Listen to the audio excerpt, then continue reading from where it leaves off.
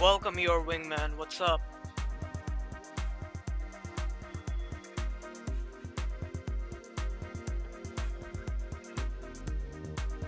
We're waiting for a few other guys to join, and then we're gonna start off today's stream. A lot of crazy news, and especially it's expected the last day of the transfer window. It feels like Wall Street, if I say so myself. We're gonna begin by summing up what happened as soon as a few other guys join.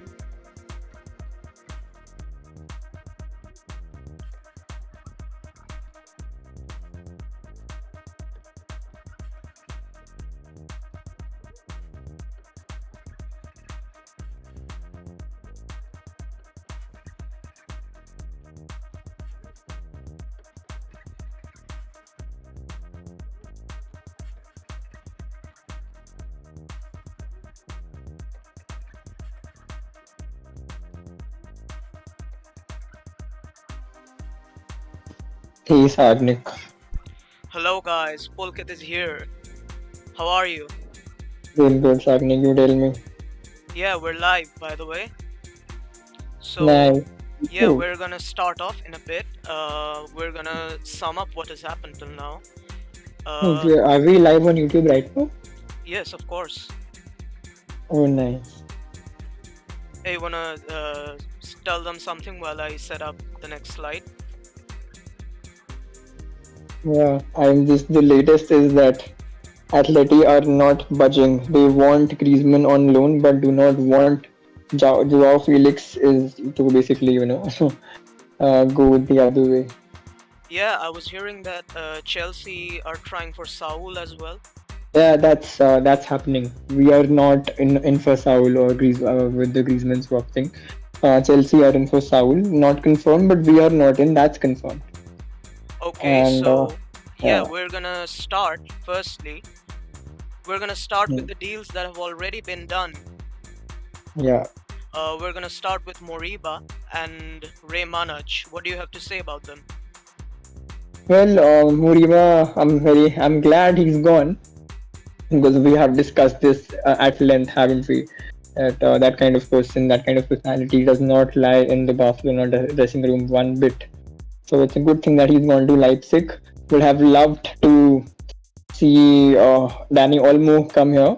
That we also heard about Barca going for Olmo in the afternoon for a bit, but it kind of quieted down after that. After that, did not happen. Good thing for Moriba, and I hope he gets to play. I hope he does not create any kind of wage problem or contract issues there, and he gets to play there.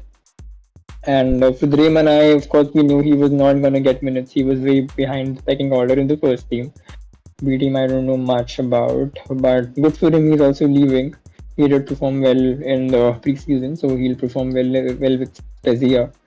So yeah, Yeah, Spezia. Ray Manaj has gone to Spezia, but now we're gonna talk about more grim transfer news, which is Emerson. Are you for or against?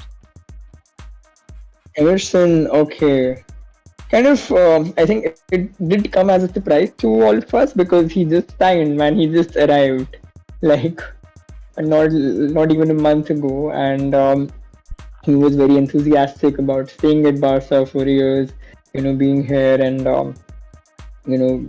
basically performing well in everything. And I don't know. People have criticized his 3 games that he's played for us so far in the league, and I don't get it's very harsh his criticism, but it did come as a surprise. But I think we needed the money, didn't we, because of our financial situation? So we did sell him. So I'm not sure. I'm not really against it, but not really for it either. Well, for me, it's kind of not very hard. He was very promising. He was supposed to be one of the best right backs in La Liga. However, we do need the money, and as you know, that trying to offload players, we were not having a lot of success trying to offload players. So we had to sacrifice Moriba, and we're getting good money for him, and we just have to see Yeah, that if we can reallocate the money. yeah. That's true. That's true. Okay. And what else are you expecting right now? Oh, Who do you think is just gonna be came in. the new striker who will sign? No one. I hope it's no one because anything that will be offered now, apart from that Felix Griezmann swap deal, will be a player who is 30 plus years old, and I've had enough of that. So no, for a number nine. Although the news came in just now that Busquets and Alba have lowered their salary, so that's a good thing for us. Yeah, exactly. But have you read what his mother had to say about it? Who's Busquets' or Alba's? No, no, Emerson's. Emerson's. Oh no, I haven't. I haven't read that. Tell me, enlighten me. Wait a second. Wait 1 second. We're gonna show it on screen in a bit. Yeah.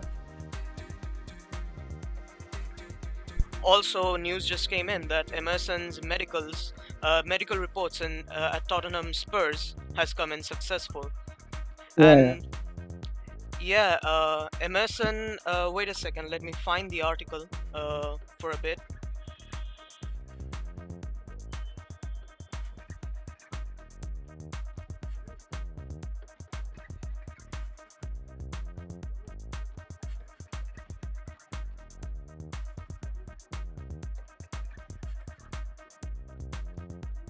Yeah, so basically, Emerson's mother said that when he was a little child, when Emerson was a child, Mm. he always used to say that he's gonna grow up and play at Barcelona like Dani Alves, who was always his idol.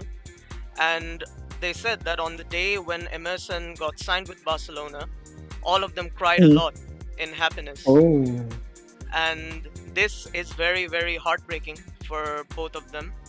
And Mm. it's just nothing else to do, I would say. That it was a sacrifice that was required to do. We do need to offload players. So Yeah. yes, I do feel sorry for the guy who he was Definitely. genuinely Definitely. genuinely a Barcelona fan. He wanted to play at Barcelona, unlike some other players. And yeah, it's very harsh what has happened to him, but Mm. nothing really we can do. Mingueza has been registered for the first team Okay, officially. Minguez are registered for the first team So 22, I officially. think will he get the number 22, no? The one that Emerson had apparently. I see, I see. Uh, Yeah. uh, Around 6 hours and 56 minutes left for the transfer window. 5 And hours, no, 3 hours and 56 minutes, I think. what Oh do you no, 6 hours. mean? Okay, I Yeah, am yeah. I'm It's seeing it's not Indian Indian time. Yeah, Standard Time. okay. No, no. Yeah, yeah, You yeah, scared yeah. me for a bit. But right Yeah, now, even I. Yeah. yeah, yeah. But right now, we're gonna show you guys some polls. What do you guys have to say about Emerson Definitely. and yeah, Emerson? And wait a second while I load them up. They were held on our Instagram. If you haven't followed us already, go ahead and follow. What do you think was the reaction, Pulkit? How many people were for and how many people were against Emerson being sold? I think I don't know the exact numbers, but majority were against. You will be surprised. Just give me a moment to bring it Okay. on.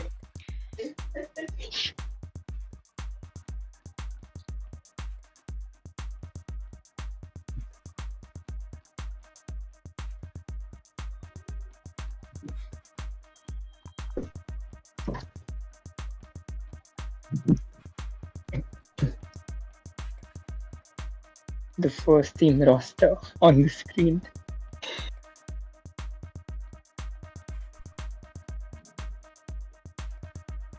Yes, so now we have some polls on the screen which we conducted on Instagram. Like Yeah. you can see that sell Emerson for 30 million, 55% said yes, 45% said no. So the majority are apparently happy that Emerson has left. Why do you think that is? Is it just financial or is it his performance? And I think it's if it's performance, it's very harsh. Well, I personally would say that the people are very reactionary as usual, and I'm not really Hmm. surprised because the two performances he had They were not spectacular, to say the least, and maybe people just judged him for 2 matches. They probably didn't see all his previous matches and didn't really take into factor the fact that he's going to take some matches to get used to it. So yes, I guess that's why. Plus, people see 30 million and they're like, we can Yeah, invest the money into a better player, a better striker, and they just clicked yes. And on another poll, we had 3 games in a row for Collado out of the squad list. What do we think he should do? Pulkit, what's your opinion on this? oh man, it's Koeman who needs to change. Same with the Pooj also, right? Same logic applies there also. They both need to stay, and Koeman is the one who needs to change his approach or his thinking or mentality towards those players. Yeah, definitely. And I would also agree, like all of y'all, it's 73% vote towards Change. Collado leaving on loan and 27% vote towards him staying. Where do you think Mm, he should go on loan? Ajax. Like not an exact team, maybe some division or some league. What do you think? Ajax for me. Best place for him to be. Well, yeah, I would agree with you because then he would have the big stage experience as well. Yeah, Plus, they have definitely. a terrific management and they would use him absolutely Yeah, well. absolutely love Ten Hag, man. I absolutely love him, and he'll basically, you know, be in that same philosophy. He won't be out of there, or maybe a big Premier League club, maybe City. Of course, City have a lot of attackers. They don't need anyone else. Um, but if it wasn't the case, I would have preferred him to go to City. Right now, of course, given that where he could play right now is Ajax. Of course. And do you think that if last match we had Collado on the right wing somewhere, it would benefit Griezmann? No, it.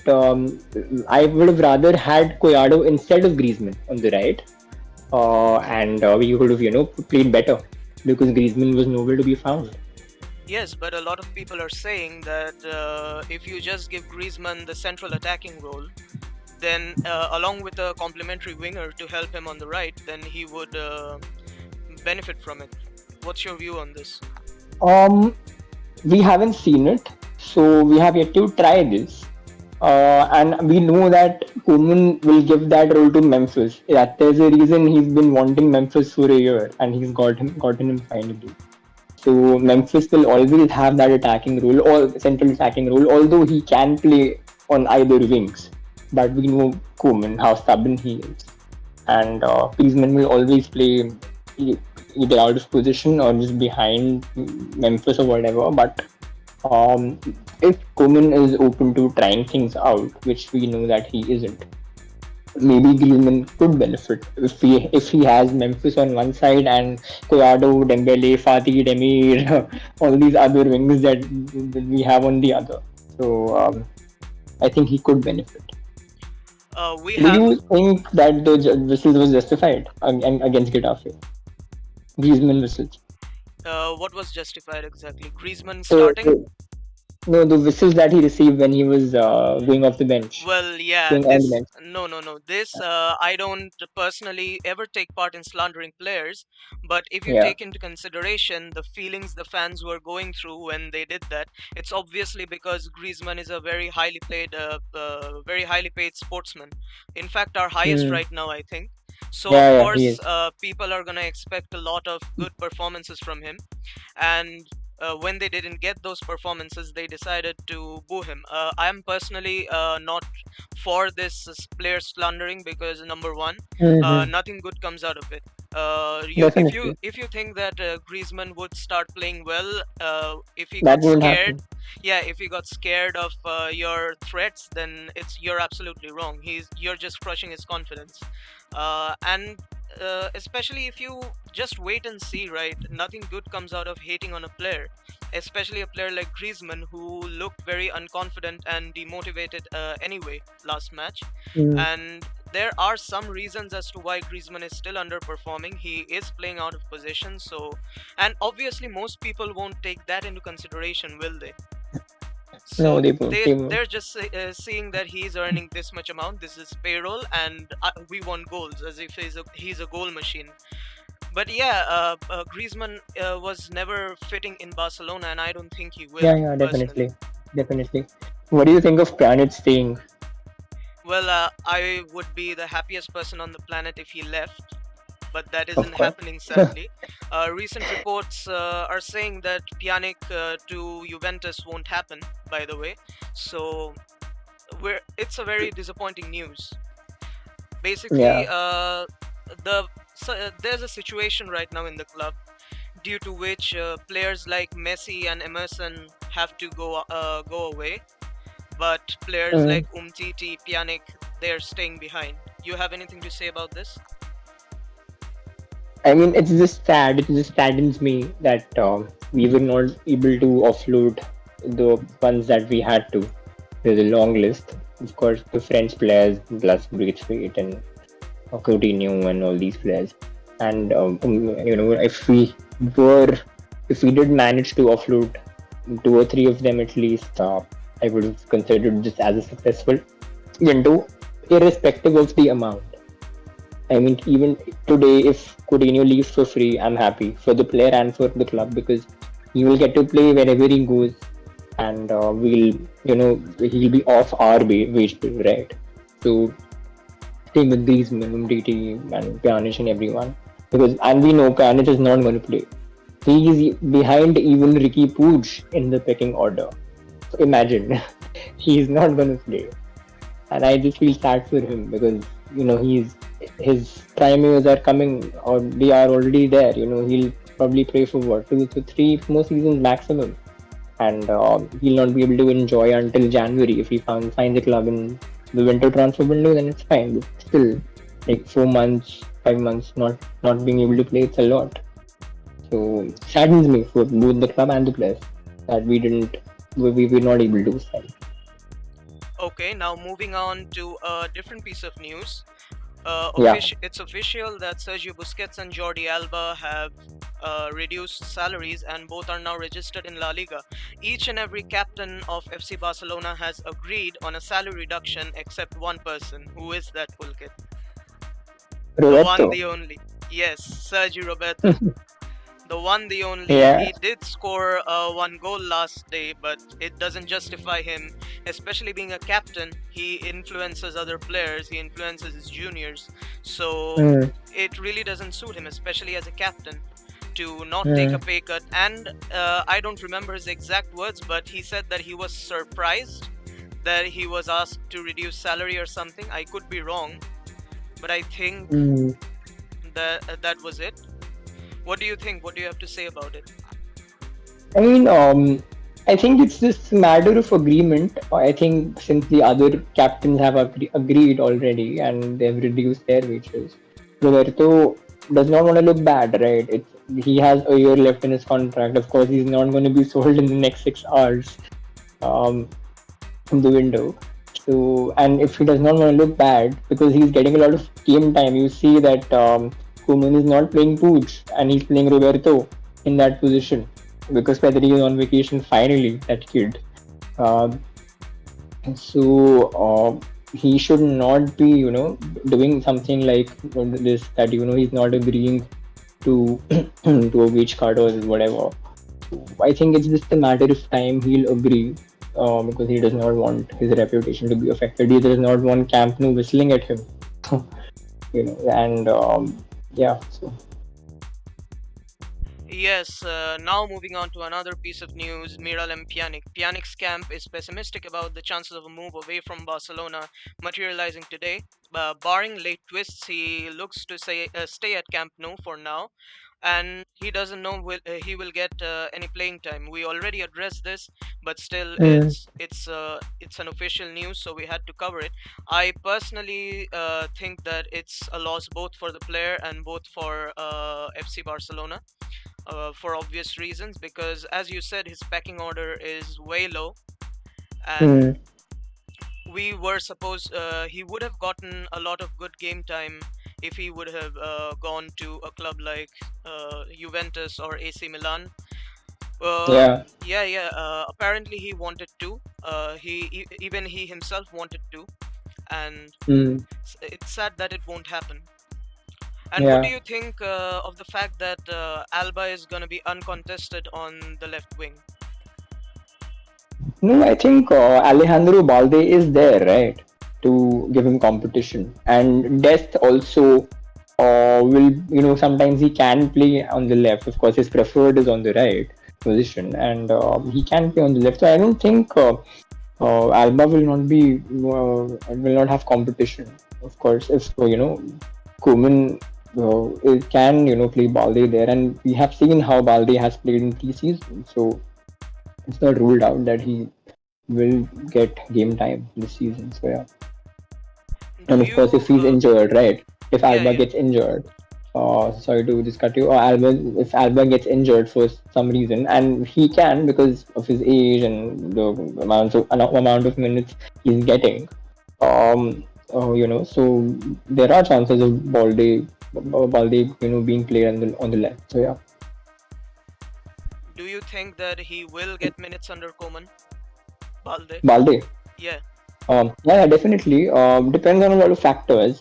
Because Alba is old, he does not have the legs. He cannot play week in week out. We'll have the UCL also. We'll have Copa del Rey games also. There will be time when the schedule is tight. Uh, and as we've seen, our squad is very much prone to injuries. So I think he might get minutes. There are chances for sure. Okay, and now we're gonna check out the Positional Play podcast. Hello. If I'm not wrong, that Positional Play podcast, Vinayak, if I'm not wrong, you're supposed to be on the stream with us right now. What are you doing in the chat, man? Join the Discord voice channel. A man here says 123456 his name. He says that we should sell Eric Garcia. What do you think? I highly disagree. I'm just gonna say off the bat. But what do you think? I am with you, man. Why would you sell Eric Garcia? He's such a promising youngster. Oh, he says Mingueza is better than Garcia. Well, here's what I say to you, 1, 2, 3, 4, 5, 6, that it's never bad to have a backup. Like just Hmm. last match you saw, right? That last match you saw that Piqué was injured and Garcia had a red card. We were in such a pickle then. If you don't want Longley and Umtiti ball, then you have to keep Mingueza and Garcia. And even there's another fact that Mingueza is a backup right winger, right back too. So when Garcia is playing Yeah, center back, now he he is. yeah, yeah, he can play as right back. Both of them can fit in the team together.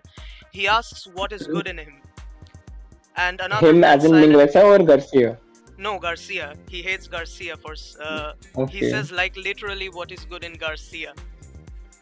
Have you Would he seen the place for matches, Luis man? Enrique? Have you seen the matches? That's what I'm gonna ask.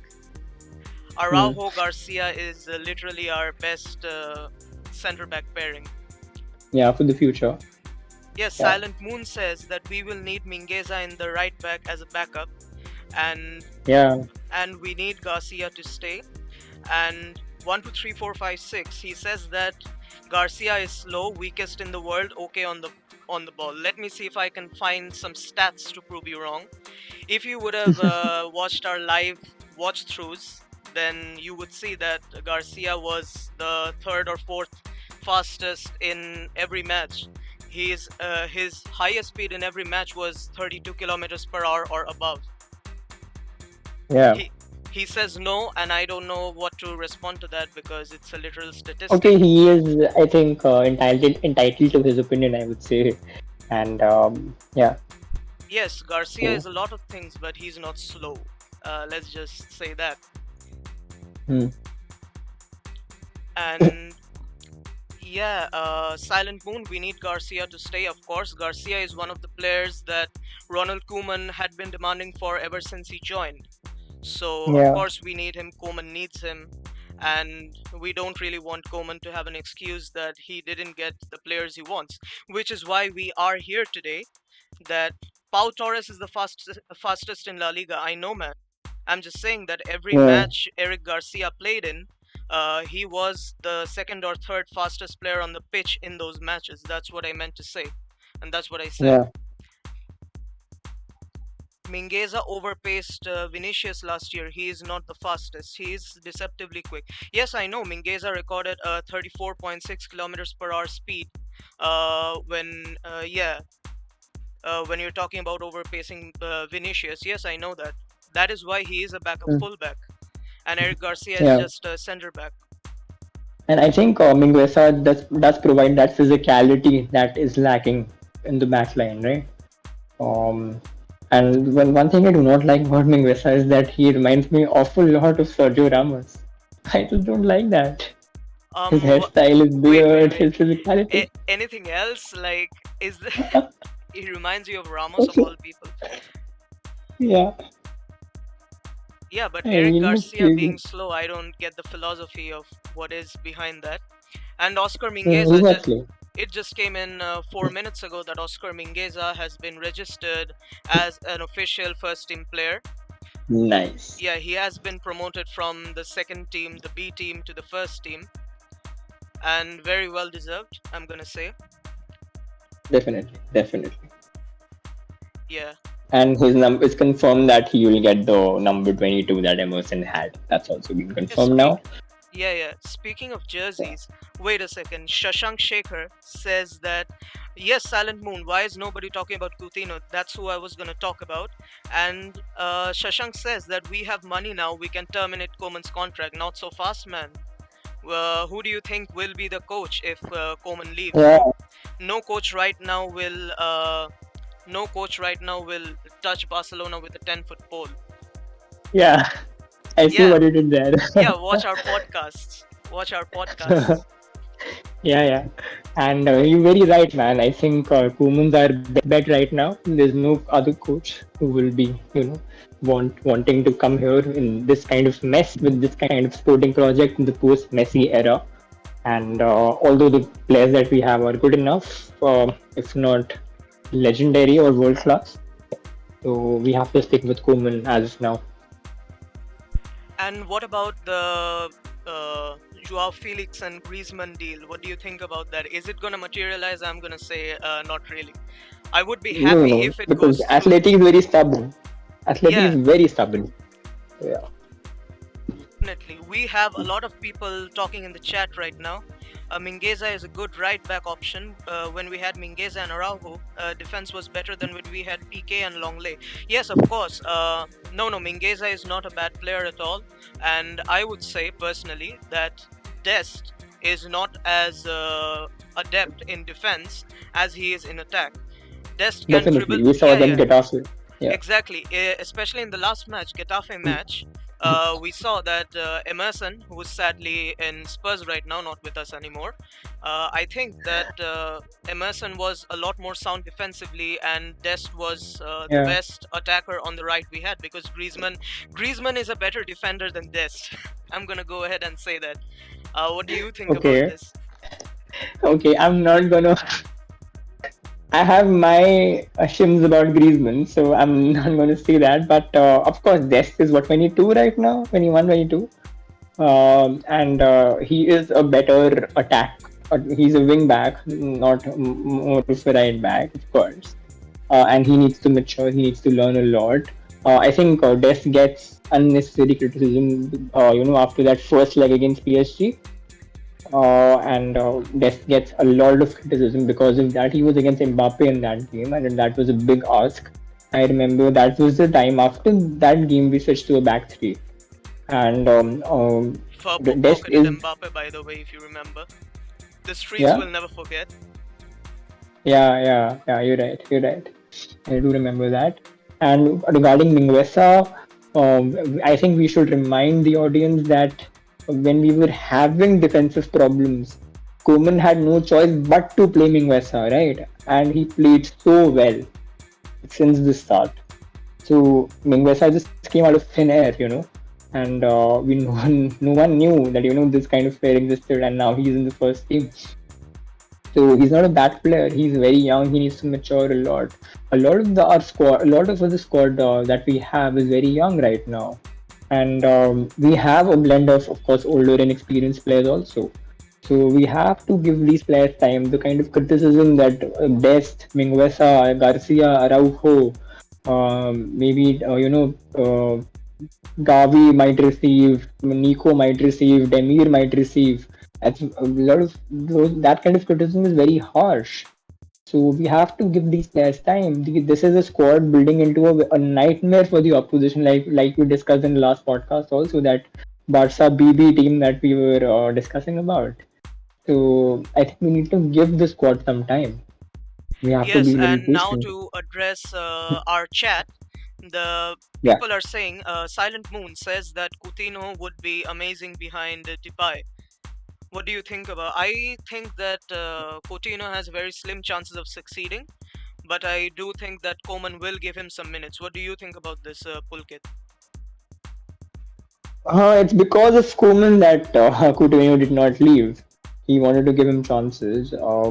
Basically, Silent Moon is saying that Coutinho will play in that Pedri role, right? So, but I still think that he's behind the pecking order. I think Gavi comes ahead of Coutinho, playing in that position. Maybe Puig also might come ahead. We don't know. Coutinho will get his chances, I think, and if he does not get his chances or does not play well for that matter, I think January will be the time he leaves because he won't be able to stay beyond that. I don't think he can stay that for that long, without playing Well, or sorry to interrupt you guys. Welcome, Rishabh. Just now, Lecky from France are reporting that Antoine Griezmann is moving to Atletico Madrid on a permanent transfer, no swap deals or anything. It will be a 50 million transfer, or Barcelona are also willing to include a loan deal with an option to buy next summer. That's awesome. That's L'Equipe. Is it reliable, L'Equipe? Sarnik, if you know. Like Griezmann is French, so L'Equipe are from France, so it could be true. Let's see how it develops. What do you say about it? Are you for or against it, Pulkit? I'm all for Griezmann leaving my club. He should, even if he goes for free, even if I have to pay him $10 to leave, I will say just go, man.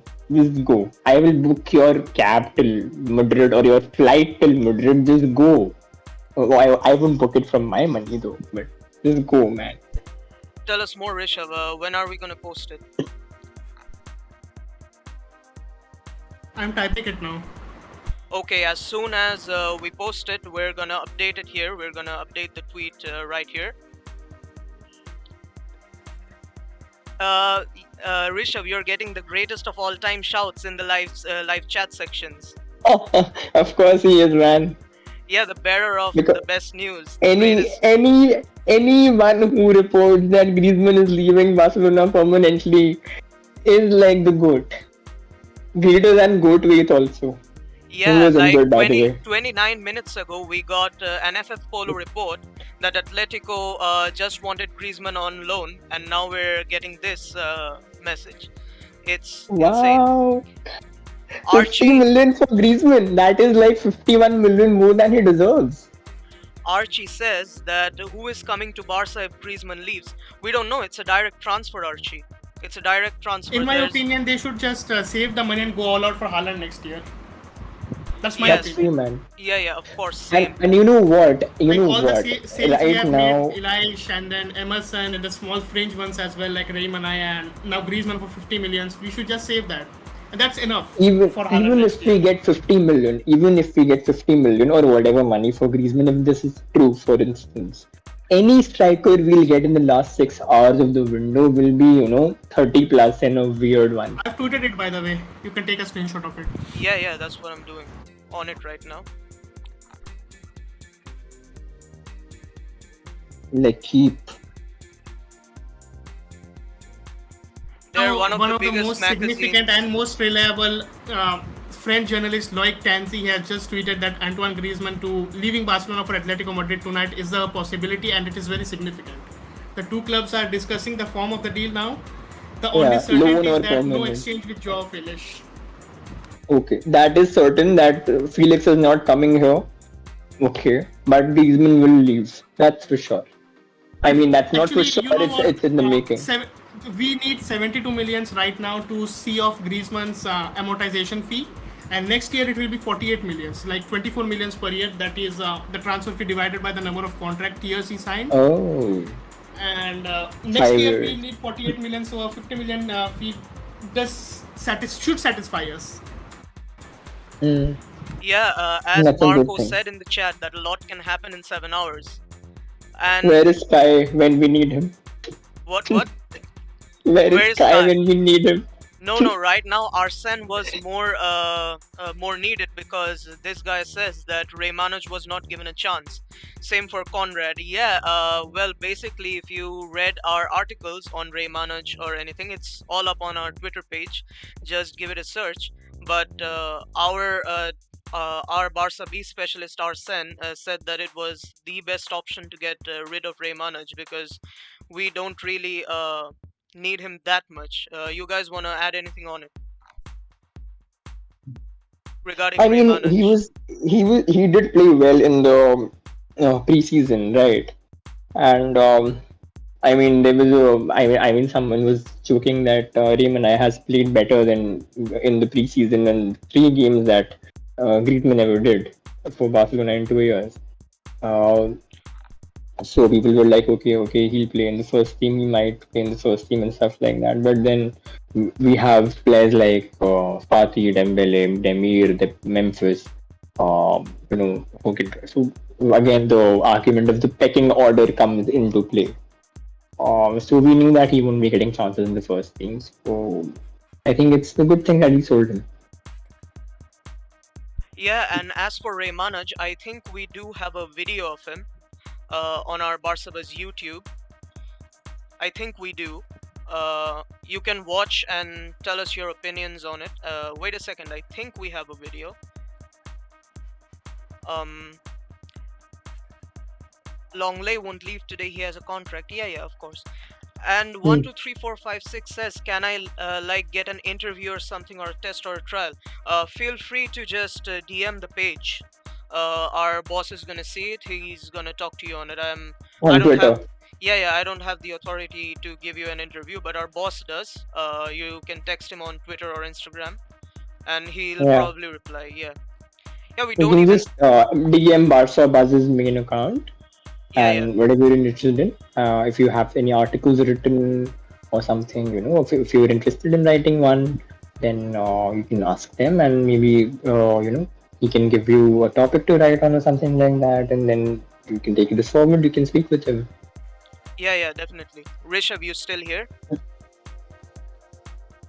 Yes, I'm here. Yeah. Just tweeted the news on Griezmann by Lloyd Tynesy. Oh, nice. For sure, I think you're gonna be the hero for tonight, man. If this goes through.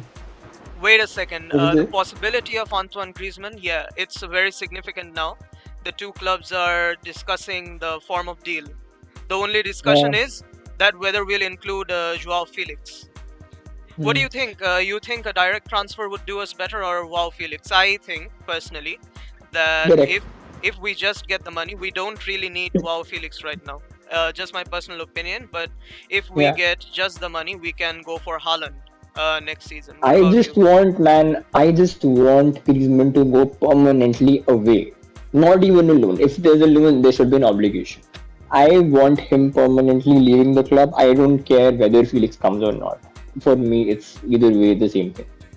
Griezmann to leave right now, man. He needs to move. He is not suited for us. He is not, and he does not fit in the system. No disrespect to the player. He just does not fit in the system. All he'll do is just roam around the pitch. He will not be effective. 12345 says that who is your boss? Is he Barto? Barto. Yeah, he just called Marco Bartomeu. Marco's gonna kill him. Yeah, no, you can't say that. It's a joke. Yeah, Bartomeu. people are If saying we- that they want only money. And Silent Moon says that, Yeah. I guess it will be Fatih Depay, Dembele / Demir if that happens. Of course, and wait for the Terminator next year and get him for 75 million. Yeah, definitely. Haaland.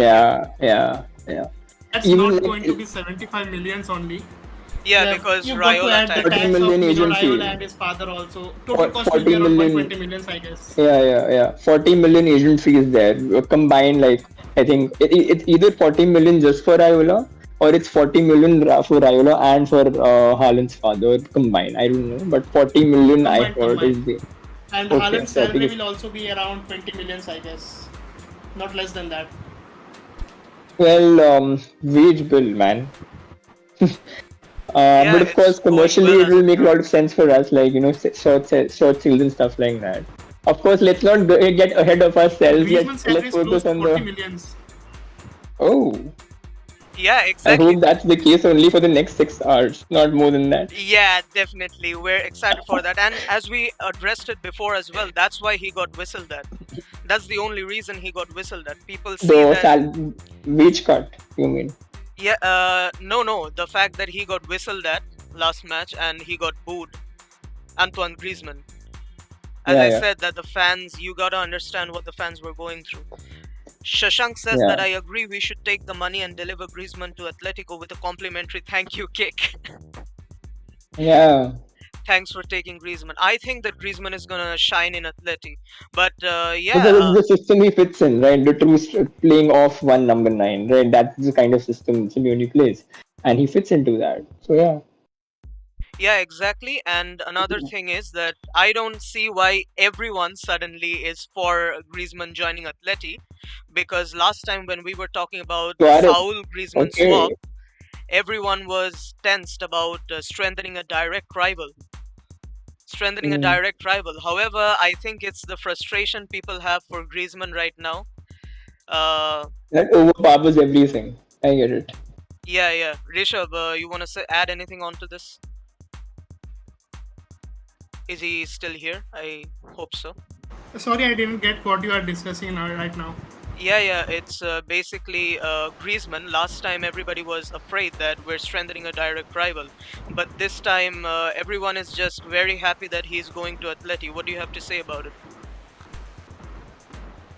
Well, for me, I think it's kind of the reactionary nature too, because the last season which Griezmann ended, he ended quite well actually. He scored a tons of goals, assisted a lot in 2021 once Koeman changed his system to that 3-5-2.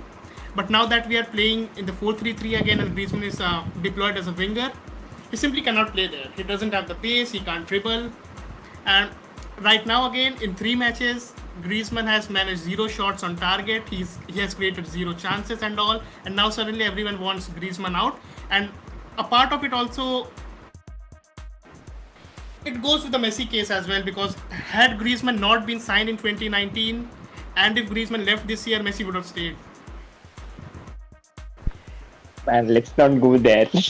Yeah, Let's not exactly. go there. If a direct swap took place, Saul Griezmann, then I would just say that why not just do it before? Because if that was it, we would still have the best player on earth playing for us.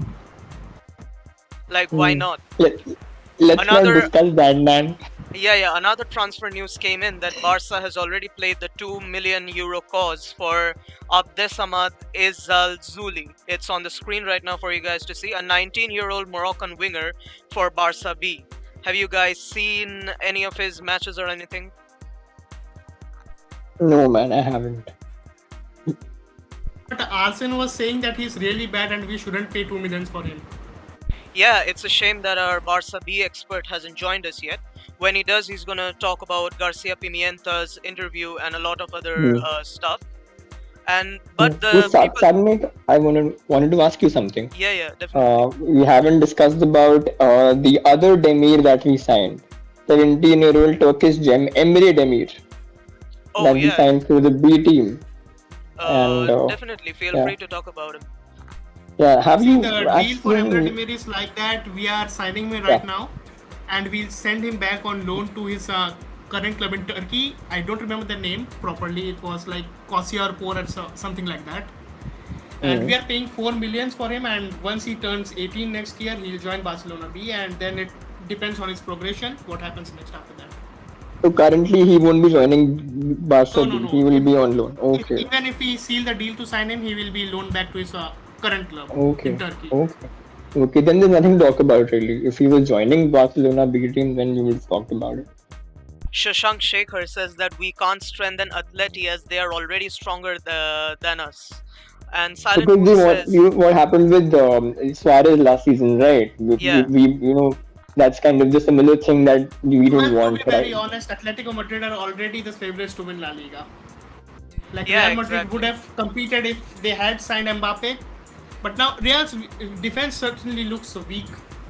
Like I They saw did them sign against Camavinga though. He should do Levante well. and then also against Real Betis, but their defense is a real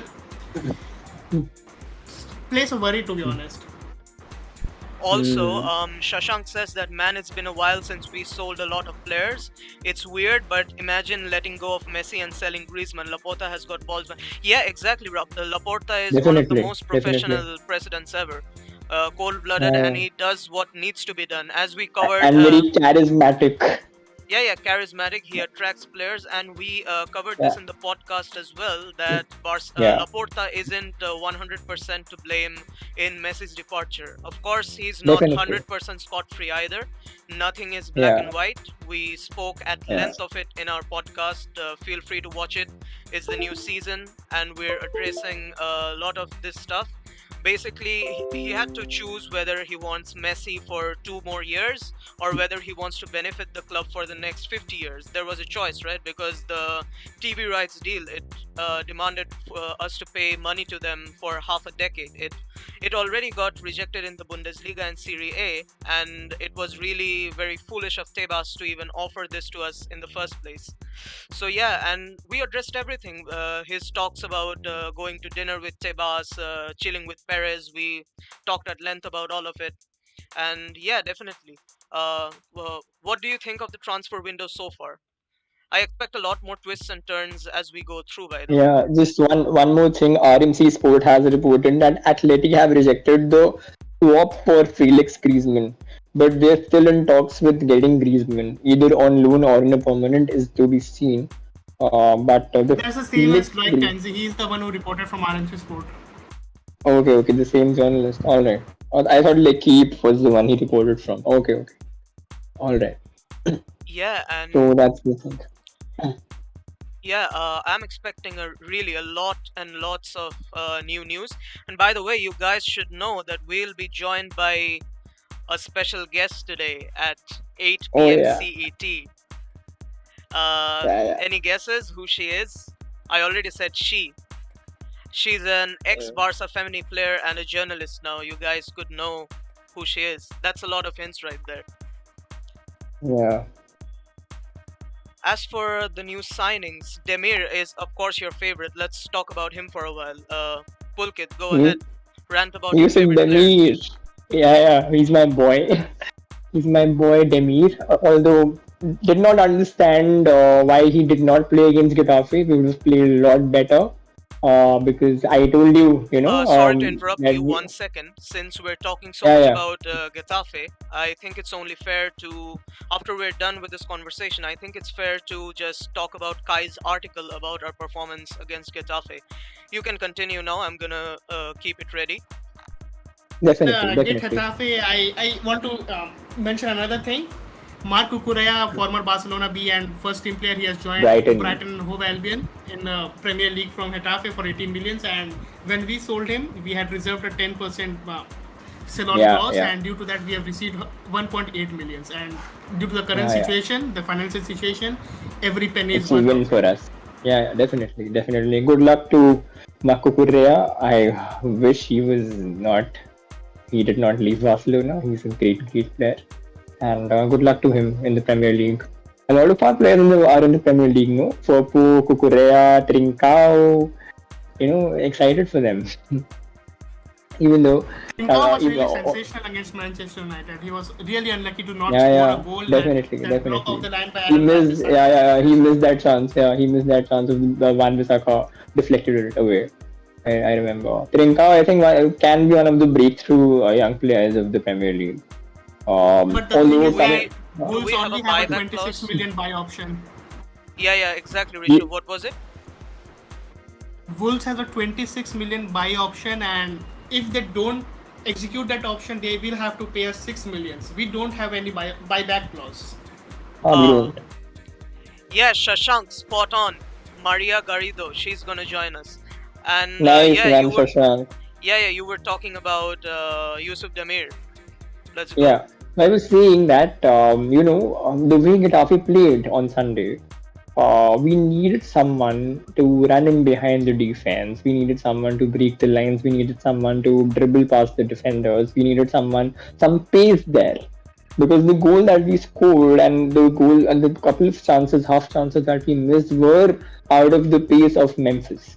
He was the only one who was fast enough to go, run, and all of that. Um, if Demir was there, we could have done a lot better on the wings. We could have, what Dest brought on when he came on. We could have had that from the off, right from the first minute of the game, if Demir would have started. Also, in addition, I'll just talk about Ricky Rouge. Like I've seen in preseason and the previous season also, his combination with the forwards, the way he breaks the lines through his passes, either through balls above the defense or through balls, not the normal ones, or the way he reads the game, the way he reads the runs of the forwards, we could have broken down Getafe to pieces. So that kind of ticks me off, that why can't Koeman see that? Why doesn't he make better decisions? So Demir, of course, will be one of the breakthrough stars. And we read last week, didn't we, that the option to buy, the 10 million option that we have for Demir to buy, we'll be executing it because we're in love with the player. So of course, why not? So that's my point on it. Yeah. Yeah, and Another point now. Yeah, of it course. looks like we are missing out on some millions now. Rafinha Alcantara, remember him? Yeah. Yes, PSG I on the do. deadline day last year. Yeah.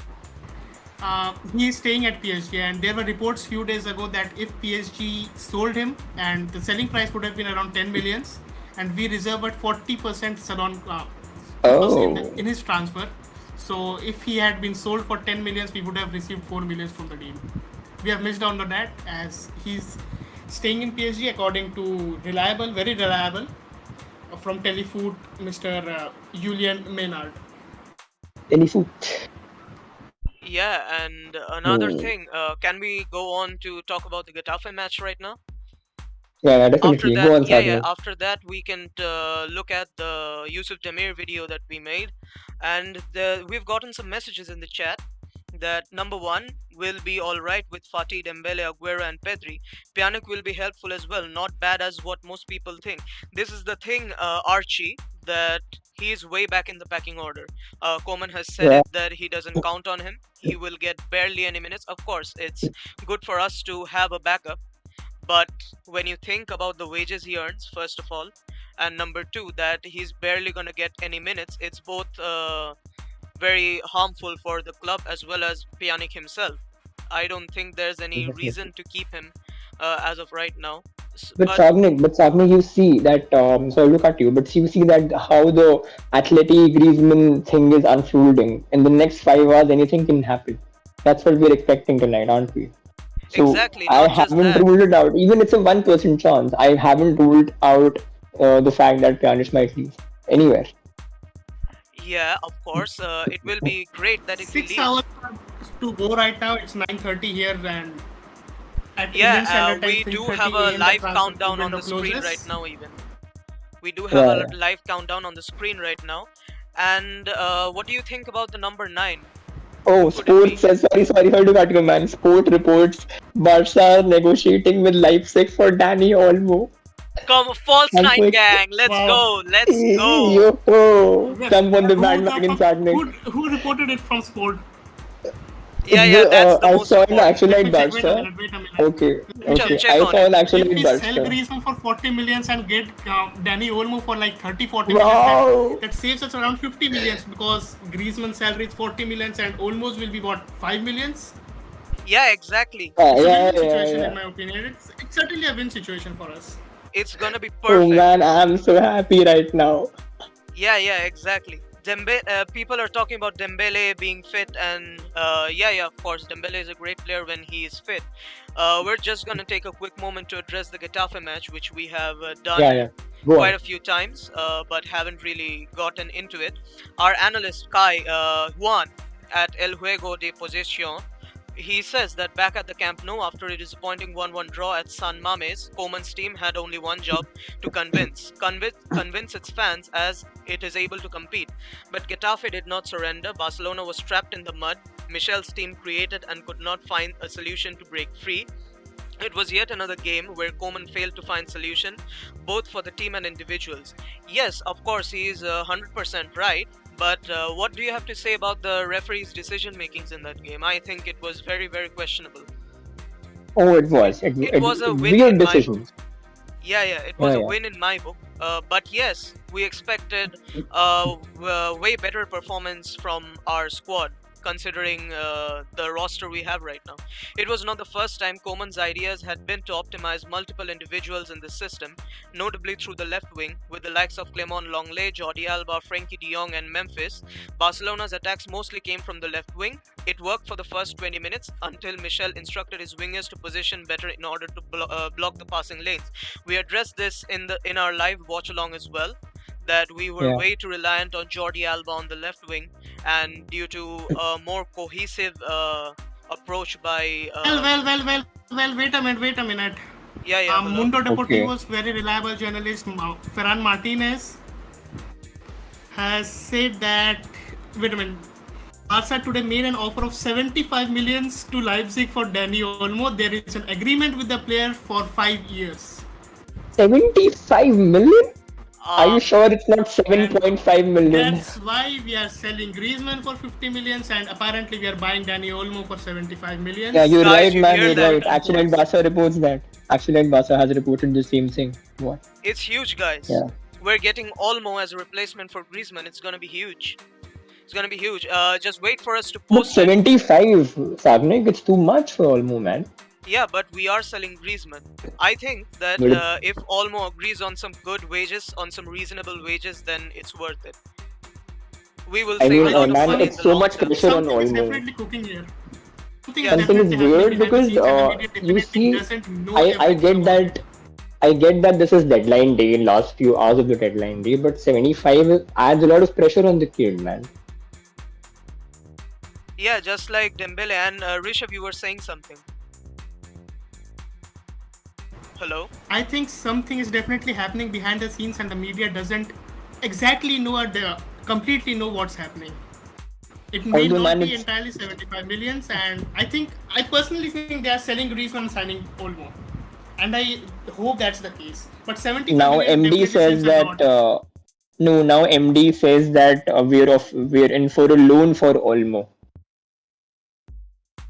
See, guys. I Um, think it will probably be a loan with an buy option or a buy obligation. obligation. I think it'll be obligation, but I don't think it's 70. It should not be 75. Yeah, that's a lot of money, but as I said before, Griezmann's wages are way too high, and if I think Olmo agrees on a reasonable wage structure, then I think it would profit us in the long run. Rishabh, Listen, are you Olmo, of course, is posting? brilliant. Yeah, are you posting the news? Hello? You see, Sagnik, our squad is, coming out as La Masia now. We're signing Olmo, we've signed Garcia. Yeah, La Masia I mean, never what's happening? disappoints. Yeah. I mean, what's happening? Mingueza Wait, is in the first team. yeah, we're gonna put up some Getafe match statistics on screen right now, so that you guys can see some infographics, which we did cover even live. Market in Germany is closed, so no German club can buy. I don't know whether, but they can sell, I think, yeah. Yeah, 75 million, you get Haaland next year. It's not just 75 million, by the way. It's gonna It's be 120, man. It's 120. It's not at 75. least 120. But he's right, though. We can earn 40 million from somewhere, right? Between now and the end of the season. We can get 40 million. It's not a big deal. But if we spend 75 now, we cannot get 120 for Haaland, right? So Yeah, the of man is course. right. I would honestly I'm rather. very happy to announce that Barcelona negotiates with RB Leipzig for the signing of Dani Olmo. It has been reported by Sports Tony Juan Marti, who is probably their most reliable journalist. So, now you make of it. So What do you want? it's not reported. Like 75 is not confirmed, right? 75 million. Well, I didn't find the entire article on Mundo Deportivo's website yet. Maybe they'll publish it in the next few minutes. But they've Yeah, only we'll made a tweet see. in which they say that we made a 75 million offer for Olmo and we have an agreement with the player. That's all. Let's see. Let's see. But do you remember Sagnik earlier, though, when Olmo was always linked to the club? It was 25 million, not more than that. Twice the price now. Yeah, exactly. I'm telling you, the deadline day of transfer window is just like Wall It's Street. crazy. It's like Wall Yeah, Street. yeah, yeah. Who's the wolf though? Laporta. Yeah, and people, Silent Moon especially, he's saying that honestly, I would rather wait and get Haaland next year than getting Dani Olmo Yeah, yeah. I'm with with Silent 75. Moon, man. Yeah, if it's 75 million, I would 100% wait for Haaland next year. This is a recovery season. Even with Dani Olmo in the team, I don't think that Yeah, Koeman because will. almost transfer can be a disaster also. Even if it's 70, 75 or less, but less than that, it can be a disaster. The player might not perform well, and if and then we'll be criticized like we haven't learned anything from the last 3 4 years. So we don't want that. Yeah, exactly. And Rishabh, are we gonna post? We have posted I've almost. posted both Mundo Deportivo as well as Tony Juan Marti's news. You can take a screenshot and show Tony it on Juan YouTube now. Martin is the most reliable, yeah. Yeah. But did he give us the exact figure? Because I'm still hoping that the figure is negotiable. No, Yeah. the tweet actually says only this much that Barcelona are negotiating with RB Leipzig for the signing of Dani Olmo. That's it. Yeah, it does not say the amount. I just saw it. Yeah, I hope that the 75 million isn't the final amount. I hope it's 7.5. Uh, Really? no, I I don't think mean, it's gonna be that I cheap. personally think that something around 30 or 40 millions is reasonable and that's worth of Dani Olmo. But 75 millions is literally the double you of remember what what I we posted in actually the should group pay for. chat? Pay for We should give them Coutinho and get Olmo. Yeah, Coutinho would not even be bad in Bundesliga in their team. Now I see that why. Now I think why didn't we go for that swap when we were selling Moriba? I mean, just swap, man, swap for Olmo. Don't pay 75. We could have done that. Definitely. And people are saying, wait, Parth Maheshwari. What baffles me is that Bartho let a youth player go for free at 15 and didn't sign him for 75 million. We could have sold him for this 150 million wasted. He is too expensive. Yeah, it's Bartomeu. What do you expect? Yeah, it's Bartomeu, man. Yeah, 5 whole years, he molested the club. I mean, we would have been talking about how we have signed Wijnaldum, offering him 4 times the wages that PSG offered him just to keep him away from PSG. If Bartomeu was still in charge. Yeah, exactly. He would pay whatever he wanted. Yeah. It seems like RB Leipzig are about to announce the signing of Ilash Moriba now. All right. Good. We knew this was coming, so yeah. Like they have posted tweeted a short video showing that arrival and some pictures of an airport and some arrival pictures from there. Yeah. So We I saw assume he it's was going in to be Germany. Ilash Moriba only. Yeah. At least Haaland will be the image of our club and help us recover the losses from Messi leaving us. Yeah, he will generate a lot of revenue in jersey sales, etc. Olmo is not going to be So, cheap. We forced them to pay 16 million for Moriba. They're going to make us sweat for Olmo. Let's see. I trust Laporta. 75, man, 75. I'm not getting it. There's something Yes, fishy. it's This is definitely right. not worth 75. By the way, I want to share another thing now. Yeah. Eric Garcia with the Spanish national team, he was giving a press conference today morning, and he was asked something about Dani Olmo and his reaction or his response. was that I really don't know anything about this. I have a very good relationship with Danny. I keep in touch with him a lot. I don't know what will happen, but what happens is sure to be good for him. Means Oh, something is nice. definitely Reading between happening the right. lines. Yeah. Yeah, Maheshwari Yeah. says that go watch Fabrizio's Twitch. Big Barca updates in the next 5 minutes. That's what our admins are doing right now, Maheshwari. We have Nice, an entire nice. team, and the posters of our team are If watching the stream. I have to leave for Twitch now. He has something to tweet in the or say in the last next 5 minutes. I'll leave the this stream now and join Yeah, of Fabrizio. course, of course. Tweet from Definitely. there And and keep then us I'll be back. posted, man, Rishabh. Yeah. Yeah, and come back when it's over. Yeah. Man, Fabi. We Yeah, have been talking all day about Fab, why is he not saying anything? Fabrizio being silent. Fabrizio is the kind of Yeah. guy who generally doesn't speak, but when he speaks, everyone hears him. Yeah. We've got some chat messages. We need Olmo now Yeah. because he will strengthen us in competition next year. Haaland will not come if we are not competitive. Look, here's the deal. We are all for Olmo signing with us. It's just that Not 75 for million is 75. too much. Yeah. Not And for Silent 75. Moon says, guys, is it just me that is happy that we are hearing news of us trying to buy a 75 million, even if it's fake? We are no longer an FC free agent. Silent Moon, it's not fake. It's not at all fake. Look at. Although it's not confirmed. The 75 mil is not Yeah, confirmed. the amount isn't What's confirmed. yeah. But we are in for Olmo, that's for sure. Yeah, We are negotiating with Leipzig. yeah. Sports most reliable journalist, T. Juan Marti. Yeah. Look at your screen right now. He's green. Juan Martin. Yeah. Yeah. We're definitely in for the race. And Yeah. Olu Wakot, I'm sorry, I'm butchering your name. Olu Wakotanmi, Ojo. We can include Dembele in the deal for Haaland. Not sure if they're gonna agree for it. I don't think Dortmund will want Haaland back. Dortmund will want Dembele back, especially with the injuries he's had. He's unreliable. I don't think they'll be that ready to include him in a swap deal. Not to mention that swap deals are always so complicated. Many things can go wrong. Yeah, and German market has closed. They can't buy anymore. They can only sell. So we cannot offer anything for Olmo. Any player, I mean. Yeah, So, exactly. yeah.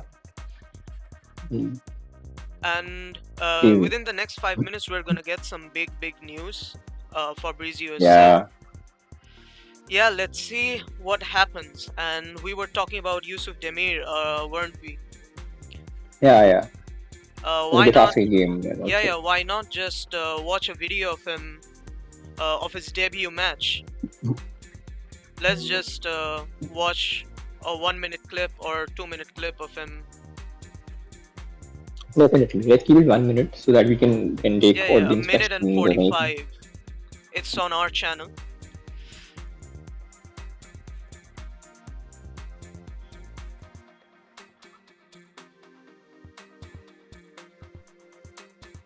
Pulkit, can you see the see the video? Just hold on. Yeah. Let me check. No, it's still the Twitter screenshot is coming. Yeah. Just give it a moment. It takes some time. And Aditya Raghuvanshi asks, how likely is Griezmann's sale and his replacement? Very likely. We reported both tweets. Both were reported by reliable journalists. Very likely, man. Very likely. Very likely. Silent The only way we get Olmo is when we sell Griezmann. You have to keep that in mind. Yeah. And Atleti don't even want a swap deal right now. They just want Griezmann. So we're in for a lot of money. And Silent Moon says that I still feel we will miss on Haaland if we do this. Yeah, for 75 million if we sign Dani Olmo, I think. Although, Sagnik, do you see that if the 75 million Olmo deal is true, it means that we are selling Griezmann for a fee, not on loan. Because we don't have the money, right? We don't have 75. You get my point? Yeah, that's true. Yeah, so we are selling Griezmann on a permanent deal to Atleti for 50 or whatever million, or euros or whatever. We are not sending him out just on loan. Yeah, 100%. So there's a hope. I just thought of that, so I thought I'd share it with you. Demir video is currently on screen. And the Positional Play podcast says transfer market moving mad. Yes, it's full Wall Street right now. And we are Yeah, still waiting for you to join. We are still waiting for you to join the Positional Play podcast. And Demir video on mm. the screen, you can already see he's a massive, massive player. He Oh, he's fits. brilliant. Yeah, he fits very well. Guys, every Barca update, literally follow us on all platforms, especially YouTube, Instagram. We'll keep you updated. We are basically the one stop for all Barca news, players, transfers, everything. We seem to Yeah, have better options on the left wing than on the right since Messi left, of course, especially because Dembele is out. And yeah, that's pretty much the only reason. Dembele is out, Trincao is in the Premier League right now, and mm. Griezmann is never a winger. Griezmann's profile doesn't even remotely resemble that of a winger. Look at Yusuf Demir dribbling past all of them. It's just insane. And Aditya says, is buying Olmo and selling Griezmann a good decision considering Atleti will be stronger with Griezmann? Yeah, I think that Dani Olmo, if we get him at a reasonable price, that is, it's gonna be Just tremendous. wanted to yeah, share Sky Sports journalist Max Bielefeld, I think, I don't know. He said that Barcelona have made an inquiry about Dani Olmo, but RB Leipzig have not received any formal bid of him as of yet.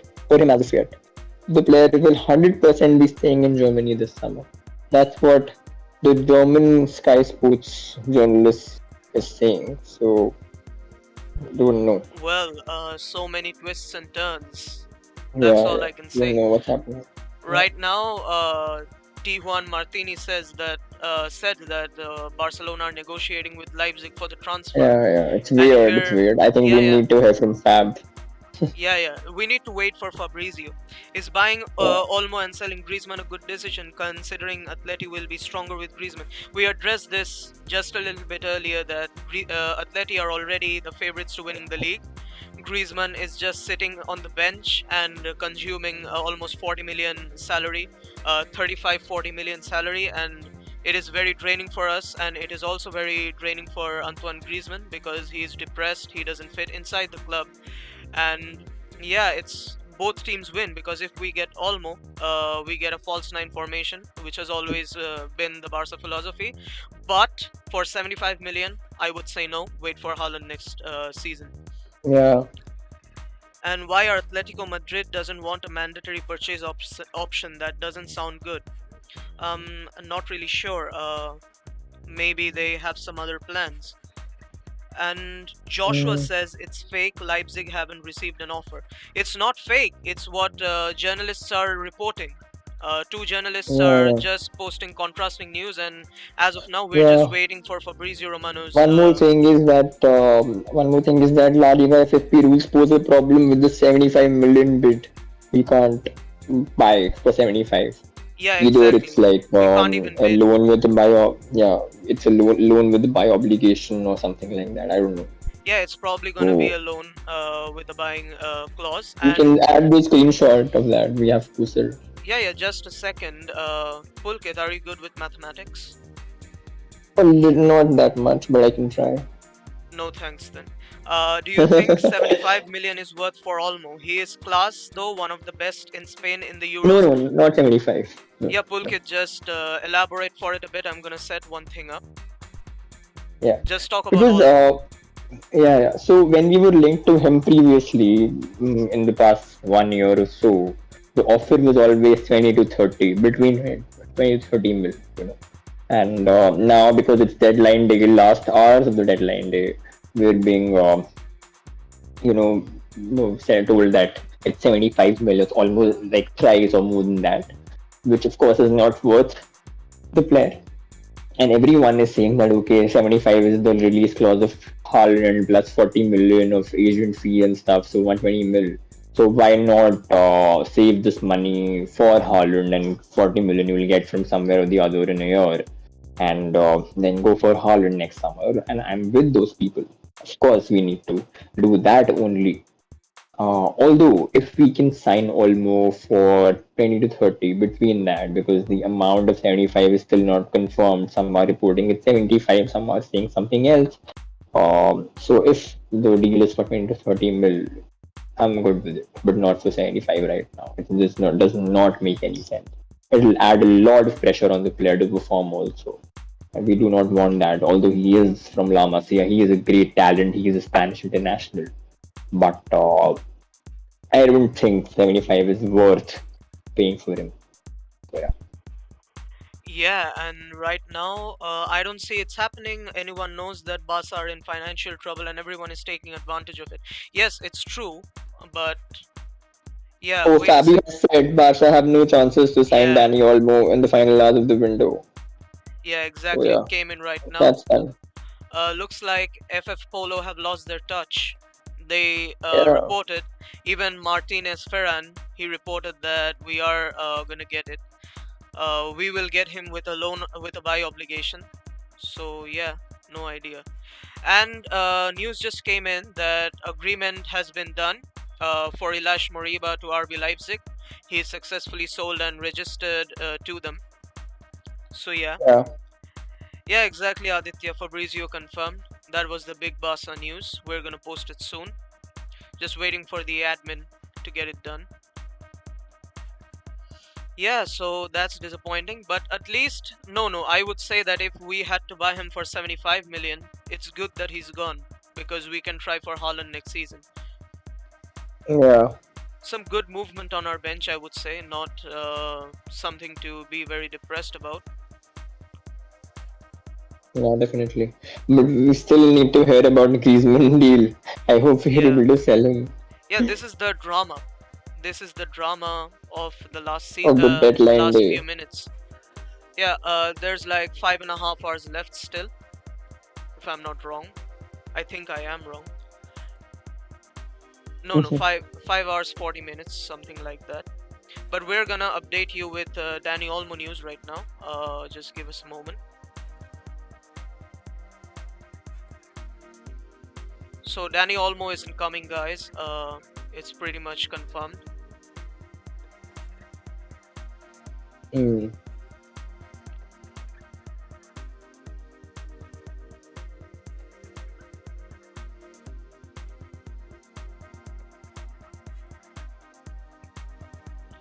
Kind of disappointing, guys, but still, Laporta did promise that we will get a new number 9. I'm getting a Yeah, feeling that it's gonna be an Arsenal player. I think it's gonna be Lacazette or I Aubameyang. hope it's no one. I hope it's no one. Joshua says that, see, I told you it's fake. Dude, it's not fake. It's basically different journalists are reporting different things. We don't make up news. We're not reporters. We're just reporting that what other journalists are saying. Literally nothing we have to Mm. do. Reliable journalists are saying contrasting things on a particular player, and we are just bringing it to you fresh. That is Yeah, why yeah, under every tweet we have a via this person. Like, this person is saying this thing will happen. So there is nothing really we can do about it. Just bear with us. What can we say? This kind of drama happens every transfer window. Different yeah, yeah. journalists And this report one has been different things. this window has been particularly spicy. Everyone knows why. Yeah, yeah. Fabrizio said So, that he is working on the Griezmann deal. He said that there is something, but so difficult. Yeah, talks are definitely going on, and we'll see if we can sell Griezmann. But Olmo for sure isn't coming. I don't think that's necessarily a bad thing given his price demands. What about mm, what do you think? Would Memphis and Olmo even work together?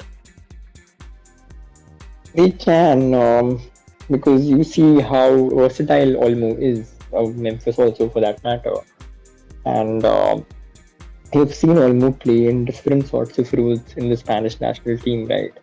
Although plays on the left wing, but he likes to come inside. He takes shots. He sometimes plays in the advanced attacking midfield role also, and his height and his physicality kind of helps us on set pieces and stuff like that. So we couldn't work together if we sold Griezmann. Memphis would be like central. Uh, then it'll be between Olmo and Fati from the left, and Dembele and Demir from the right. So yeah, or I should say Collado and Demir. Although, but you both know that Collado is not going to get chances. So Yeah, Colado. We could watch a video about Colado's season if we have it on our channel. I think we do. But yeah, Ricky Puig, everybody just nobody's really talking about him anymore. Do you think the Puig fandom has died down? Yeah, I mean, I think with the emergence of Gavi and Pedri, Demir also can play in the advanced midfield role. Yeah, And we're exactly. just tired, that, why isn't Pooch playing? And we're just tired of asking the question with we're not getting any answers. So Yeah, let's write it exactly. down. And Akshit Patel, he's spot on. He says almost for 75 million. What the fuck? Exactly. It's literally no, just no. And any of you guys, Hmm. if you have any special requests about any players' compilations like Inaki Peña, Gavi, or Alejandro Balde, Yusuf Demir, just let us know. We're gonna play a video that we made. And yeah, you guys can see a short video of Alex Collado versus Girona.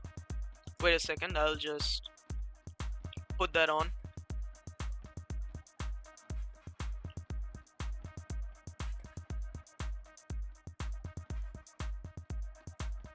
Yeah, it's gonna be on soon. And let's say we got Haaland next year, who would you play as your three attackers? I would say that Memphis and Haaland together would not work in a 4-3-3. Maybe if we No, it switched, won't. yeah, maybe if we switched to a two center forward formation, then it would work. Uh, Yeah. Apart from that, right wing, until Dembele is fit, of course, Memphis could play. But Dembele on the right, Haaland on the central, and Fati on the left wing. He could alternate with the Memphis, and yeah, it's good to have rotation because there's no guarantee all players are gonna be fit I at would the same rather time. have Demir on the right. No Dembele.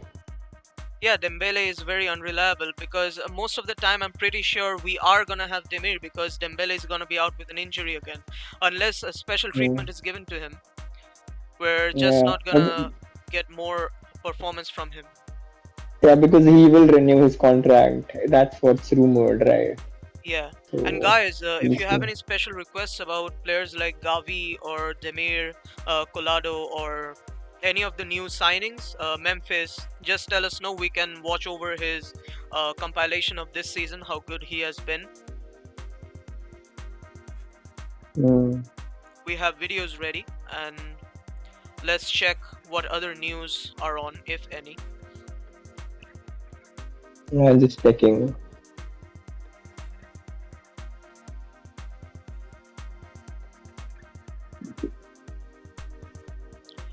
Moriba to Leipzig has been confirmed, and yeah, that's pretty much true. Tottenham Yeah. get Emerson, and yeah, offloading some players. That's always good. If we can manage to sell Griezmann, I would consider this transfer window successful. And literally any number nine. If we get any number nine or any midfielder, physical midfielder, as Koeman said, I would consider this transfer window a success. I think if we just sell Griezmann or and Pjanić right now, I think and not get anyone, I think that's also a success. Yeah, because next season we will have more money to transfer Haaland, and we need a compilation of Dembele's fake shots. Saha, nope, not happening. Not wasting my time on that. Nope. Maybe when he actually plays good, then we'll definitely come out with a compilation of his actual redemption season. Mm. Yeah, who do you think is gonna impress us the most among the new signings this season, Pulkit? Apart from Demir, because he's your Memphis, favorite. Memphis. Memphis, right? Mm. Let's take a look at some of his performances then. Hold on, let me just queue it up.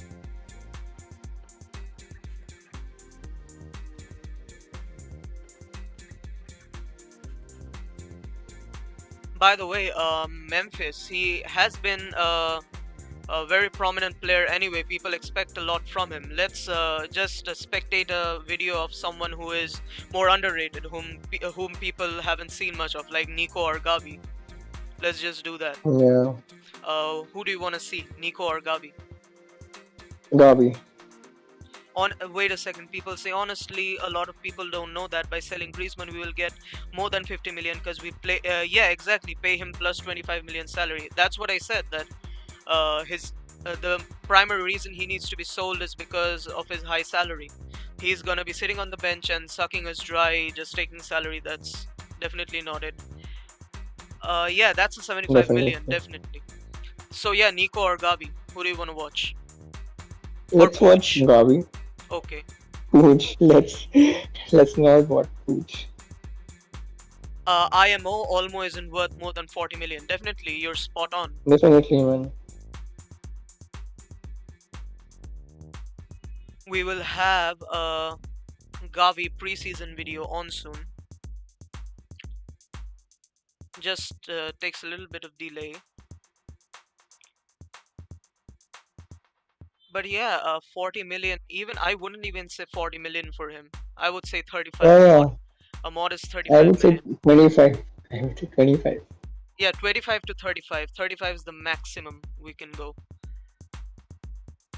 You can see Nico. People say that. Nico's. People say that Nico will be the next Busquets prodigy. But yeah, it's a very large boost for him to fill in. We can watch Nico next, but right now we're watching Gavi. Mm, Gavi already fits in the team better than Coutinho, I would say. yeah. Yes, Silent Moon. Next one we can watch Nico.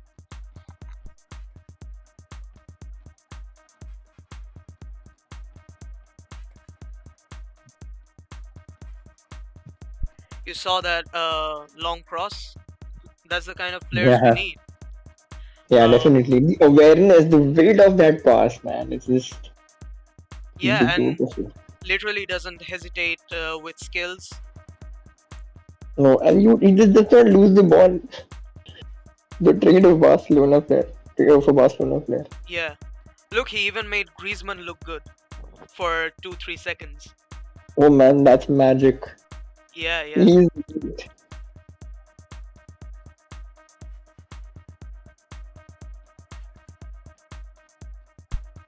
wow, man. What Rashmi's. a pass. Yeah, What a yeah. pass. Yeah, yeah, exactly. He's a phenomenal In player. this game, he'll make a great pass. I think this was the game. Yeah, yeah. Rashmi says that I have seen some reliable journals saying we offered 75 million FF Pola and Martinez with Tony being very confident. What do you think? Exactly, Rashmi. That's what we covered. This is Yeah, that's the what we covered yeah, few yeah. minutes This is back. the last minute transfer window drama. Many reliable journalists, T. Juan Martini, FF Polo, all of them said that they are very confident. Barcelona are in talks with RB Leipzig for Dani Olmo. Then Fabrizio comes on Twitch and he says that nope, none of this sort has No happened. chance. Yeah, and it's not gonna happen. So better forget it. Anyway, 75 million for Olmo was too much. We can use Griezmann funds if we sell him to sign Haaland next season. Jalen Man, says, he does not lose the ball. yeah, Yeah, just the ball just sticks to his feet and look at his yeah, passes. Look at his vision. Look at his yeah. vision. And the way he uses his body also, it's just weird. Yeah, and apparently Tony and Fabrizio are having some sort of a Twitter war, which is why we at Basavas haven't tweeted anything after the FF Polo tweet because we don't want to take Yeah. any sides. And Jelena says, "What do you This think?" pass, man, this pass I was talking about. Yeah, yeah, The exactly. weight of this pass Excellent you weight. see on the Excellent replay. weight. Yeah, man. Jelena says that, "What do you think of shipping out Griezmann and not bringing anyone to take his spot?" 100% for In it. for it. Yeah, yeah, Yeah. 100% for shipping out Griezmann. The biggest reason being his really, really high salary, which not at all, we cannot afford it for someone Wow. who just sits on the bench. We just can't And afford it. he's 16, man. He does not have a driver's license. Yeah, he's younger than me. And Griezmann out is the first thing I want from my club. It's going to benefit us not only with the transfer amount we get, but also because he will not keep sucking on the wages. We can't afford Yeah. paying him these sorts of wages, and especially it's even bad for the player, right? We have to think for the player. He's not happy at Barcelona, and yeah, no good is coming out of it for either players. Any new news? Let's see if I'm we. just checking. There's no news on Griezmann as Yeah, well. last Fabrizio just said that Barcelona have no chance to sign Dani Olmo in the final hours of the window. Maybe Maria, once she joins us, will have something to say. Yeah. Good news is that Moriba has been successfully signed by RB Leipzig. Yeah.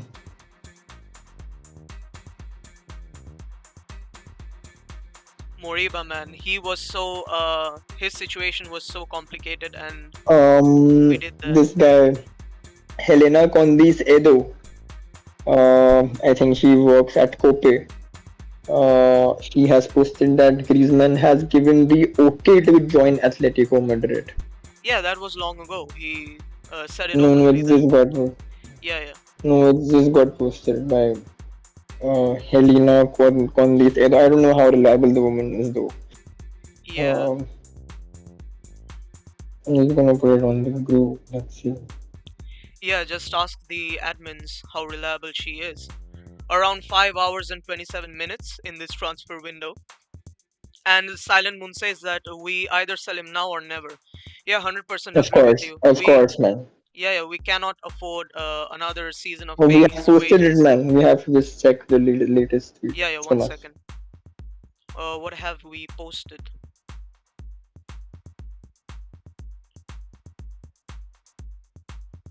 Yeah, Griezmann wants to return to Atletico. Barca has been trying to sell him for days and will try until the last minute. Their environment confirms that they are waiting for the proposal. Yeah, now it's up to the clubs. Yeah, the clubs are It's still not working. confirmed whether it's a loan or a permanent move. It's still not confirmed. I just want him out. But it's The confirmed. leading Yeah, concern is permanently. his wages. Just Yeah. his wages are I the. think it should be either an obligation after a loan or just a permanent transfer right now. It should be Yeah. either of those. Yeah, I'm just gonna go on mute for a minute, yeah? yeah, what? I'm just gonna go on mute for a minute. Yeah, definitely. In the meantime, we can watch a Nico compilation and show you guys how exactly he was playing for us in the preseason and what you guys can expect from him later in the season. And Arsene, let's see if our Barca B player, our Barca B expert can join in right now. And Arsene is already in the chat. Arsene, can you talk? Hello, hello. Hey, voice reveal. Hello, Arsene. How are Yes, you? yes. I'm good, and how about you? I'm fine. And you wanna start right now, or do you want us to watch a Nico compilation first? Let's start with Nico. Okay, we'll start with Nico. Then you can brief us about the Garcia Pimienta interview that happened today. Yes. So yeah, let's watch Nico versus Stuttgart in just a moment. And Pascal, our other team member, shall be joining us too shortly.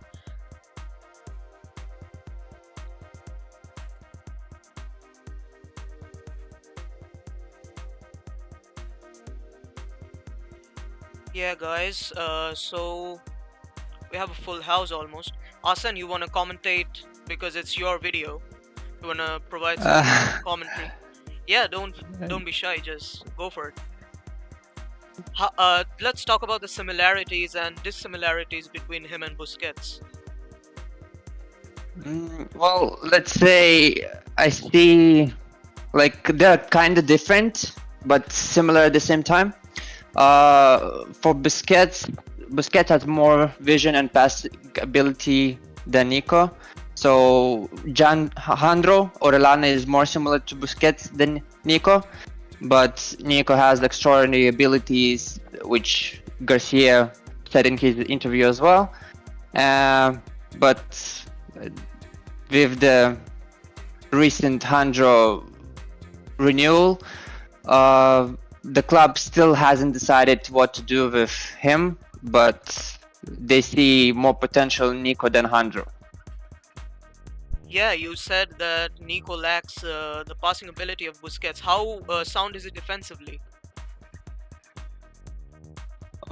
They're kind of similar, like to tackle, but don't like go into sliding or well positioned. Can carry the ball forward as well. Yeah, like last match we saw Busquets playing the majority of the time as the third centre back in a back three. You think that Nico could be used in similar formation or in a similar role by Koeman this season? Oh yeah, for Barcelona B, he already was dropping deep, almost making it like it's a free back formation. Is this sorry to cut you guys, but ESPN says that Barca wants 50 million for Griezmann and won't ask for anything less than that. Won't agree on anything less than that. Yeah, that's very good. And Silent Moon says that Nico is also very physical. Asan, please continue. Where did I stop? I Yeah, you forgot were to be saying honest. that. Yeah, you were saying that he used to drop very deep, even for Barcelona B.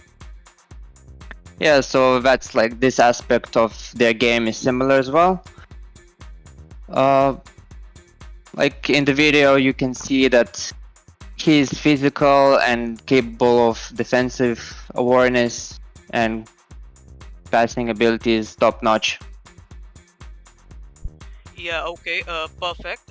We're gonna cover the Griezmann news for a bit, and then we'll move on to Garcia Pimienta's interview.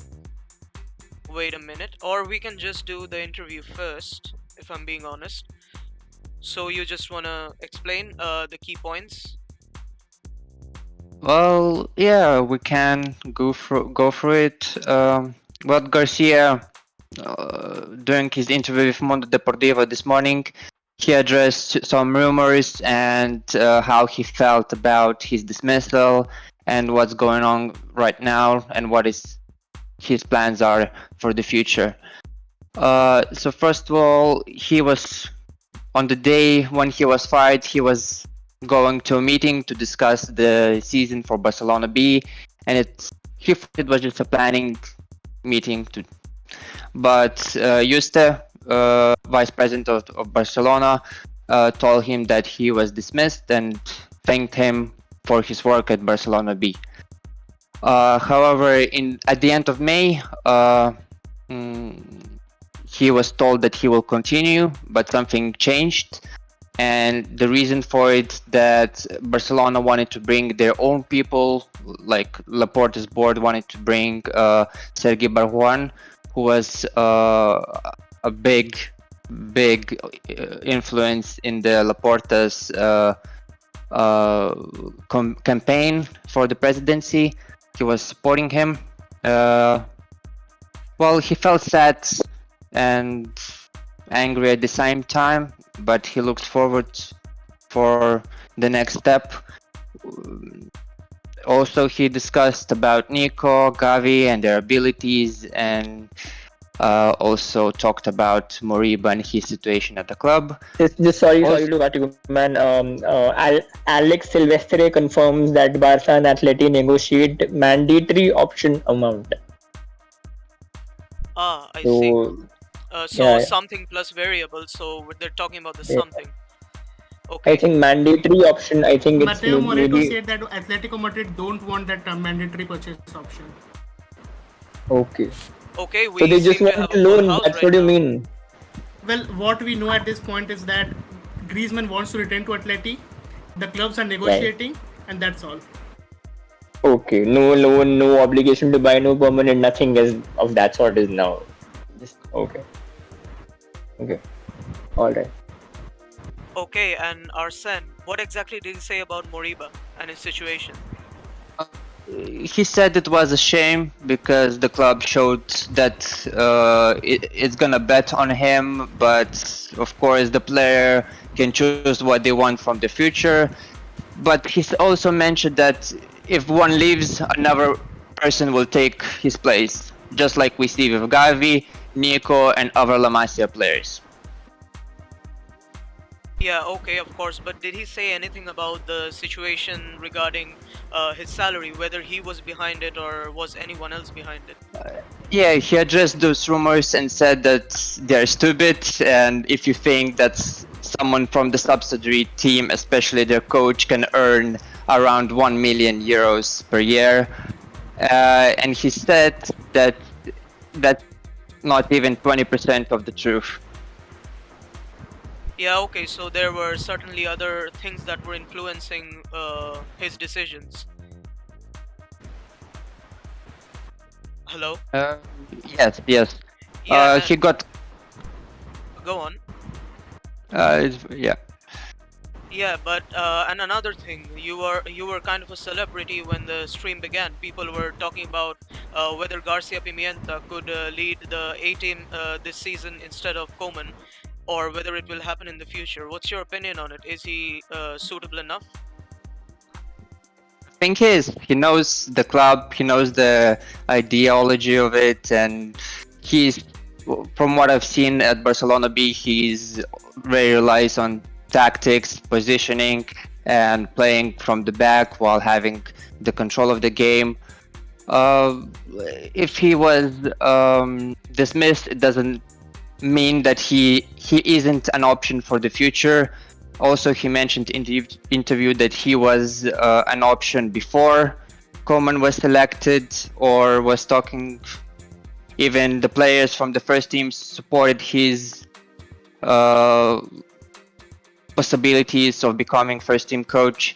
And I think he would really do great as a first team coach. Yeah, okay, interesting analogy. And regarding the news, Pulkit, Rishabh, are any of you still here? Looks like it's Yeah. I'm here. Yeah, Pulkit, if you could reiterate the news once more, since we were listening to Asan back then, missed it a little bit.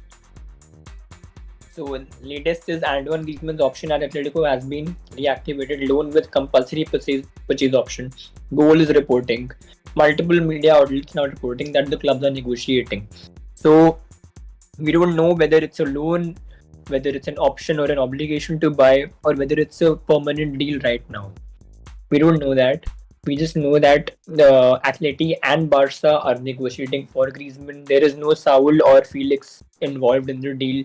Atleti want Griezmann. Griezmann also wants Atleti right now. That's what the news is on the Griezmann front. No other transfer news as of now. No other entries or exits for the club Yeah, as of now. and we have posted the news as well, and the Yeah. source isn't really green, it's yellow. So we'll see. As far as it's concerned, we'll see. And another thing, there's a chat in from Ryan. He says that an economically favorable if Barca should consider selling Samuel Umtiti, Miralem Pjanić, and Martin Braithwaite. Of course, but you need to have buyers for them as well, right? Nobody really wants them at the moment. Pjanić, we had tried to sell Pjanić throughout the transfer window, and we are going to try till the last minute. So expect some news, expect the It can unexpected. happen still. I'm But sorry. Braithwaite is not leaving because he's injured. Braithwaite won't leave because he's injured. Oh, Umtiti most likely won't leave. For Pjanić, anything can happen still because we still have like 4.5 hours, 5 hours to go. So yeah. Yeah, Pjanić could happen, and Braithwaite, I'm not really sure whether we even want to get rid of him. So yeah, we'll see. And Shashank says we have to trust in La Masia for the next 2 seasons, and Pimi would have been perfect for this team. And yeah, Shashank, I guess it was you before. Feel free to ask all the Barca B and La Masia news. Our expert is sitting right here. So Arsene, do you agree with him or do you disagree? Yes, I do. Okay, and what about the Barca B team itself? How is it coping without Garcia Pimienta? Well, it had, let's say, a tough preseason, as it's still without Nico and other first team players who are still with the first team. But to be honest, the first season game, it wasn't that bad as I expected to be. There was some positive signs, but it's not enough, for my opinion, to fight for top 5 in the new league. How is the B team coach now? Well, let's say Sergei is still getting used to his players and trying to get the ideas to them. But I'm still going to give him a chance and see how he's gonna cope with it because last season Garcia Pimienta also wasn't doing that great at the start of the season, managing only 1 win out of 5 games. But with the arrivals of Abde and other players, the team has enough potential to fight for promotion. Also, we have to really remind ourselves that what has Pimienta done? Players like Puig, Garcia, Fati, Araujo, Nico, Gavi have been under his tutelage. This generation, this golden generation that we have right now. Of course, this kind of generation does not come every 2-3 years. It comes every decade, right? And we have even Monchu, who left for Girona, of course, and Collado is there, right? This and Arnaut and us, Iñaki Peña. These players, this generation does not come very often, and Pimienta was a pivotal part in making this generation happen. So the way he left, of course, was very bad, but I hope he returns in the future.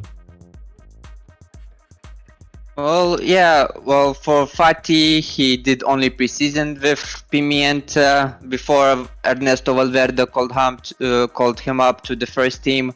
But every player from La Masia is built to be successful at the first team, and it's another talk about how they're managed and if they're trusted enough to be the future of the club. Yeah. But, okay. Yeah. Go on. But this generation, and especially the next one of La Masia that is in Juvenile A right now, are very promising and exciting. And who is the we most should popular B team right now? Player from Barcelona B. Yeah. There's a lot of them. For me personally, I like a lot Marc Asado, who is a defensive midfielder. But there's exciting players like Elias, who is very explosive winger. But with the imminent arrival of Abde, we're probably gonna see him drop to Juvenile A. Yes. What And about Emre Demir, the one that we signed right now? Yeah, well, he's gonna arrive only next year, as he's still gonna stay at loan. But he already was at La Masia.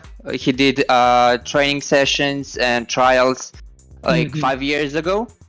So some of the coaches know him and saw him, and coaches were seeing a lot of potential in him. What about Jandro Mariano? Yeah. Jandro Chat, yeah. Chat is also talking about Jandro. Yeah. Well, as I said before, I see more resemblance Jandro to Busquets due to his passing ability, through balls, vision, and being a playmaker from deep at CDM position as well as a pivot. But I think this is his last chance to go to the first team due to his 1-year contract extension with 2 optional. And I hope that Sergei Barhan will give him a chance to prove himself at B team, as he's still trying to find a suitable pivot. Alvaro Sanz played there, Marc Asado played there, even Mateus Pereira played during preseason there. Do we have good defenders in the B team? Yeah, Barcelona always provides good defenders, especially ball-playing ones. There's Ronald Koeman, who did preseason with first team. Also Musa Ndaya, who was signed for Barcelona B first of all, but due to some paperwork issues, he was playing with Juvenile A. Also, Ramos Mingo is a great talent, and maybe another underrated talent is Mika Marmol. Well, there's also some coming up talents like Arno Casas, who was trusted a lot by Sergi Barjuan. But there's another name that I don't know why, but it wasn't even called up to the preseason of Barcelona B, who is Diego Almeida, who, in my opinion, is a world-class potential, can be in the same place as Gavi. As it's a 2004 future generation, it has a lot of potential as a generation. Nice. Arsene, people are firstly, you've got a lot of fans in the chat. Number one, here he asks, are you working on a new video? Shashank, he's your fan. He's asking, are you working on any new video? Any hint? Yeah, still have some planned videos for pre-season of Barcelona B. That is still pending, but I have some issues.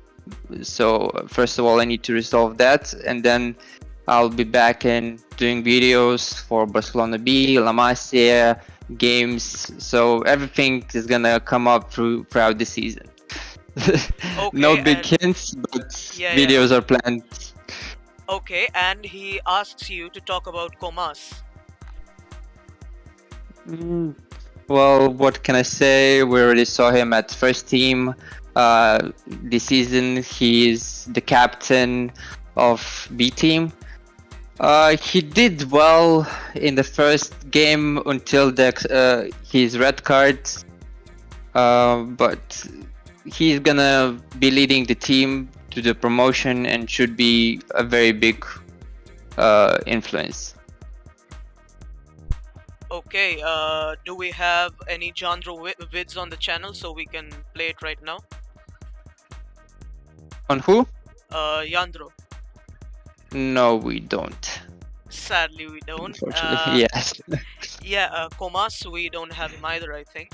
But yeah, you guys made a demand and we shall supply soon. Yeah, Yusuf Demir, we've got lots and lots of vids about him. And we have a new member with us right now, Vinayak. He's from the Positional Play podcast. He's been waiting to speak for a long time. Hello, Vinayak. How are you? Hello guys, how are you? We're fine. Welcome to the live stream. What's your feeling How so have far? these? I mean, the last like an hour, 30 minutes or something like that have been pretty crazy. First we were like, we'll be getting Olmo, and now it's like we won't be getting anyone. Let's see what pans out in like another 4 hours. It's pretty crazy right now. Yeah, it's full on Wall Street style. And people are saying that Dembele and Coutinho should be considering wage cut by 50% after unsuccessful 3 years at Barca.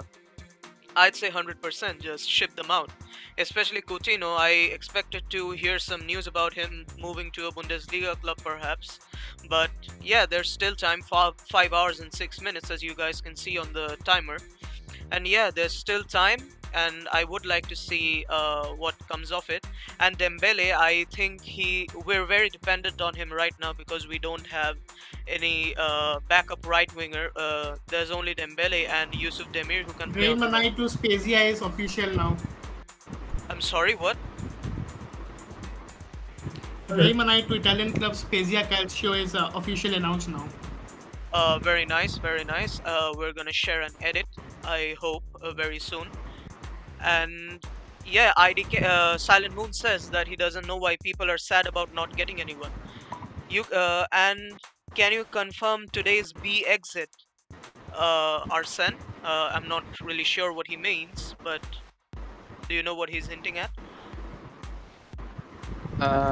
Yes. Real Madrid joins Spezia Calcio on a season's loan, and after the season, the Italian club will have a non-mandatory purchase option of 2.7 million euros. Okay, Rishabh, as soon as you post it, we're gonna have the tweet up here. And yeah, new Griezmann tweets even came in that Antoine Griezmann to Atletico Madrid is possible and negotiations are ongoing. No Atleti player will be included in the deal. It could be a loan with a buy obligation. If numbers are squared, the deal can be closed. So yeah, very, very good news. And doesn't Dembele's contract renewal have a wage cut? Who's gonna address I think they agreed to According a to wage reports, cut. he is open to agreeing to a wage cut, and it may be around 6 million. So he may end up taking a 50% wage cut. I think that's good. We do need a right winger, and Dembele is the only winger we have currently in our squad. Yeah, that's what I was saying, that we're highly dependent on Dembele right now and hope for his speedy recovery. And Silent Moon says that it's actually good that we are not signing new players and saving for next summer. What do you guys have to say about it? agree with that, man. Agree with that. Yeah, I And also agree. kind I, of skeptical for 75 million for Olmo, and we can use this money to whatever, like repay the debt, or just hold on to it for future purchases and stuff like that. So, or invested in SPY Barca. You saw that small clip, right, of new sponsorship or something. I don't know what was that, when it was the stadium was shown for a few seconds. So Yeah, yeah. And Silent Moon is saying that it's a 3-year deal. Is that right? Is it right? which It's a 3-year deal. Dembele with a 50% cut. I think it's right. It's that's right. I right Till now. The 2024. 50% was actually reported by only one media source, and the 3%, the 3-year extension is widespread media. Yeah, a lot of people have said it's 3 years, but the 50% just one reliable source. And Pulkit, you can continue. Yeah, so I'm good. I think selling Griezmann tonight is a massive win for us. And even if we don't get anyone else, just sell Griezmann and don't get anyone else. It's a massive, massive win for us. Yes, same. And Spezia, Ray managed to Spezia for the loan. It's confirmed. Yeah. Rishav, are you posting it? Yeah, just a minute. Yeah, of course. I'm on it now. Yeah, okay. And there's still 5 hours left. A lot can happen. La Pulga, Vinayak, what do you have to say? What are you expecting? You've joined us the last, so we're asking you. I mean, to be fair, I think like selling Griezmann might look good in the sense that we'll get some money and take off his massive wages. But I think there's still another side to this story about his amortization and the stuff that he still brings to the team. Because I think he can still get you like 10, 15 goals, and another 10 assists, maybe 7 assists, things like that. And if you lose Griezmann, you'll have to make do from other players. Maybe that happens, maybe that don't. That doesn't happen, but we'll have to see, I guess.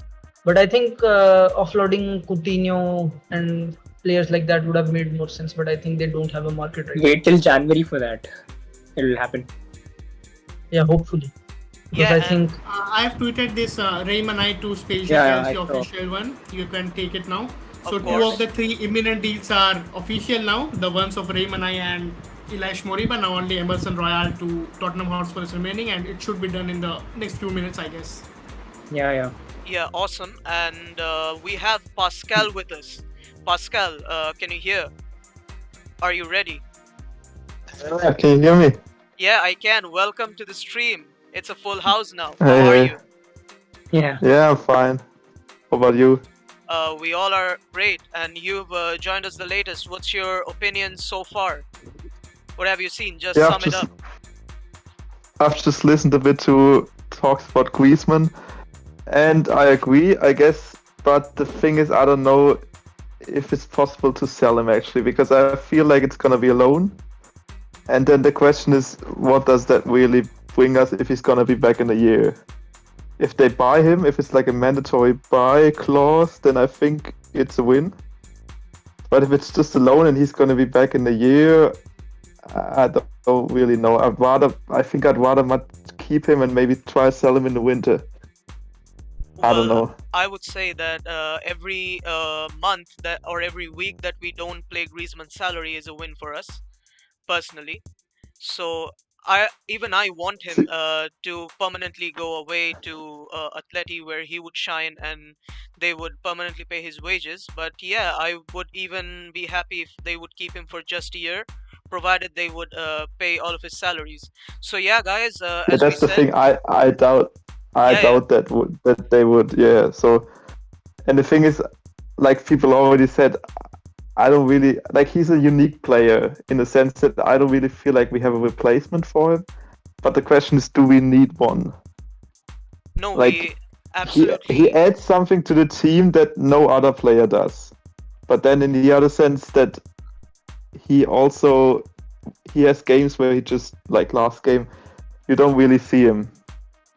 But there's also games where he can bring the extra, like I don't know, like extra mile, I guess you could say it. Like the Copa, he was really good in the Copa campaign last season. Big reason why we even won a trophy. So I'm still not fully on the side that losing him is 100% a win. Like it's I'll have to agree. decent, and I can see like the benefit of it. Obviously, like the wage cut, clearly because we are in the like 1.3 billion debt.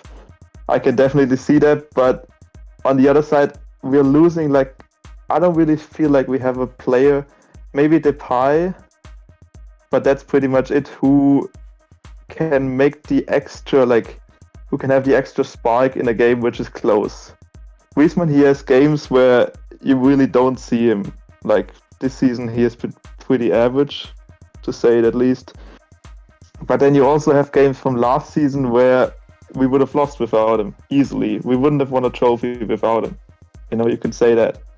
So Yeah, last now, season he was something else, and even people in the chat are saying that I haven't seen him since the season started, which reiterates yeah, what you said.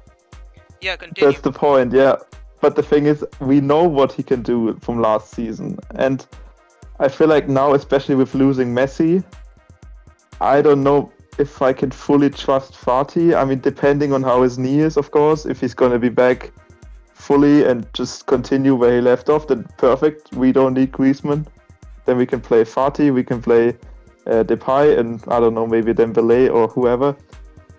But I still feel like, especially with Aguero still injured. Anyone? Do you know how long he will be injured for?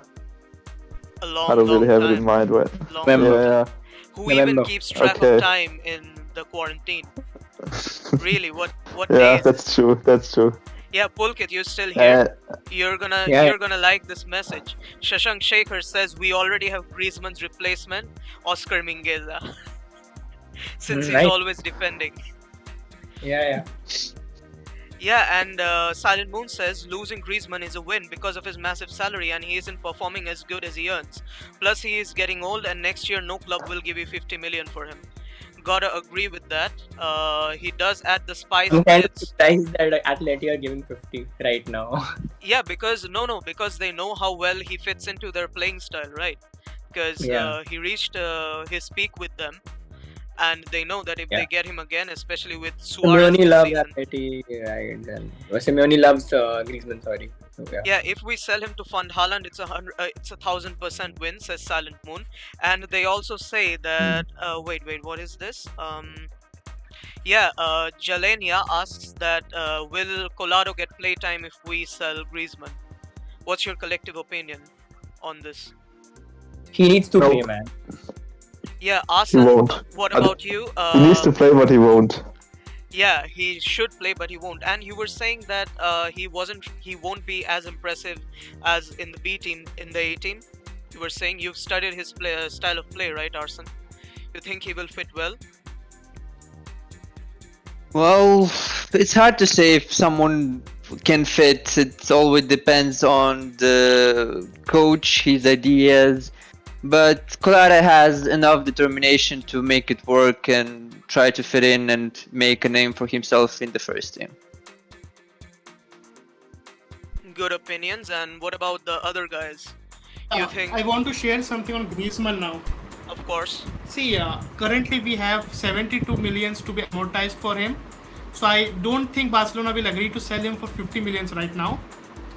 It will most probably, in my opinion, it will be a loan with buy obligation if the clubs reach an agreement. Like next year we'll have only 48 millions to be amortized for Griezmann, and 50 millions if Atletico Madrid pay that, we are making a profit on it. So Barcelona will agree on that. Okay, and what do you take away from it, for or against? For it, surely we are getting 50 millions next year, and we can invest that money on Haaland, right? Yeah, of course. And what about the other guys? The Colado situation, what do you think? Griezmann out. Well, what does in my that mean opinion, for Collado? Collado should get chances in the first team, but I honestly doubt he will. Maybe Demir's chances will increase, and it will lead to another Pedri-like situation, like when Pedri overplayed last season. It may be Demir this season.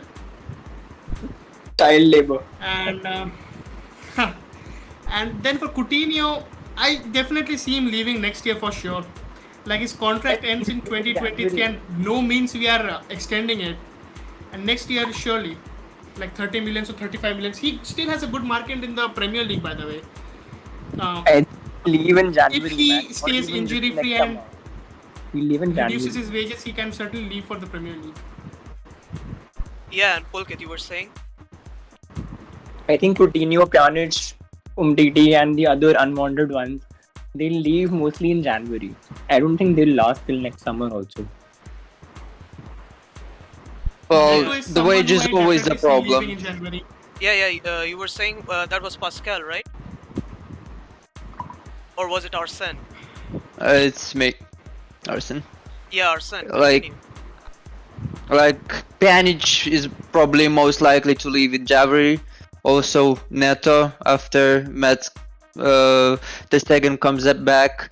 But about Coutinho and other high earners, I'm not sure, as still the wages are big problem. Even if they reduce it by 20, 30 or 40%, it also will depend on their game time and how on their form and how they will do this season. Yeah, and Shashank says that a very nice hypothetical situation now came into my mind. Like we signed Danny Olmo now with a mandatory purchase option for next summer. Let's say like 40 or 50 millions, and in return we give them Ajax Collado for a season-long loan. That seems good, right? It is good, but without an option to buy for Collado. That's the problem. They'll ask for it, and we already know that Collado Then doesn't. we'll have a buyback if the loan has a mandatory purchase option. No, then we'll have a buyback clause, but it'll be expensive. yeah, plus Fabrizio, didn't he already say that it's not gonna happen? Yeah. Fabi said then it won't happen. Yes, that's really a bummer, but if it was legit, Well, 75... last year on the deadline day, Gianluca Di Marzio said that Depay to Barcelona was a done deal last year, and it never happened. So never say never. Yeah, maybe next season we sign both Haaland and Olmo. How would that be? I don't see it happening, of course, but yeah, it could happen. And yes, Ryan says that selling Dembele, Coutinho, Griezmann and Braithwaite would bring massive funds to sign Haaland this summer. Yeah, of course, it's obvious and we hope it will happen, but we don't know. Pjanić still has a chance to be sold, am I right? By the end of the window? Pjanić cannot be sold right now. He still has 45 millions to be amortized and no club is paying that. That's a bummer.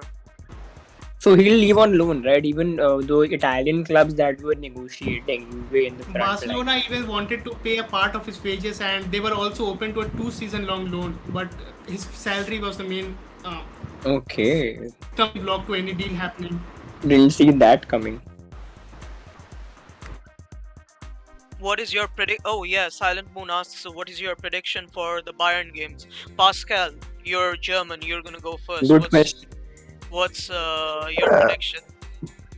It's a bit tough because Bayern, they've been a bit shaky for their standards. Last game they were brilliant. Before they had a bit of starting issues, maybe with the new coach as well. I mean, I still definitely think they will beat us. I doubt it's gonna be like an A2 again, but I think it's realistically it's probably gonna be like 3-1 Bayern. That's just me being realistic after seeing them, especially last game. They absolutely destroyed Hertha, who are not the best club, but I mean, that's just what I see. Yeah, and next up, Vinayak, what do you think? About the Bayern game? Yeah. Well, to be fair, we'll have to be humble while going into this game, because I think Bayern is at a different level compared to us. Well, they're also in a sort of transition and Nagelsmann, but we'll see. There were reports that he has tried to make a system there which is similar to Hansi Flick, so that players are more used to what they are asked for. And I think, tactically speaking, Barcelona don't don't really look like a team. So I think we'll suffer, but let's hope for the best. Yeah, and Arsene, what about you? Which youngsters do you think will start against Bayern, if any at all? Definitely gonna see Pedri. Yeah, of course. That's for sure. Well, maybe we'll see Garcia or Araujo. One of them probably alongside Piqué if he comes back just in time. Uh, that's it for in my opinion. As I'm expecting Coutinho be back as a forward, especially if Griezmann comes back. So yeah, Demir may be coming up as a sub, but not sure if he's gonna start the game. Okay. And what about the others? Pulkit, how about you? What do you think? The game is at the camp now. Tough game, of course, because of the history and everything. But I'm not like I see the fan base being very pessimistic with Bayern. It's 8-2. They're very strong, and it's Lewandowski and stuff like that, and Upamecano and Nagelsmann, this and that. They are strong on paper. They are strong tactically, but does not make them favorites to win the game or UCL for that matter. I'm very optimistic about it. Koeman has a lot of time to think because of the international break, what to do, what not to do. But he needs to really put out his best 11. Like, of course, there is a Demir bias in my head, but he needs to start this one in order to break the defense. Fatih might be back. He won't start the game. We know that. He will come on as a sub in the last 10, 15, 20 minutes. PK Garcia will start. Dest and Alba, of course. Midfield is undisputed. FDJ, Busquets, and Pedri. Then front three is a question. Like if we sell Griezmann now, Depay, we don't know Brathwaite's injury. So we have Memphis and Demir. The third option is only Fatih then, or Koyado, right? So, Yeah. Yeah, Rishabh, are you still here? Yeah. Rishabh? Rishabh. Yes. Yeah, tell us Well, about. in my opinion, the Bayern Munich game is going to be very tough for us, and another big reason for that is that we play right after an international break. As Yeah, the I was Sevilla gonna say game that has only. been postponed due to the Conmebol international fixtures, the World Cup qualifiers in South America. And playing right after international break is always difficult, and when you play a team like Bayern Munich, it's just too hard. That's what I would say. And Upamecano might miss that match, so they might play Lucas Hernandez as a centre back. That's a positive for us. But again, our defense is too weak to handle Bayern Munich, in my opinion. Yeah, and what I about think it will. what The about first the leg Fati will be. situation? Ansu Fati won't start. Koeman already said that he won't be back for the Sevilla game, although it has been postponed now. It's not postponed. Yeah, it's the postponement was cancelled. It has been postponed, yes. Why will a league game get cancelled? It has been postponed. Yeah, and And the Sevilla game and the Bayern Munich game, they already only have 2 days in between them, so no way Fati That's plays. tough, man. That's a tough thing. And But Fati you won't see, the even be on the bench, Bayern in my also is in opinion. the I same think boat, so. right? Rishabh. Even Bayern will have a league game, and they have to travel to Barcelona, so they'll have one less And day that's rest good also. for them, actually, that they have a for league us. game in between. That's good for us, right? no, they'll have practice, No, not right? at all.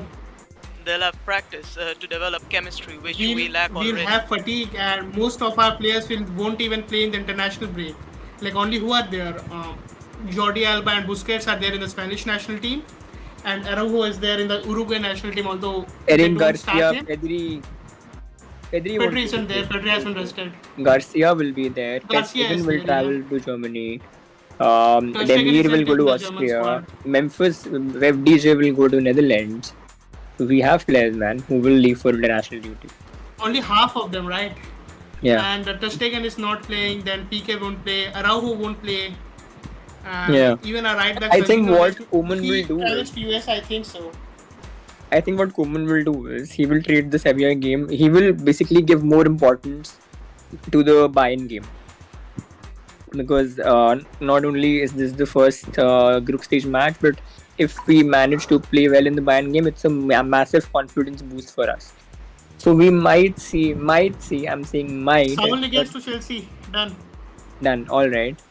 Okay. Um, so we might see players like Pooch, players like Umtiti, players like who don't play as much, play in the game against Sevilla, so that we can rest the international duty players and we can then bring them back against Bayern.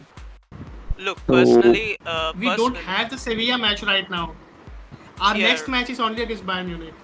okay, Okay, give me a minute. Personally, I would say that Coman would go for a back three because obviously a two center back defense won't be enough to handle the Bayern attack. I would want to see Oscar Minguez as the right center back and Araujo as middle center back and Garcia or PK. One of them will be substituted. And up front, I don't think Coman will go for wingers. He's gonna go with a two center forward formation and the standard midfield, Pedri, De Jong, and whatever. But we have a more important question for you, Rishabh. There has been this person in the live chat section who has been constantly messaging about the fact that so many reliable journalists said that we are gonna get Olmo, and suddenly Fabrizio says that we're not not gonna possible. sign. Yeah, we're not gonna sign Dani Olmo. She's saying that how can they blatantly lie to us, and are they liars or anything? Please address it. See, Fabrizio Romano is a journalist. He's quite good. I know that he's quite a fan favorite too. He's famous too, but he doesn't confirm most of the news until and unless most of the other journalists, the reliable ones, they confirm it. And I think there's something going on behind the scenes. I Laporta will allow Griezmann to leave for Atletico Madrid and don't sign it. That's simply making the team weak. We know Griezmann has been bad in the last two games, but he's Griezmann. He's a World Cup winner. He has finished twice or thrice in the top 3 of Ballon d'Or. But it simply doesn't make sense to me that they're letting Griezmann go to a direct rival in Atletico Madrid and not signing any replacement. I think there's something going on behind the scenes, and the Catalan journalists, the likes of Tony Juan Martí and Fernando Polo, all of them, they won't say anything blatantly. That's simply not possible. Yeah, basically, she's saying in the chat that she's very angry and she's constantly using the word liar when she's just saying that it's a shameful act by Martinez, FF Polo, and Tony Juan Martini. And yeah, do you think that it was a lie, or what do you think about it? Just address it for 1 or 2 seconds. Like, is it a lie? It's certainly not a lie. Not at all. We have Fabrizio yeah, Fabrizio didn't say that there was no offer. He just said that the proposals were rejected. That's all. Yeah, but some other sources said that there weren't any offers to begin with. Look, on one hand we had FF Polo, T1 Martini, and we had another source, Martinez. They said that we had proposed an offer of 75 million. Then I guess T1 Martini said that no, we just have an offer. We don't have any monetary value, a fixed monetary value that was agreed upon. And then Fabrizio came and said that there was literally it was just rejected. And then there was another reliable journalist who said that there was no offer at all. So as Rishabh said, it's the last minute transfer window drama. There's certainly something going on behind the scenes, and yeah, we cannot speculate 100%. And we have Devniti in the chat who says anti pani pilo LMAO. I don't know what that means. I won't address it for 1 second. And Akshit Patel says that Greasy for 50 to 60 million euros is a W. Yes, definitely. And Silent Moon says, by the way, Koeman said, I saw the press saying Ansu Fati will be available for the Sevilla game, but no, I can confirm he won't play. Yeah, what about it? Koeman himself confirmed in the press conference before the Getafe match that Ansu Fati won't play against Sevilla. So the Yeah, it press doesn't was. even come into consideration here. Yeah, he definitely won't start against Sevilla, but the Sevilla match got postponed, right? So it might be before the initially the Sevilla game was before Bayern game, then it got postponed. Now we have the Bayern game next. So is it possible that Ansu Fati will be subbed in somewhere in the game? I don't Rishabh? think so. Yeah, Like it's the hard. Sevilla match was on 11th and the Bayern Munich match was on 14th. There's literally a 2.5 day gap between the two matches, and it's not happening. Ansu may, and it's such a high voltage match against a fierce Yeah, rival yeah, like big Bayern Munich. stakes. I don't I see think in both Koeman games, if he taking plays, such a big risk of playing Ansu Fati against Bayern Munich. I think if he plays, he'll play just last 10-15 minutes in both games. If he plays at all, because you need to get him into the rhythm also, right? Before he can start any other game, and the way to get him into the After the rhythm Bayern is Munich match, I by guess we are playing. playing against Granada. That might be the match when Ansu makes his return. I think he might make his return just the last 10 minutes, 5-10 minutes in both games. If the Sevilla game goes through in that also, and in the Bayern game also. Okay, and here she says if we sell Griezmann, they should make it a damn priority to sign a player. Have you seen how bodybuildish? Basically, she's saying that Bayern players have a lot of physicality. They'll bully Demir off the ball. Same for Fati. Shame on Laporta. I personally would disagree that due to physicality, Demir is gonna get bullied because you have Messi, right? He was never the most physical player, and I don't think physicality really matters when it comes to football, playing on the ball or anything, as long as he can adapt. And in my eyes, even if we sell Griezmann for a good amount of money, even if we don't get anyone in return, it's taking his tremendous wages off of our head. I think that's a win in itself. But yeah, you guys could have contrasting opinions. Anyone have anything else to say about this? I agree Yeah, with the you, man. Griezmann deal, it's definitely good in the long run. It's hard for us to win anything anyway this season, so I think it sounds a bit shit, but in my opinion, we should maybe definitely lower our expectations this season. If we win anything, it's a good season for me. If we don't win anything, it's expected. And I feel like it's much more important to start reversing the mistakes that the old board made. Obviously, starting with selling players, lowering the wages, and make us actually a functional club again, because we are not a functional club at the moment. No, we lost the best player ever because we couldn't pay him. Like, that's unheard of, basically. I've never heard of that before in any football club, like for myself, but this is where we are. So I feel like we're gonna take what we're gonna get. So if we sell Griezmann, I don't actually mind if it's like 40 million, whatever. It's gonna help us in the long run. And if we don't find a replacement this season, it's not perfect, but it is what it is, to quote the famous Ernesto Valverde. So I feel like And I feel like Rishabh's bio.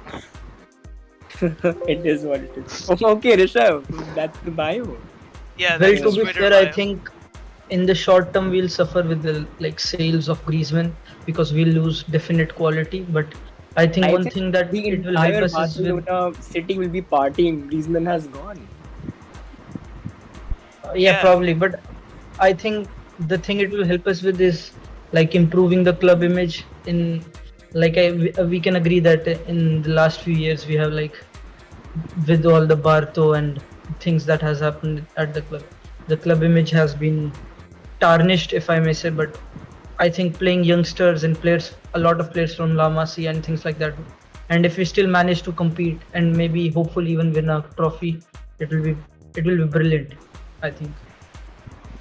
Yeah, and Rishabh, isn't it that Barca aren't even gonna budge for 40 million? They want 50 and 50 million only. Rishabh? They'll need more than 48 millions next year. Yeah, and we have a lot of movement in the chat. First of all, Akshit Patel, he says that I reckon Barca are trying to sell as much as they can for two reasons: to relieve the wage bill and generate necessary income, and to make as much money as they can to spend big in 2022.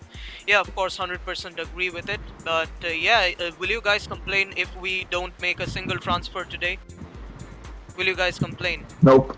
No, not at Nope. all. Yeah, If we offload sell it. Griezmann and don't make a single purchase, I'm good. But we have to sell Griezmann. Yeah, exactly. Selling Griezmann is, in my opinion, the biggest club's concern right now.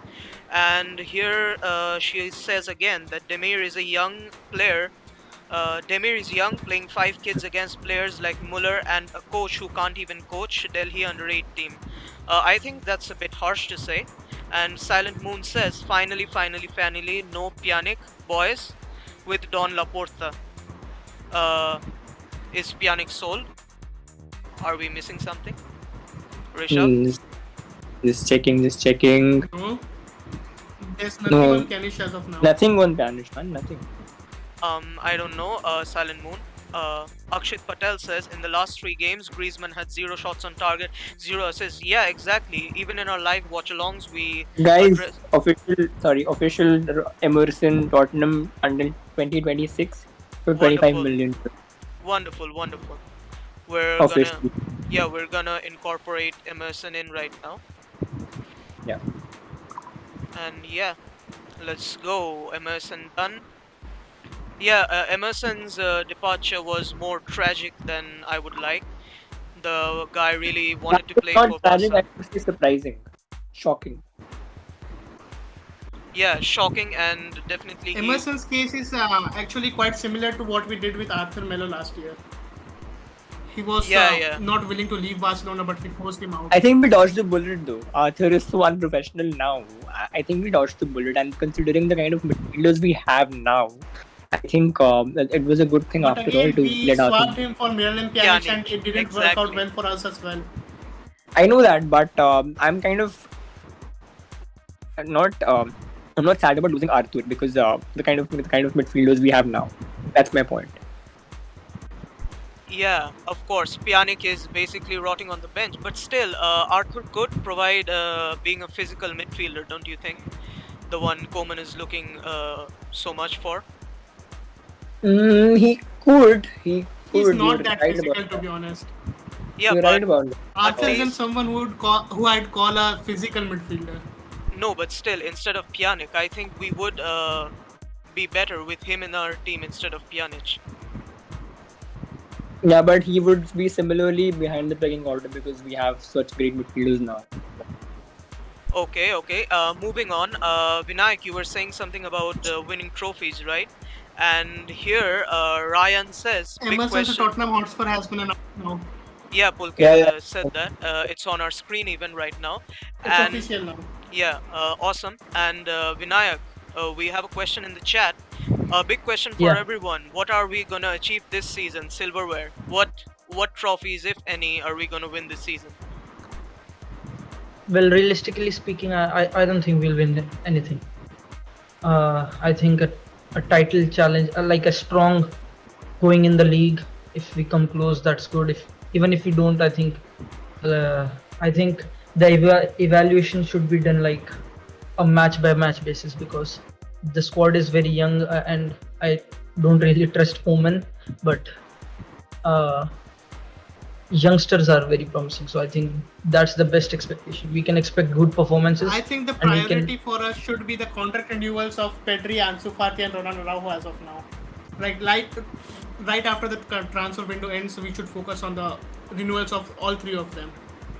Definitely. Yeah, and what about the others? Anyone else optimistic as to any trophies? Juan Gamper trophy, we already... That's literally a friendly trophy, Dev. I don't think that really We played counts. well that night actually against Juventus. Yeah. Definitely. It was probably an emotional trigger. Could be. Even Juventus were actually playing their first match of pre-season or second match, I think. So they were also not at that level. and we were playing our fourth or fifth match. That also gave us a huge benefit, and we literally played well that night. Yeah, of And course. that was also the day on which Messi gave that press conference and he bid farewell to the club. Yeah, that's why I said an emotional trigger, right? Arsene, you think we're gonna win any trophies? Well, we're definitely gonna go and challenge for them, but the expectations are at the bottom, to be honest. Yeah, I think we do have a chance at winning La Liga, though Atleti are the favorites. I do think that with a current squad, it would be really criminal if we give such a performance as to we don't even pose a threat.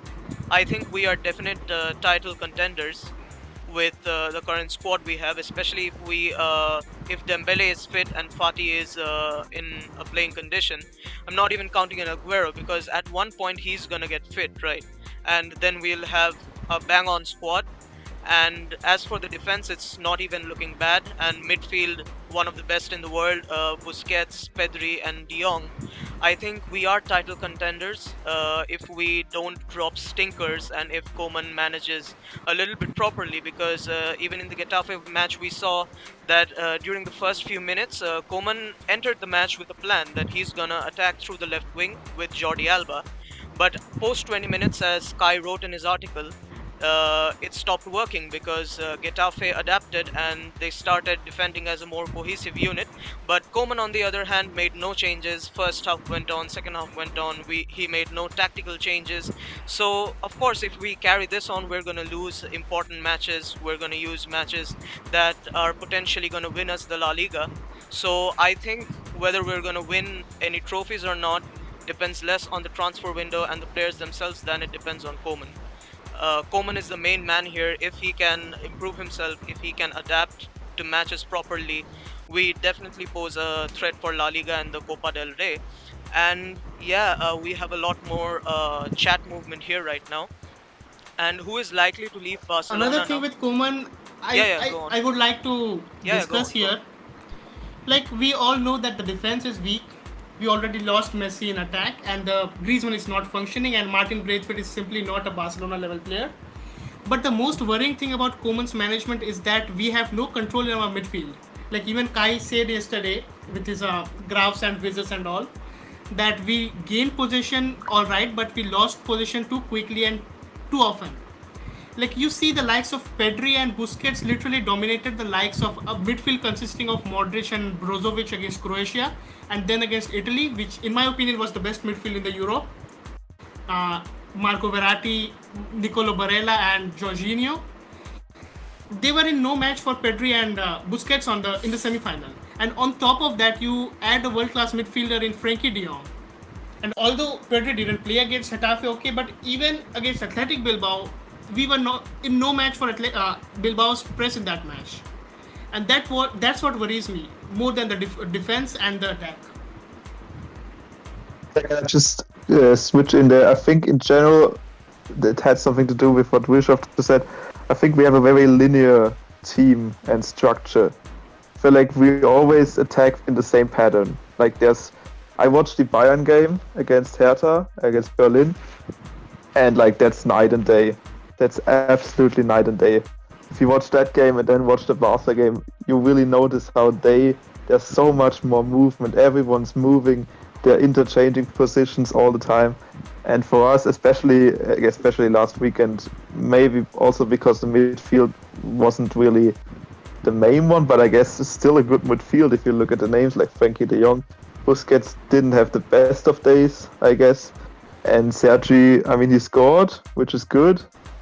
Overall, you could still see that he's not the like of Pedri, but still it's a very linear movement always. They interchange passes between each other, and then they go out to the wings, and then they like right back or left back. The right back mostly passes it back to the midfielder, and then it goes to the other side, and the left back passes inside. So Alba like cuts it back to whoever is in the box. And I feel like that's very easy to read for opponents. You could see against Getafe, first 10 minutes, it was good because it maybe surprised them for some reason, Getafe.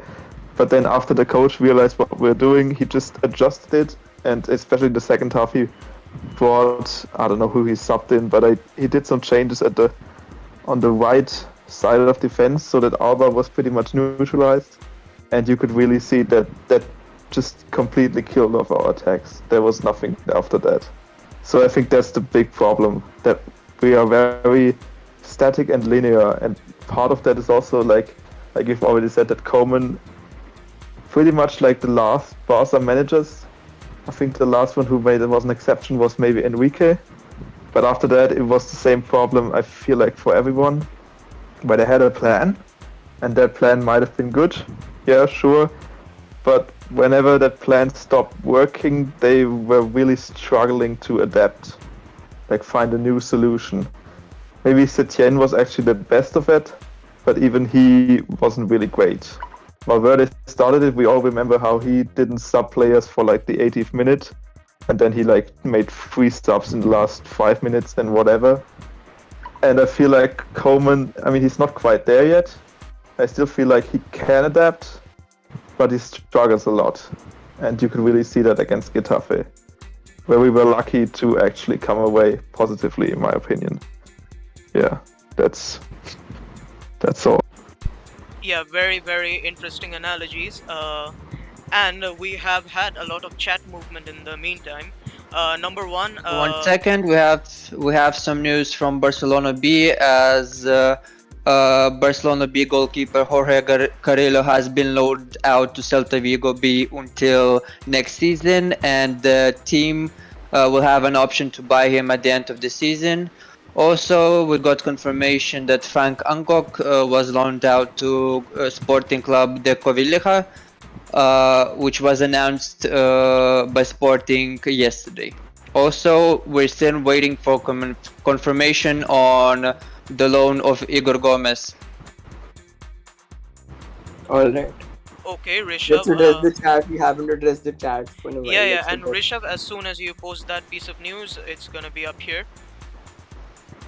So yeah, chat movements. Number Which one, one? the one which Arsene just reported. Barca B. Yeah. I think Arsene has already posted that. Okay. Alright. Then we're gonna have it soon. So yeah, the chat movements. Number one, Michael asks, are we gonna make any signing before the transfer window closes?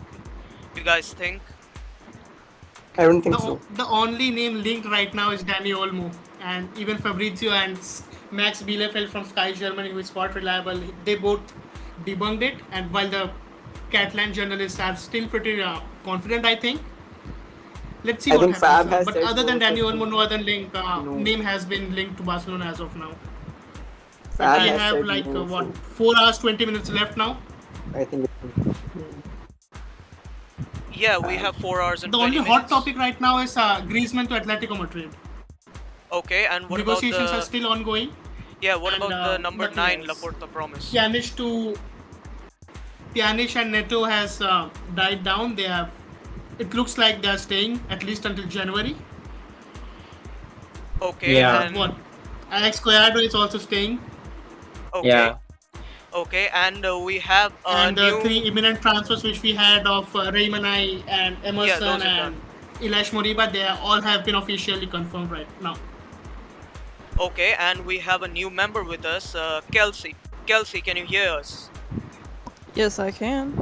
How are you? I'm good. I'm doing good. And what's your opinion so far about the transfers?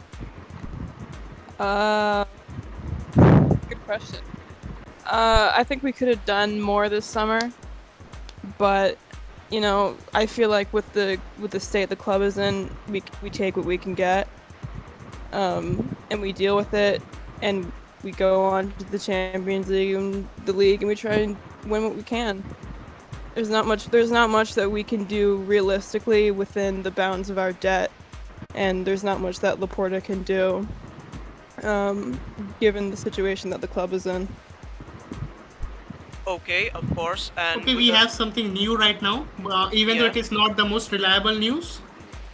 Someone from El Chiringuito TV, Tic Tac, that source, someone from saying their I haven't heard of this journalist before today, Alex Silvestri or someone similar.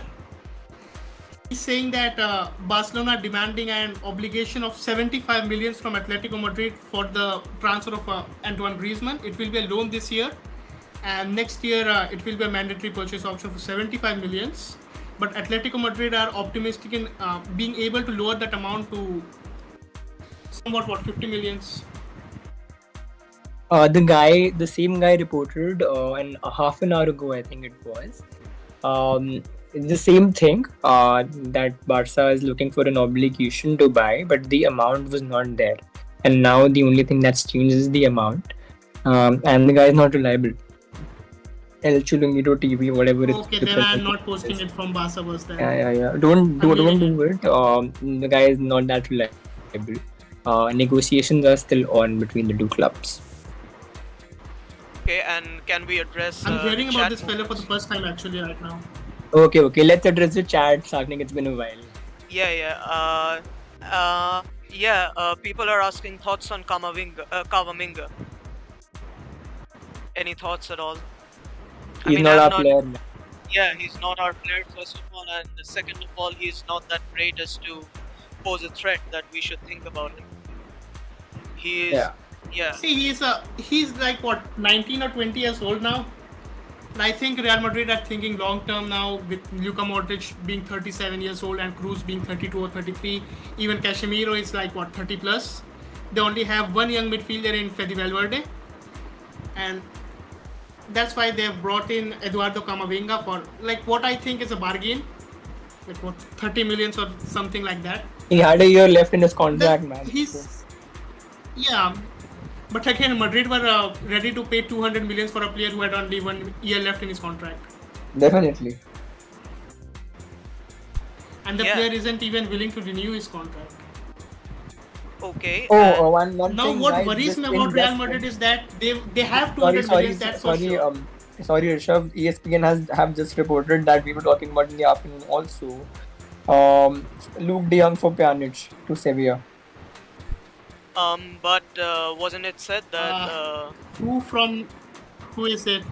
No, Is it Samuel Marsden? I'm reading Actualite Barca. Or, he hasn't posted the name of the journalist. He see, says if it's ESPN Deportes and Jordi Blanco or something like that. he just says he's not ESPN. reliable. Luke de Jong for Pjanić. Wait a minute, even Diario AS are reporting the same. Okay, Cat Radio reported that Dortmund offer a loan with an option to buy for Mingueza, but Koeman refused. So good thing. Yeah, and another thing, wasn't it that Barca rejected all offers of Luke de Jong? Diarias reports the Luke de Jong and Pjanić news. Okay, and yeah, the chat. After all, we gotta address it. And Arsene, you still in here? Yeah, Hello? I'm here. Yeah, Yes. a guy here, Shashank Shekhar, your fan, Frank Angong left B team. He asked your opinion on it. What I can say about him, he had a decent season at Juvenile A, but I guess he didn't show enough to Sergei Barjuan to keep him in the team. He's a kind of box-to-box player that usually plays as a defensive midfielder. Kinda somewhat reminds me of Kante, but far from his qualities, of course. But with the fact that it was just a straight loan, the club still has some faith in him. So we're gonna see how he develops in Portugal. Okay, good enough. And yeah, okay, and here's a few other things. Yeah, Shashank Shekhar talks about Femini too. Kelsey, you still on? Yep. Yeah, he says we must focus on renewing Pedri, Ansu, Alexia, and Aitana as they are expiring next season. You have anything to add on to this? The women's team has a lot of contract expirations in 2022, like significant big name players. Gianni, Alexia, Aitana, a couple more that I can't think of off the top of my head, and those need to be done like ASAP because a lot of our core is, and Lika, and a lot of our core has a very real potential of being lured away by a bigger club. And Aitana has already, I think, this past summer, she said something to the media about, maybe potentially being lured away by Lyon or like a bigger club. So she's probably one of, if not like the best midfielder in the world right now. So her leaving would be a massive loss, and that needs to be taken care of like ASAP.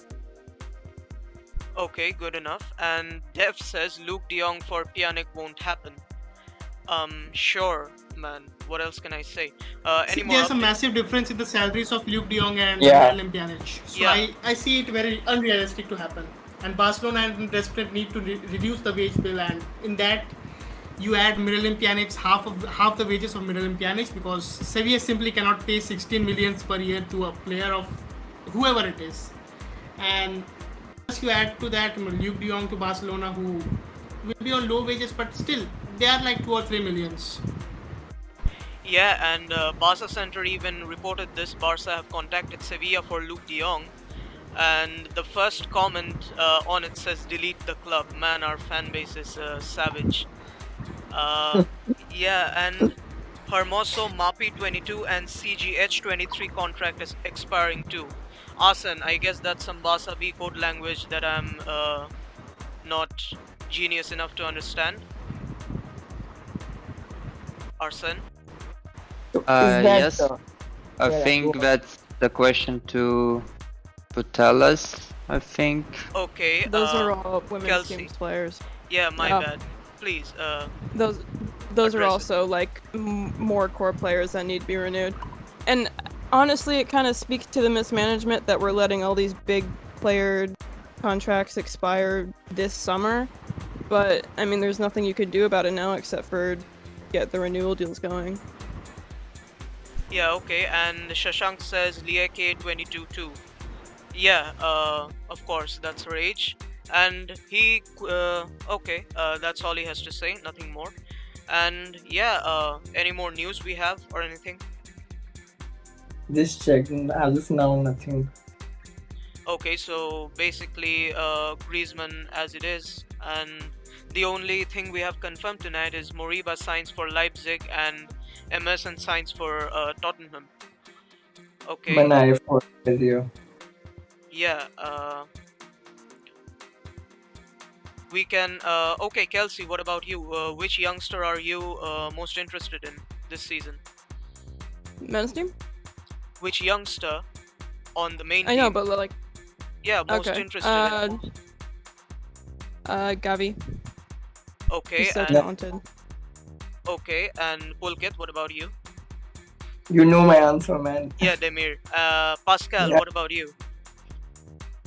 Same to me. Okay, and Silent Moon says, I hope Laporta gets benched by Stones so we can get him for cheap next summer. Okay, good enough. Is Luke de Jong the number 9 that was promised? Maybe. The prince who I mean, was they did say he was Luke de over Jong was 30 linked years. to Barcelona a few days ago too, but then the rumors died, and they are apparently reappearing right now. Let's see Yeah, how the it prince develops who now. was promised, right?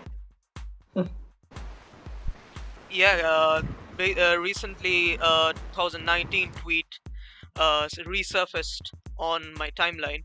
Kevin Prince voting, Yeah. welcome to Barcelona. It scared the S out of us.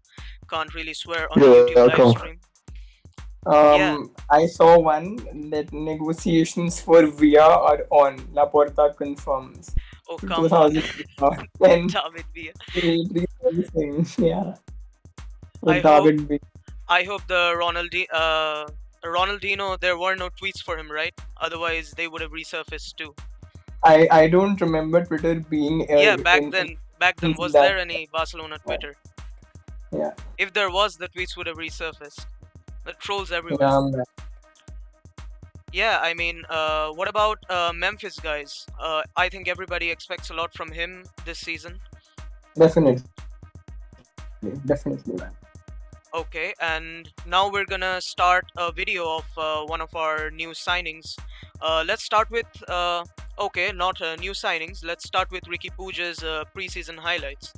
We're gonna take ourselves a little break from talking and let's just watch this video. But yeah, if you wanna commentate on it, feel free. Just give me a second. The video will be very short, right? Because he hasn't played much. Yeah, just it's our son's video first of all, and yeah, it's just his preseason highlights. It's gonna be on soon, and definitely Pooch isn't getting minutes this season either, right? Because How Koeman's still here. sad. But yeah, let's look at his performance. All his Definitely. preseason matches. Let's just spectate for a bit.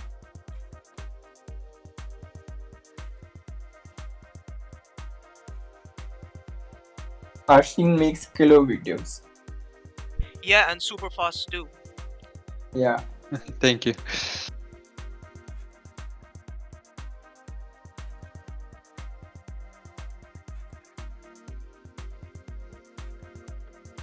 You'll see how he reads the game. Yeah, just look at that run. It's Yeah. gonna come soon. My stream is This a bit one, you see faster how than he yours. reads the game here, how he sees. There's one pass he makes. I don't remember where. Thanks.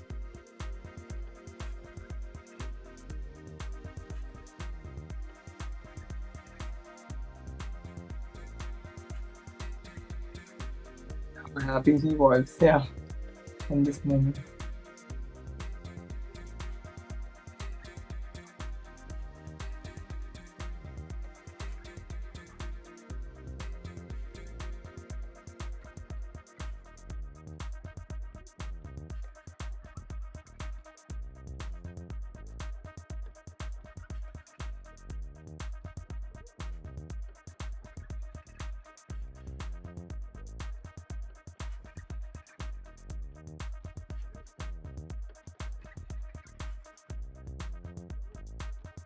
I Great mean, vision. yeah, Great vision. great vision, and as Koeman says, he lacks physicality. But in my eyes, he has adapted his style of play well enough so that he can compete Do with you more think, physical guys, do players. you think Pooj loses the ball more often than he should? What do you think, guys? That's the argument around Pooj, that he loses the ball a lot. Well, he adapted his game a lot as Segunda B was a lot physical than La Liga or second division. So the players are more frequent to foul you or just try to take the ball off yourself. So he protects the ball good, has a great first touch, doesn't quick touches on the ball, vision. That's almost the basic of La Masia ideology. Yeah, Because but people say that Pooj loses the ball a lot, and that is why he does not get enough game time. I didn't see him Yeah, lose the ball that much. yeah, he loses the ball usually in dangerous areas. Therefore, he's a more risky player. High risk, high reward, I guess. But he can work on it with Koeman. But the question is if that is happening right now or not, because this is something that can be solved with proper training. And I don't get the criticism that, Pedri is better than him or Gavi is better than him. All three players are different profile players. You cannot compare the three. I get that all three are interiors and stuff like that. But all three of them offer different things on the pitch. I don't think the criticism is fair. yeah, and Akshit says that Ricky Puig will become another Sergi Samper, highly talented La Masia midfielders who were shut out by their coaches, eventually fading away. Unfair. No. I don't believe that. Elaborate, please. Sergi Samper had injury issues, man. The case is very different there. Um, he was, I don't know what a problem, the knee problem or whatever. He had massive injury issues. He used to play a couple of games, then get injured for a long time, then come back, then get injured. That kept on happening, and that's why he had to leave at the age of 24. I think it was when he went to Japan. Uh, but with Pooch, injury is not an issue. I haven't heard Pooch getting injured or having a long-term injury as of now.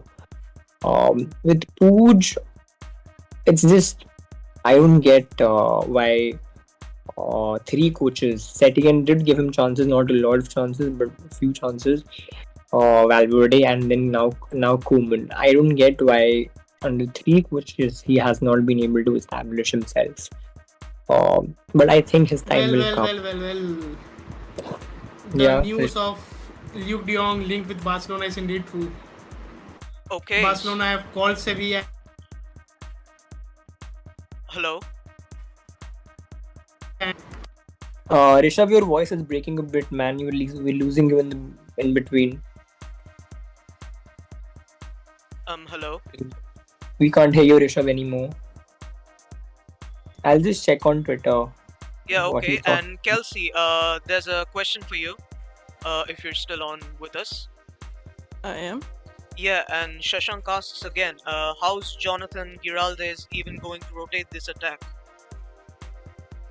Going to what this attack? Rotate. Oh, yeah, we have like 9 or 10 very good, worthy of getting starts forwards in the women's team right now. But we also have a lot of games to be played, 4 different competitions that we're all going to compete for. Also, the group stages of the Champions League, that's a new thing in this season.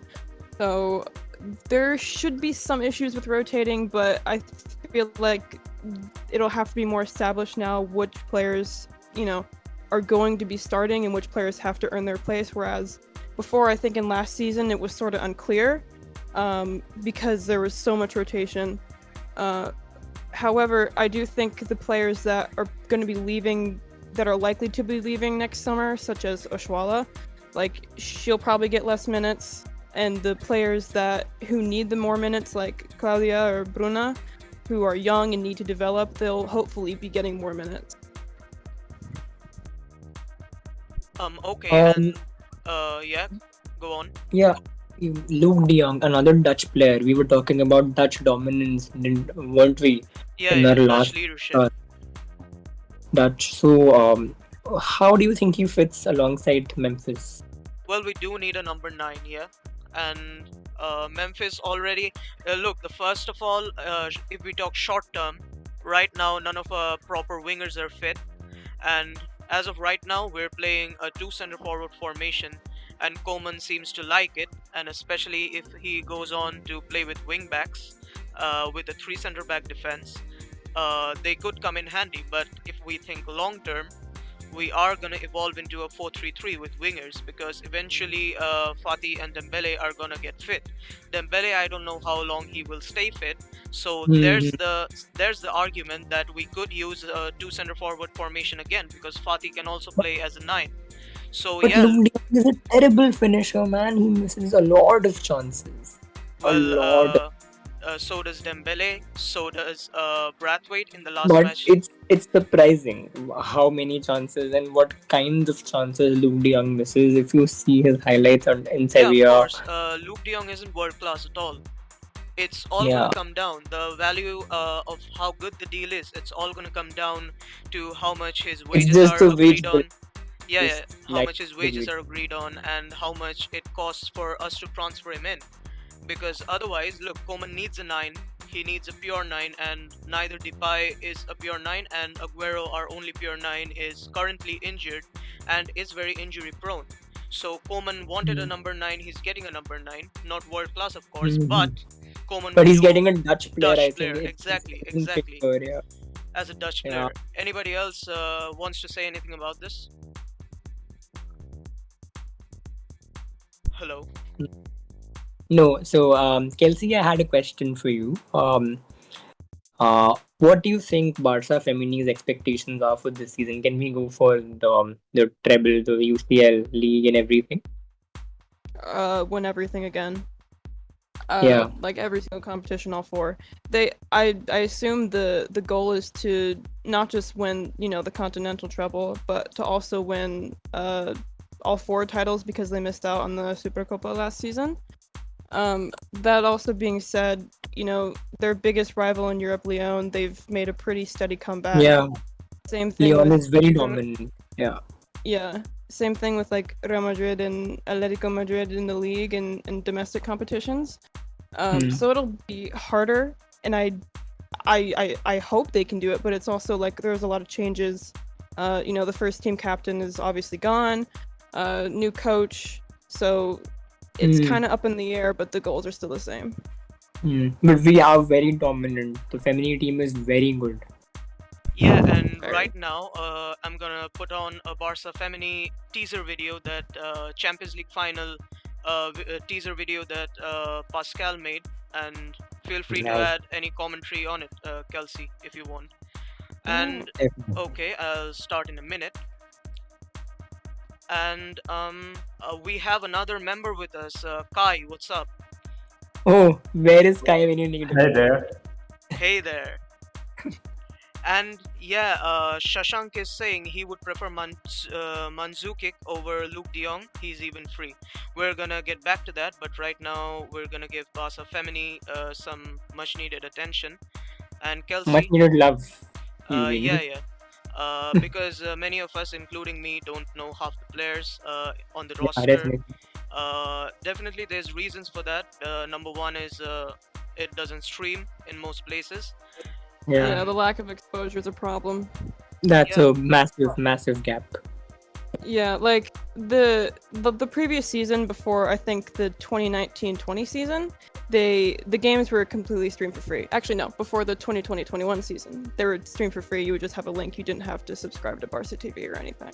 So, and that way they've kind of regressed in their exposure, but still, like, the hype has definitely gone up, and I feel like it'd be smart for the club to maybe make their games free to watch again instead of needing a Barca TV subscription.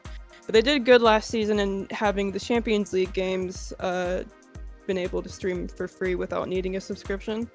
So that was a decision that I... Given the financial situation, I don't think free subscription or free streaming is a possibility. They need the money. But they could do ad revenue. Ad revenue, they could. Yeah. Yeah, that's the whole principle on which YouTube works. It's a foolproof thing. If they want, they can do many things, but do they? That's the thing. And Shashank Shaker is very happy that Kai is with us. He's a big fan of Kai. Shashank changing... Who isn't a big fan of Kai? Yeah, Shashank changing fan bases fast, super fast. First it was Arsene, then it was Kelsey, now it's Kai. Alright. Shashank changes fan bases faster than Messi changes clubs. Is that what you're trying to say? Oh, come on. It's a one-time thing. It's a one-time thing. Yeah, as we watch some Barca Femini clips. Kelsey, would you like to say something about the video? Yeah.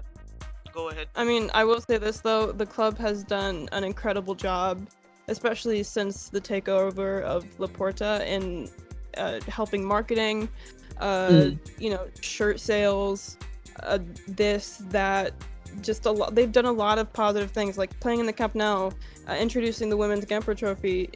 I feel in terms of the women's team, Laporta's done a very good job with that. Yeah. Giving it more importance than it had earlier. Definitely. Yeah. Which is good considering obviously their last season they were the most successful section. Maybe the handball team was more successful, but if I'm not mistaken, it was the women's team that won the most. Yeah, and Pascal, SM says that it's an amazing video. Yeah, I already replied.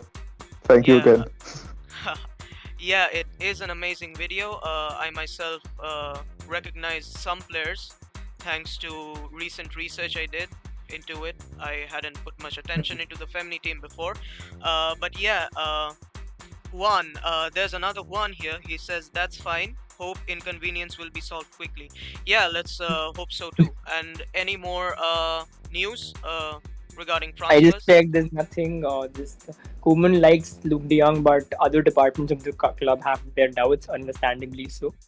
That's the thing. Guys, what do you prefer, back three or a back four this season? I go first then. I Yeah, you myself, as of right now, with the lack of wingers, we have to rely on the fullbacks. So back three and two center forward formations right now. But eventually, as the season progresses, if Dembele has a normal season, which isn't plagued with injuries, I would definitely go for a back four with two wingers. But judging from past mishaps, Dembele, if he gets injured again, we're gonna have to go with another two center forward formation because Koeman probably won't. It ultimately depends on Koeman whether he will trust Colado or other wingers. Like if Demir will be able to adjust well in a winger formation in the team. So it's gonna depend on Koeman ultimately what he goes with. I myself would prefer 4-3-3 with Dembele having a good season. But yeah, that's just me. What about you guys? Arsene, what about you? If you're still with us. Okay, Arsene might not be with us, but let's talk to our mastermind tactician. Kai, what about you? I would say that, I mean, I've said it many times, but to me, the back four, back three has generally little difference, at least in the build-up. Because I think that generally, even when you have a back four, you're forming a back three very easily with Busquets dropping deep. Or you could actually have one of the full-backs, alternating if they go high up or not. But as of now, I would say I prefer a back four, just because I think that in our current configuration, we do actually have the wingers, because I think, for example, Demir has to be trusted, but then I'm not sure what Koeman plans with Griezmann, for example, because it depends a lot of if Koeman wants to use a false nine or not. If he doesn't want to use a false nine, I would say go for the two center forward as I mentioned before. But if you're gonna trust a false nine, and which to me gives more numerical superiority generally, then do go with a back four, where you can actually, to me at least, there's less difference between the height of the lines. That means the forward line, middle line, and the central line. I feel that personally in the 3-5-2 or the 3-4-3, depends how you call it, to me there was way too much difference between each line. Now, of course, each line was together, but none of them were really together as a whole unit. And to me, that was what we lacked. And I feel that in a back four, we do have more of that. Okay, and Kai, this one's gonna take a while. Someone in the chat asked what your nationality is. Just go ahead, take the next half an hour. Just explain. All right. Yeah, just go ahead. So, by origin, which means my DNA, I'm Bulgarian, Serbian, and Croatian. But I'm actually, by citizenship, I also have the German nationality. But eventually, I was born in Switzerland, but I don't have these nationalities. And then I've lived in the USA, in the UK, in Manchester. I've lived in Bulgaria, in Brussels, where I learned French, then Slovenia. And now I was in Germany, and I'm currently for 2 months in Portugal. We should have said that Shashank changes fandom as fast as Kai changes nationalities. How many languages does Kai know? I would say currently 5, but I'm still trying to improve my Spanish, so it's going to be soon 6. And assuming I'm going to Ireland, that's going to be another one. So as of now 5, but it's going to change quite soon. Okay. What about you, Pulkit? How many do you speak? 2, English and Hindi. Okay, as for me, I speak a modest 4 There is languages. rumor that Poyardo was leaving to Sheffield United on loan without a buy option. Sorry, your voice got cut there. Could you repeat it? Alex Collado to Sheffield United on loan without a buy option, but it's not that reliable. So I'm gonna. Oh, we Okay. have posted it. We have posted it. Oh, we Albert. have. Rishabh is no longer with us, actually.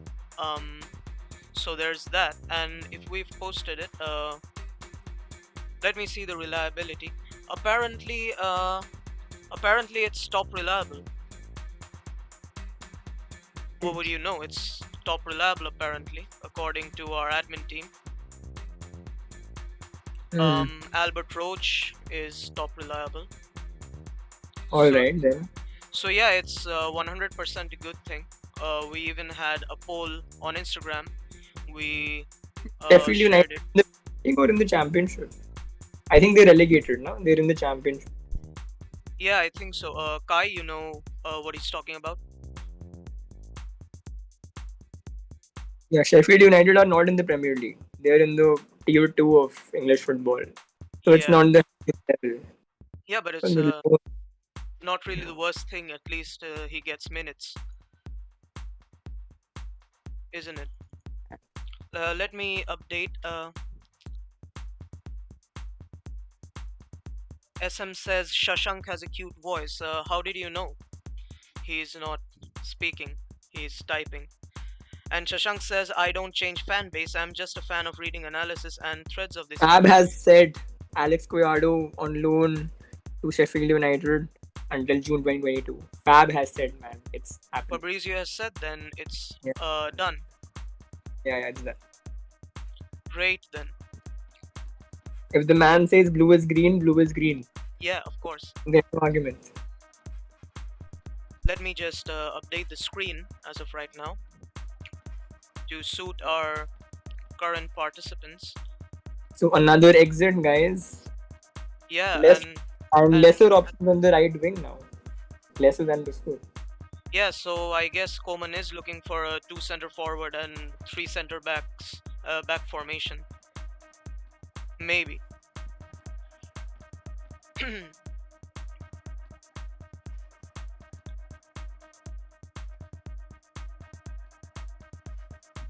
I'll do this and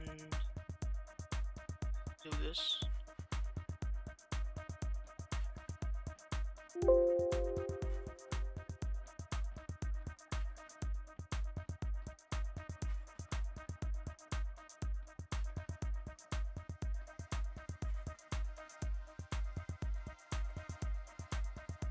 Okay, and lol, who is this guy speaking about Sheffield United? I thought that was Shashank. It could have been me or Pulkit. Yeah, it could have been either of us.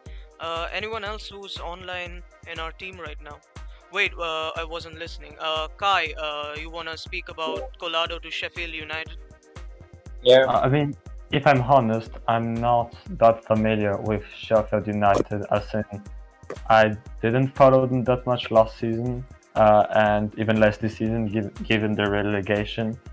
But I assume the general consensus is that they'll actually need him, because I remember last season Sheffield's attack wasn't that great, and the defense wasn't either. So I'm assuming it's going to be a good addition for them. But then ideally, I still think that Collado is more suited to a La Liga environment more than the Premier League. But given that at this age, it's the most decisive years, I'd say that take almost anything that isn't too low and will actually allow you, to develop. And if you look in retrospective, it's already an upgrade to go from the third Spanish league to the second English league.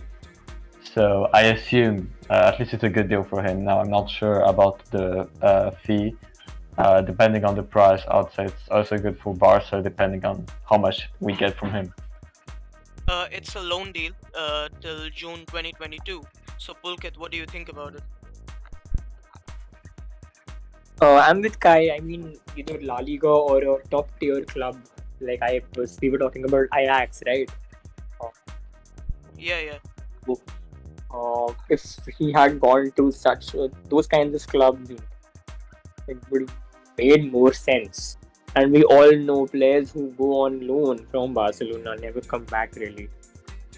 So either they're sold or whatever, but they don't come back.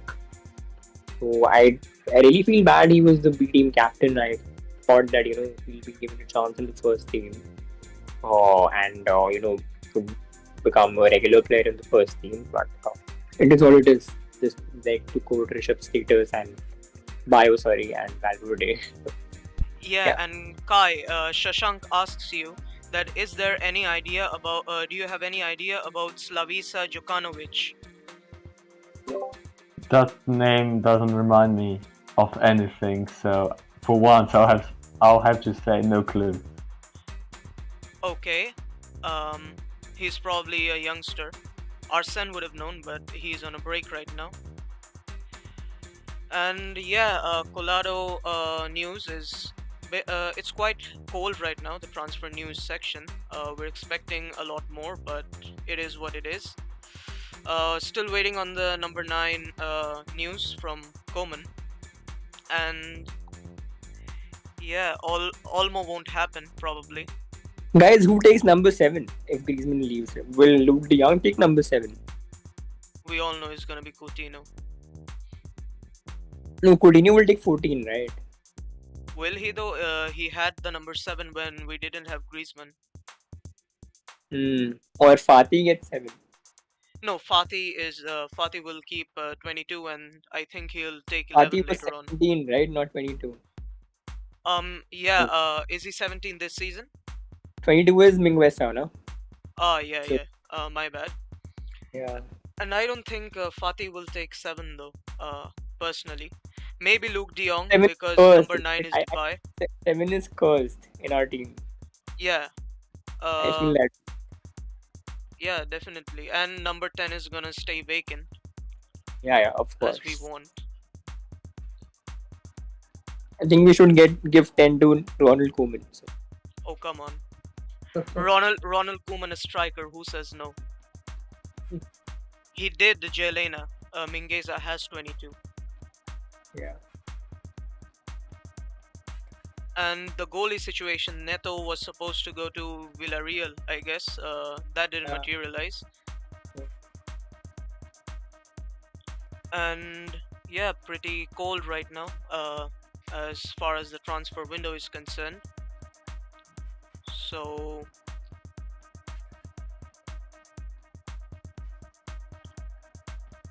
And Fab says that Griezmann to Atleti is a work in progress.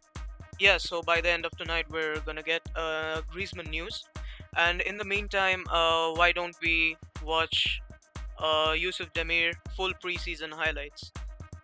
Oh, we have seen Demi, right? We can watch maybe Nico. We did watch Nico as well, but Demir, we Okay. have a different video. And Okay. yeah, Kai, Shashank said, wait, how much time is left in the transfer window? It is approximately 3 hours and 40 minutes time left in the transfer window. And let us just watch his full preseason highlights. Wait a second, I'll tune the video in right now.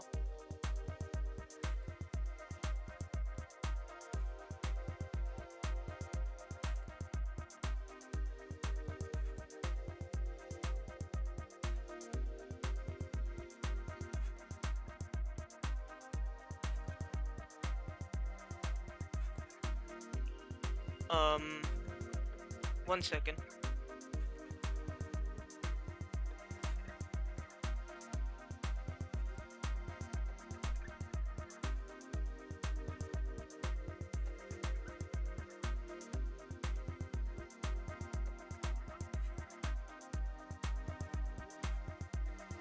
And it should be up any minute. And yeah, Kai, if you're still here, Shashank says that the guy whose name didn't make sense to you, he's Sheffield's manager, so he thought you knew him. I guess so. I mean, I'm really bad at remembering names, but what was the question about him again? Because I don't remember. Basically, what do you think about him?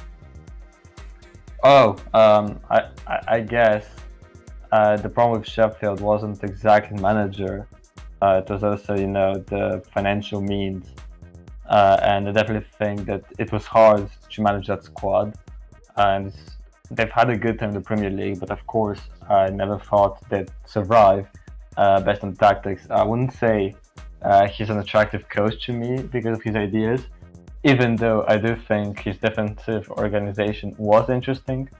But it's not really a coach that I really praise highly without any disrespect intended.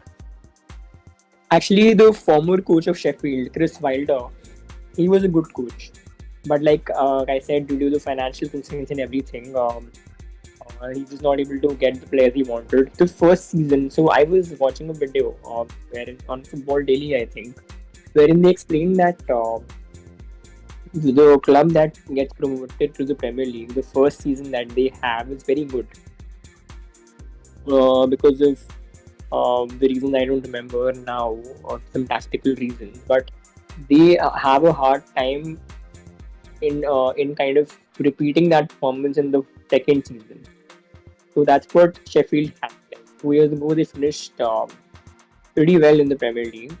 I think it was below 10, and it was their, they were promoted that season to the Premier League, and the next season they were relegated. And Chris Wilder, I think, was sacked or he left by a mutual consent or something like that. And now they're in the second tier, I think. So yeah, but I thought Collado would leave for a La Liga club or a top tier club, but it is what it is. Let's watch the video. Yeah. And as far as I'm concerned, he's getting minutes, so that's good enough for him. And yeah, Demir, he doesn't disappoint. Not a single match he's been disappointing. And yeah, right there, look at him dribbling past all of them, and look at his vision.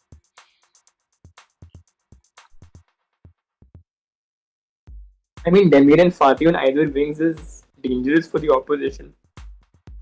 Yeah, definitely. And pair that with Depay in the central or Haaland next season. And Demir tracks back also for defending. Yeah, perfect balance. Not like Griezmann, who tracks back too much and attacks very little. Kai, you wanna talk about Griezmann's exactly why he doesn't fit in Barca? When did Kai join? Kai joined when you were outside, Rishabh. Welcome. Where is Kai when you Right. More like welcome back. Yeah. Thanks. So yeah, Kai, but continue. what I'd say about Griezmann is that there's a mismatch in the profile, which originally was due to Messi's role, and then Messi left, and of course the big expectation was that Griezmann is going, to be the driving force in the front line. But then Depay happened, who seems, to me at least, to be much more of a natural X factor due to his dribbling attempts, whereas Griezmann, to me, is not a creator, as in the sense of, he'll dribble players and he'll create space. To me, Griezmann is somebody who won't necessarily, thrive in the box, but he needs more to take advantage of created space by his teammates. And that currently isn't possible because, for example, when you're doing a right winger or left winger on either side, Well, wait a minute. Gianluca Di Marzio has just tweeted #Griezmann at Atletico Madrid and an hourglass. That he usually tweets when the deal is extremely close. So I saw Griezmann is getting sold. It's gonna happening, be I a guess. fruitful transfer window, boys. We don't Griezmann is know. going out. We don't know, man. It might be. Wait, Hello? Fabrizio also said, like, Yeah, a few go seconds ago, talks ongoing between Atletico Madrid and Barcelona for Griezmann comeback. No Joao Felix as we expected, or any other player involved. No Dani Olmo. So definitive sounds like it. So it's definitely something So we are happening. basically replacing Antoine Griezmann with Luke de Jong. It's an upgrade, man. on. Couldn't complain. It's an upgrade. Personally, couldn't complain. That's actually insulting Griezmann, to be honest. Come on, no, It's no, too no. much. That's a upgrade because of his wages, the wage difference. How Yeah, much yeah, will? that's what I meant. That's what I Yeah. meant. How Although, much will although he I do not like charge? Griezmann, sure, but that's what I meant. Yeah, but Luke De Jong, what can be his maximum wage, Rishabh? What's his wage right now in Sevilla? 1/5 of Griezmann, I believe. Yeah, like Not even that. I don't think it will be more than 2 or 3 millions. yeah, See, on an exactly. economic level, it's certainly great for us, but on a sporting level, it certainly degrades the team a lot. But I hope we Griezmann can do the himself, same thing. If Dortmund. Griezmann for De Jong, Luke De Jong, it's just too much. If we had Still- signed Danny Olmo, it would have been great. But Luke De Jong, come on, man. Griezmann for Luke De Jong no, is no, you. it's not acceptable. It is because he wouldn't fit. Griezmann just wouldn't fit in the But system. guys, Luke De Jong is just a theory right now. Even Fab hasn't said that the Luke De Jong is an option to Barcelona. So right now, the only thing is. I still Griezmann hope for- that we close a loan with obligation or buy option for Danny Olmo, but it seems unlikely at this stage. No, I don't think it'll happen because Fab said no, Danny Olmo. He just said. So, and when Fab says blue is green, then blue is green. So yeah. Yeah, Danny Olmo probably isn't happening, but still, Rishabh, you're looking at a player who would have zero involvement in the team and demand that much of a wage, compared to a player who will at least have a role in the team. Of course, I'm happier to Zero see Luke involvement. De Jong Come on the on, we have bench. just than seen Griezmann 3 on the matches till now. bench. But anyone will be happier to see Luke De Jong on the bench than Griezmann on the bench. So Yeah, So who will be on the pitch? but Rishabh, here, think about it, yeah? 3 matches, he hasn't, we have just seen 3 matches, you said, but a player who earns as much wages as him, can we afford to see 3 matches of nothing from a player like that? Can we afford? that's my point. That's the thing. We have wasted 2.5 millions approximately on Griezmann in those 3 matches. But Of course. even last year, Messi and Griezmann didn't start at the best level. Until December, they were pretty average.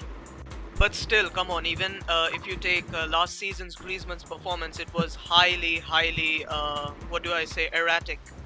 He wasn't really very consistent, very inconsistent, and From January onwards, he was. yeah, Until December, he was, quite average. Like And 1 or 2 another- matches in a month, he would yeah, come and up with a another, good performance, but overall, it was average. Yeah. yeah, and another thing is that remember last season when he lost almost all his confidence, who helped him Yeah. recover it with that And you remember goal? off the ball, he was having issues. Deschamps was the one who was coming out and saying that about his where he plays on the pitch and his contribution to the team in Barcelona. So off the pitch also he was not helping his case because Koeman then said that if a player has a problem, he should come directly to me and talk about it. So I don't think he really helped his case, and all these things do matter in the dressing room. The player will have clarity, his form on and off the pitch. It will matter. So there was a lot of questions. Yeah, Pulkit, could you bring the mic closer? And Rishabh.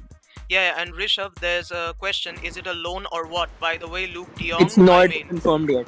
It looks for Luke De Jong. There are 2 options on the table as I'm reading. One of them is a exchange operation between Sevilla and Barcelona involving Miralem Pjanić and Luke De Jong, and another is a buy. I think like 3 or 4 millions would be enough to sign Luke De Jong from Sevilla, and they already have a ready-made replacement. They've already signed a better player than him in Rafa Mir. Yeah. So I don't think Sevilla will hesitate to sell Luke De Jong. Akshit says giving Griezmann to Atletico also means Real Madrid will go another season without La Liga. We won't compete for trophies with Koeman anyway. Here I disagree. We do pose a threat with That's true. with our. And that's hard. Atletico Madrid were already the favorites to win La Liga, and now it's just making them even stronger. They're one of the favorites to win the Champions League too. Yeah, but he's saying I that. don't think that they're undisputedly favorites for La Liga. That's too harsh on us, man.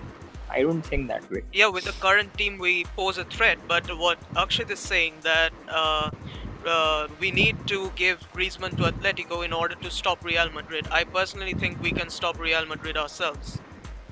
That's what I I'm think saying. Real Madrid can stop themselves also because they. Yeah, exactly. Look at their defense.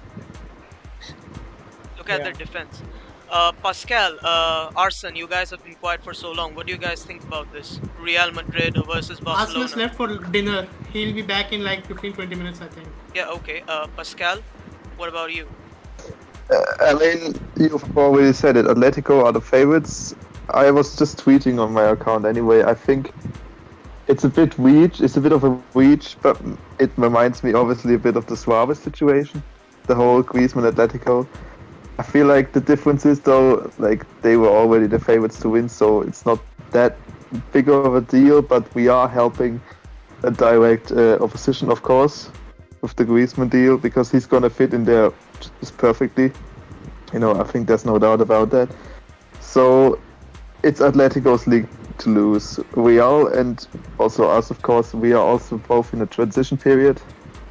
So I don't really see us.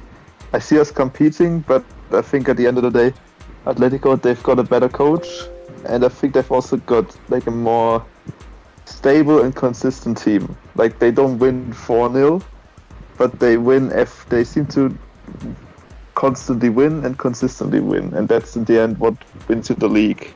Like these 2-1 victories against Leganes or whatever that are typical for Atletico, or 1-0 against, I don't know, Getafe, just naming some random events, but those are the games that win them the league, and I think it's going to be similar this year. We do definitely have a chance to compete, of course. I mean, we're Barcelona, we have a competent team, but I think at the end of the day, especially if you look at how much Messi saved us points over the last few seasons, I think that's definitely going to come into play. So I see us competing, but not fully. Atletico Madrid is imminent. It's imminent now. Yeah. The clubs are just working out to get a proper formula and square the numbers in order to seal the deal. Yeah, I saw that. It's crazy. It's crazy. It's Yeah, crazy now. that's happening. We were in active negotiations involving a swap deal with Atletico Madrid for Saul Niguez and Antoine Griezmann, 45 days ago. And on the deadline day with 3.5 hours left, Griezmann goes to Atletico Madrid, Saul Niguez is off to Chelsea, and Messi is no longer in Barcelona. Who would have thought this 45 days ago? Kelsey would the like to first see. time the rumors regarding this Saul and Griezmann to Atletico Madrid came up. Kelsey, would you like to say something on Yeah, the sure. Griezmann? Chelsea are the best team in Chelsea. Europe, in my opinion. They're Chelsea, above man. Manchester Chelsea. City and PSG. Kelsey, man. Sorry, Kelsey. Yeah. About the Griezmann situation? Oh, Chelsea. I thought Chelsea. No, Kelsey. My bad, sorry. Our friend Kelsey. Yeah. I'm just confused what demand Atleti would have for Griezmann. Like, why would they want him back and for that much? I mean, obviously he's quality. I just don't understand what role he would play in their squad. One of the reasons might be that Suarez is getting old. Another reason is But that They tried to Antoine sign isn't that Vlahovic from Fiorentina, but they were unable to sign him, and then they went for Matheus Cunha from Hertha Berlin. They already signed a forward, and now Griezmann is just a surplus for them. And even, to be fair, Griezmann is probably their best forward now. Yeah, maybe Griezmann really wanted to go there, Kelsey. That might be the reason. I honestly think Barcelona had more to do with the economic side than the sporting side. Yeah, Kelsey, go on. Go on. Even without Messi, Laporta said that the wage bill is 90 or 95% of the total income, and it should be 70%. And with Griezmann, it reduces 40 million from our wage bill, and now it should be in our control. And I honestly think Laporta will make 1 or 2 big signings next year. Yeah, Kelsey, go on. Yeah. I mean, I don't really have he'll go that for many Haaland. big opinions on it. Okay. I'm just worried about our forward depth going forward if we do get if the Luc De Jong thing comes true, replacing Griezmann with him, that's not very good business. It's just not. Even if we are getting a lot of money, it hurts us in the short term. But you see how desperate the financial situation is, this Very is much. It's more obvious than ever. Yeah, If we're doing this deal. Yeah, so probably can't really afford to think short term at the moment, I think. But I think it's all about reducing the general situation and improving it. So it's only economic. Short term, it's always going to be a loss. Emerson to Tottenham is a loss short term because He's a good right back, but economically it gives us a bit of money, and maybe in the long term that will help. But fans are arguing that now we'll have less goal scorers than before. But I don't, or assist makers for that matter, goal contributors for that matter. But I don't see Griezmann as a goal contributor anymore. So Well, a lot, and by lot I mean a lot depends on Ansu Fati's fitness now.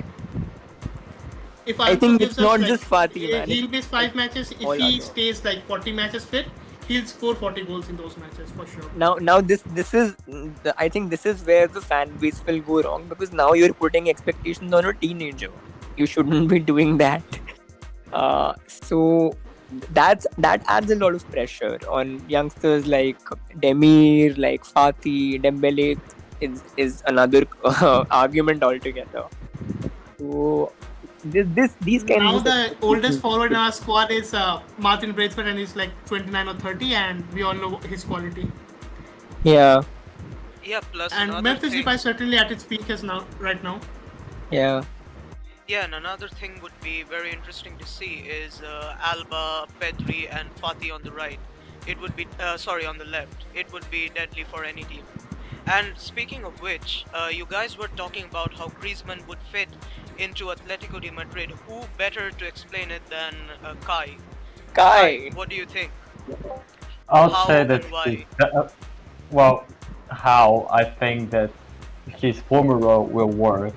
And the other reason is because there's a lot of goal threats that you can have, especially when it comes to Marcos Llorente. If you look at his last season, it's obvious how good he is. And I think when you're well supported with players like Thomas Lemar, who's in my opinion very underrated, and with the latest addition in Rodrigo de Paul, you definitely have more than enough support for Griezmann. And you do have the interchangeability when you have Suarez, Correa, and other players like that. And notably as well, I would say Trippier could actually have an important role. So I definitely think that he fits like before. Now, personally, I don't think it's the best fit for them. I think that if they keep the current one, they won't be worse off than with Griezmann. But, as a Barca fan, I don't mind them taking basically our dead weight. I mean, you can gladly take him because we don't need him. Yeah. And a quick question, Silent Moon, who has been with us since the beginning, thanks for watching us. Who is getting that number 7, Fati or Coutinho? Or Luke de Jong. Yeah, might be Luke de Jong. Honestly, right now it's looking most to his favor. But among the two you said, I would definitely think among Coutinho and Fati, I think it would be Fati. But And- I think that like I said before, What number did Ansu Fati wear for the Spanish national team? 17. Okay, then he'll wear 17 on your Barcelona. I think As decided since earlier. number 7 is cursed, I don't want any good player to take it. So I'm good with Coutinho taking it. Yeah, and Kai, what would it mean for Barcelona to incorporate Luke de Jong? I'm Good not one. sure what role he's actually given, and especially how he contributes to the exact needs of Barcelona. I mean, sure, he is, a number 9, but then I think as of today, you have an issue with the right wing, and assuming, for example, Griezmann leaves, you also have an issue in the center, because as of now, Ansu is not ready, even though he's about to get ready, and therefore, I think in the center you still have a problem. That notably that if we assume that both Ansu and Memphis are going to be left wingers, you have a problem in the center because there's a void.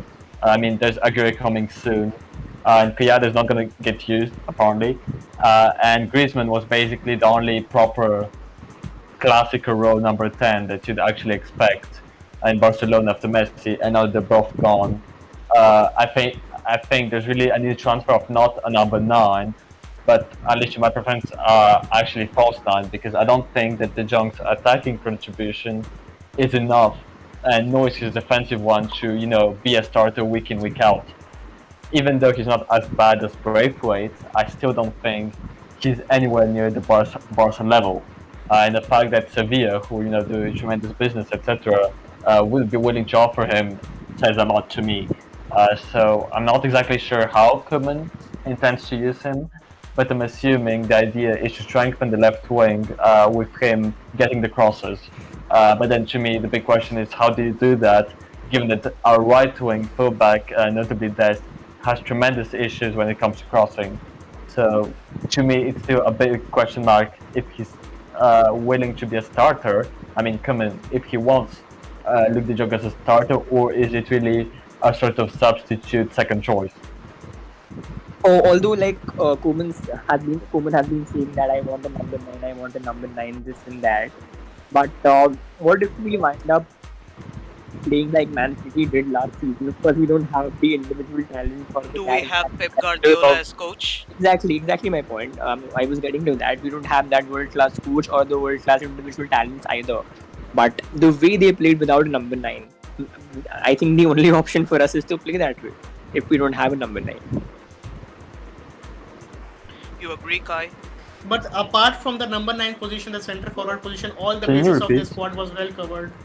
No, I said that if we don't get a number 9, or if we do get De Jong, like City played last season without a number 9. Of course, we don't have Guardiola as manager or manager of his level, or the individual talents of City's level either. I think we don't have much of a choice but to play like City did last season without a number 9. Well, I think I've said this many times on Twitter, but I'll restate that I don't think that the number 9 is really as needed, nor as Koeman makes it up to be, nor as majority of the fans think it is. I think that our general issue is more of a philosophical one, and one of Koeman unable to actually find solutions in encountering problems. And that's been seen against the big clubs, but it's also been seen in the last 2 matches against Bilbao and Getafe, when a certain coach makes an adjustment at the 20th minute, which is facilitated by the drinking breaks. Koeman doesn't seem to have really the solution to instantly change, and to me that's a bigger issue than having a number 9. Now, to say how are we going to play in this configuration, I think with the addition of Depay/Fati, which I consider new signing given his injury, you actually don't need that, because you essentially have 2 players that are able to play both the left wing and the center. And I think if you're aiming for more liquidity, which to me is Barcelona's biggest problem as of right now, you can definitely have that. The only issue to me is the right wing, which is definitely undernourished in comparison to the left wing. And that's a question of how the Belly does, how the Mir does. So that's the question. Like we played under Cruyff in the pre-Romario era. I think that's the way we have to play now, because he played without a number 9 before Romario came. Well, I would say that you can't really compare Christian style of play. No, I know you didn't intend to, but if we're going back to Cruyff, the big issue is that the tactical trends are very different. Notably, that the choices Cruyff did were partly because of the position, notably that most of the formation used the 2 strikers, which means that he wanted to have a 3 at the back, for example, because it creates directly a 3 versus 2 situation. And back then, I won't even go into the fact that the goalkeepers didn't have the role they have today. And you can go back and forth to say that tactically, the opposition is very much advanced in a sort of philosophical, ideological level that you really can't compare with. But to me, the issue is not, does he use the backfield or not. My issue with Koeman is mostly, as I said just before, can he solve solutions? Can he provide alterations to his system? And as of now, it seems it's a no. No matter the players, because we've given him Memphis, Depay, etc., and it's not through getting a 9 that you're going to solve how to revive the right wing. That is not 2 correlated things. That is literally just Koeman's preference. Yeah, and I think Dest will also play during this season. Yeah, for example, the point is he needs to improve his coaching in its pure sense. Whether it might be his philosophy, or whether it might be the fact that he doesn't provide enough solutions. Because as of right now, you've basically got a very imbalanced squad. And that's to me a way bigger issue than having a 9, having a centre back, having a left back whatsoever. I'll just quickly jump in. Yeah, Apparently, of course. Fabrizio said on his Twitch stream that Barcelona and Atletico are discussing a loan with an obligation to buy. So that's all. And with As expected. and we just posted that agreement has been reached between Barcelona and Atletico for Antoine Griezmann. And while we have some chat movement here, Koeman is demanding players to use as an excuse for not doing well. He demanded Depay, saying he can play left wing and centre forward, and now De Jong. Does Koeman have any hand in Luke De Jong's transfer to Barcelona? Yeah, just Fabrizio just said that Barcelona are now indeed showing interest in Luke De Jong, so it's happening. But is Koeman behind this? No, that's not confirmed, but Fab says that Barca are in for Luke De Jong. Well, there have been talks basically, so nothing confirmed yet, but things have started to escalate. So yeah, Koeman is of course behind this. He loves Dutch players. I'm just basing it on a theory. Yeah, exactly. He does have a Dutch agenda, but yeah. Agenda. Yeah, what can we do? If Ricky Puig was Dutch, maybe he'd get minutes, but it is. Don't what go it there. is. Man. Don't say that. It's facts, isn't it? Don't say that. You Yeah. know how much it hurts when we say Ricky Puig is not getting minutes. Yeah. And around 3 hours left in the final transfer window. Looks like the biggest news that we're gonna get this Is the window, Griezmann. is the Griezmann selling and probably the Luke De Jong signing. That's gonna be our season this year. And as of Coutinho, we couldn't sell him. But Kai, do you think Koeman will use him? And if you do, how will he use him? Well, that's a big question because there was firstly lately fitness issue, and the question is to which extent is he ready to bench one of our midfielders, maybe Pedri or Frankie, to fit in Coutinho, and that's a big question to me because we've never seen properly Koeman when both were fit and both were actually available to see Koeman decide one of the other. The main reason why Pedri got this much playtime was because aside Coutinho's from injury. Barcelona, Jules Koundé to Chelsea is now off. Okay. Well, if we're so- going for non-Barca news, then Mbappe to Madrid might happen. But yeah, sorry to interrupt, Kai. You can go on. Anyways, It's not happening. Madrid literally. Madrid actually refused a 200 million bid today morning. According to Fabrizio, Jose, Felix Diaz, everyone has reported the same. Okay, Madrid let's made get back another to bid of 200 let's get million back for a to- player who ends his contract in 10 months, and PSG refused. Let's get back to the De Jong and Coutinho. Yeah, go on, Kai. So my point is, we've never seen Koeman claiming a clear stance of who he actually prefers, and my worries might be that he might actually prefer Coutinho despite the whole season of Pedri, and that's a question of if he's not benching Pedri for Coutinho, who's getting dropped? Because essentially, if you drop one of the forwards, you're losing extremely when it comes to forwards, because I don't think, for example, it makes sense to fit him as his preferred position, which would be either CAM or a sort of left mid, and it's simply I don't see Koeman choosing voluntarily to say I want now to play a 4-4-2 to fit in Coutinho. That to me would cause a lot of backlash, and rightly so, and B, it's just not. It doesn't make sense in the continuity of the so-called 4-3-3 or the 3-5-2. And to me, the issue with that is I have no clue where Koeman stands, to which extent, because I have to remind, the only reason Coutinho came back from Bayern Munich was Koeman, and ultimately it hasn't worked out. And the question is, does Koeman still think as highly of Coutinho as he did before? Depending on the training, etc., and the circumstances, e.g. Pedri. So I'm really not sure, but personally I don't see a role for him.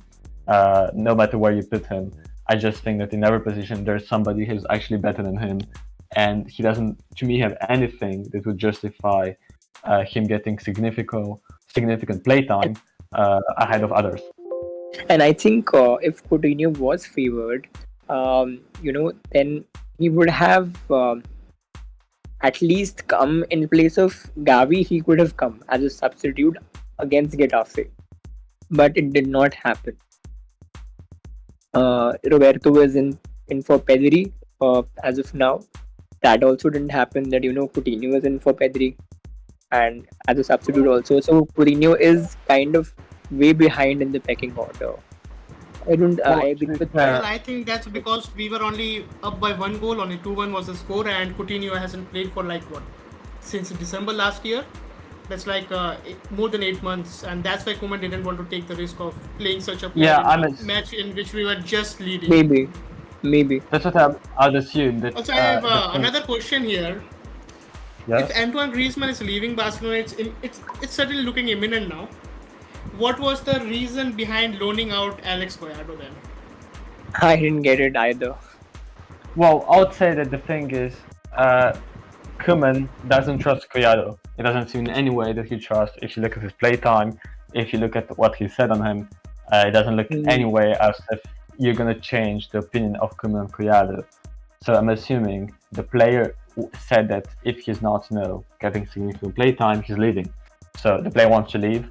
And the club seems to want to favor Koeman's opinion, which is also to leave, and therefore, all parties involved, it makes sense for him to leave. But I just think he wanted Pedri to leave on loan also, but the club refused, and then Koeman changed his mind when he saw him play.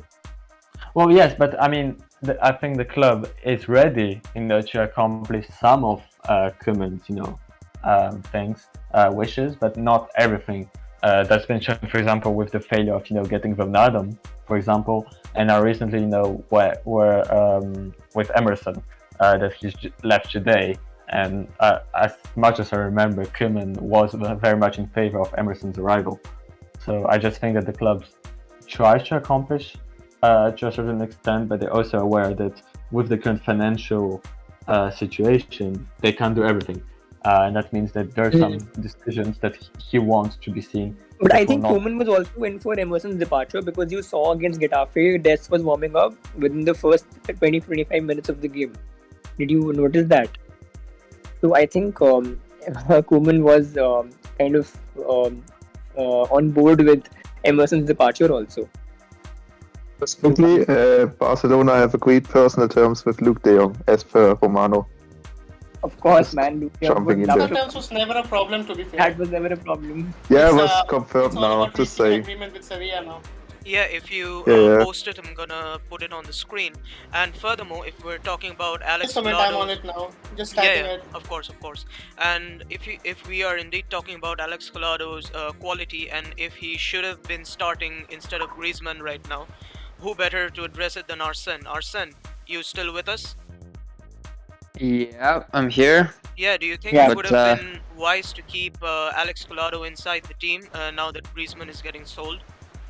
I don't think so, because he's, like someone said before, Koeman doesn't trust him enough to play him, and already told him that it's better for him to look for another club to play, to gain game time experience. And I think that Koeman has some sort of plan, either to make 2 forwards up front and then continue behind them or something, because otherwise technically it doesn't make sense that Koeman allowed this transfer to go through. But otherwise, for Collado, it's a good decision to leave, especially to England to gain experience, to Sheffield United. That has a coach that playing some attacking football. So No, but Koeman has not. Koeman was, I think, on board with Griezmann staying, because you see on press conferences also, after the game against Getafe, he said that I don't get the whistles around Griezmann. Then after the game against Bilbao, he said I want Griezmann to take a more central role. Right. So Koeman was expecting Griezmann to be the man, but I think the financial situation of the club was such that they had no choice. Yeah, and furthermore, why isn't Emerson's announcement being official yet? It is official Has now. been. It is It official. has been It It has is announced been like official, right? Yeah, an good. hour ago. Yeah. Yeah, good. Now I can, display something. Okay, you guys can continue to talk. And um, shambolic management from Laporta. Are we buying Luke De Jong or just a loan? Are we buying him or is it just a loan? Details soon. They've not released such details yet, but it's gonna be soon.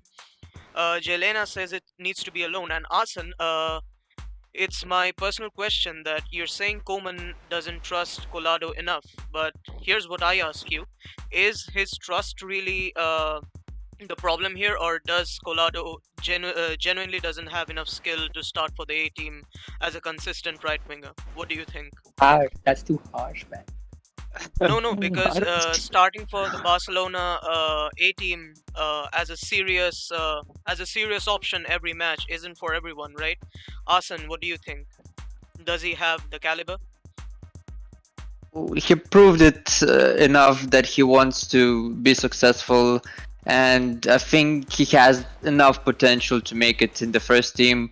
But again, Koeman has his own preferences, as any coach, and he just prefers Yusuf Demir.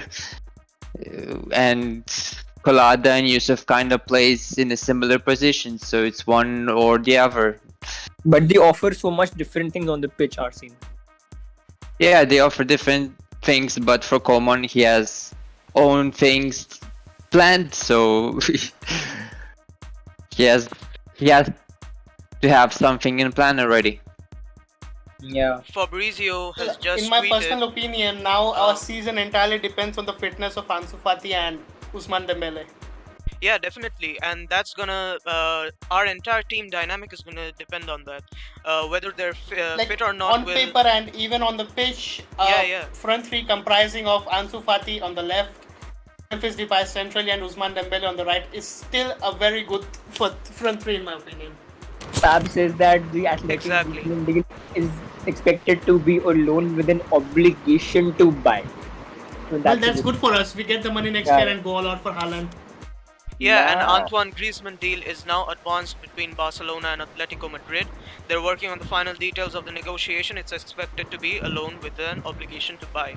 So yeah, all in But Haaland. Moreto has said that Atleti have accepted the mandatory buy option. So yeah. Okay. Who? Matt Moreto? Yeah. Matthew Moreto has said. So yeah.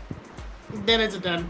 I He's have, probably the most reliable Spanish journalist. Yeah. I And have he's an posted on the Atletico group on Madrid Twitter. specialist Just and check. fan too. Do we just have posted on the group on Twitter? Just check. Rishabh. Okay. I'll first post Fabrizio and then. Okay, but Sven in our chat says Luke De Jong is so bad. Please no. Do you Yeah, guys he's right. necessarily? He's right. Okay, Kai, even you think Luke De Jong is a complete waste or something? I don't think he's exactly a waste. It's just that thing that if you look at the current disposition, it's very hard to see how that's going to work out, because if you do have a front three, you still have the same issue, notably of the right wing.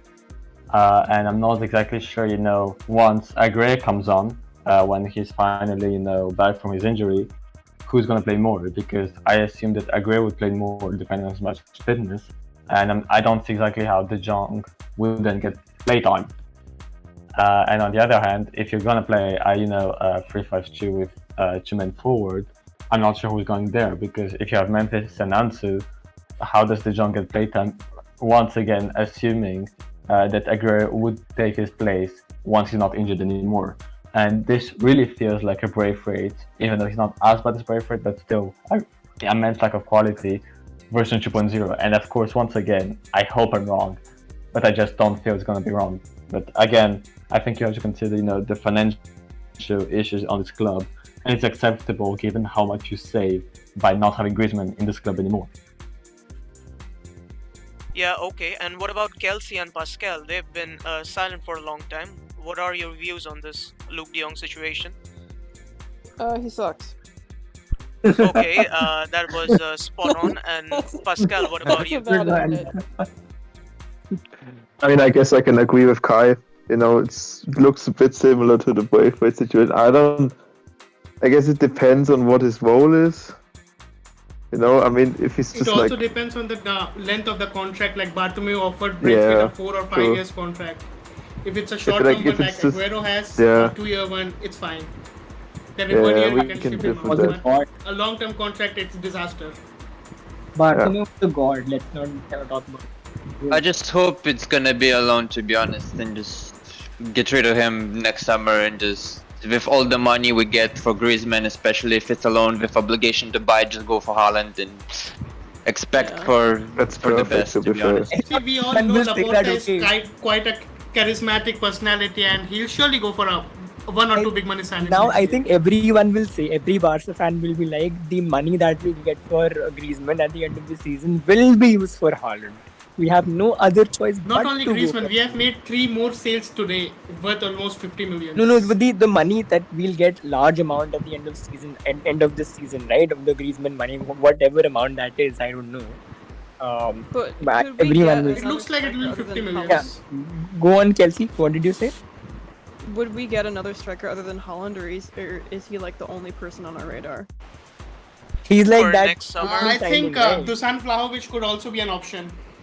No, but Haaland is like that statement signing because Mbappe will come to Madrid. So Yeah, we need another. Mbappe will surely go to Madrid. Yeah, so we need that, this a signing that matches the, the Haaland or the Mbappe signing. So the only person that qualifies into that equation is Haaland. So, and Laporta is known for making statements. So Haaland can sign for us. Yeah, definitely. And Juan, if you're still on, there are some specific questions towards you, though we have addressed it before ourselves. Sure, go Kai, you're ahead. still here, right? Yeah, some specific questions towards you, though we've answered them ourselves in the beginning. Number one, Laporta has apparently made the team very weak. Shame on him. And this person thinks that Olmo positioning could have been such a good false nine, and she asks for your thoughts. Definitely, I think those that are in the GC within the Barcelona team have noticed how much I actually like Olmo. I definitely think that false nine position would be perfect if you consider Griezmann gone. And then on Laporta's, I think people are being too black and white in their insights about Laporta because there is this financial condition. As he revealed just before Messi left, that it was way worse, etc.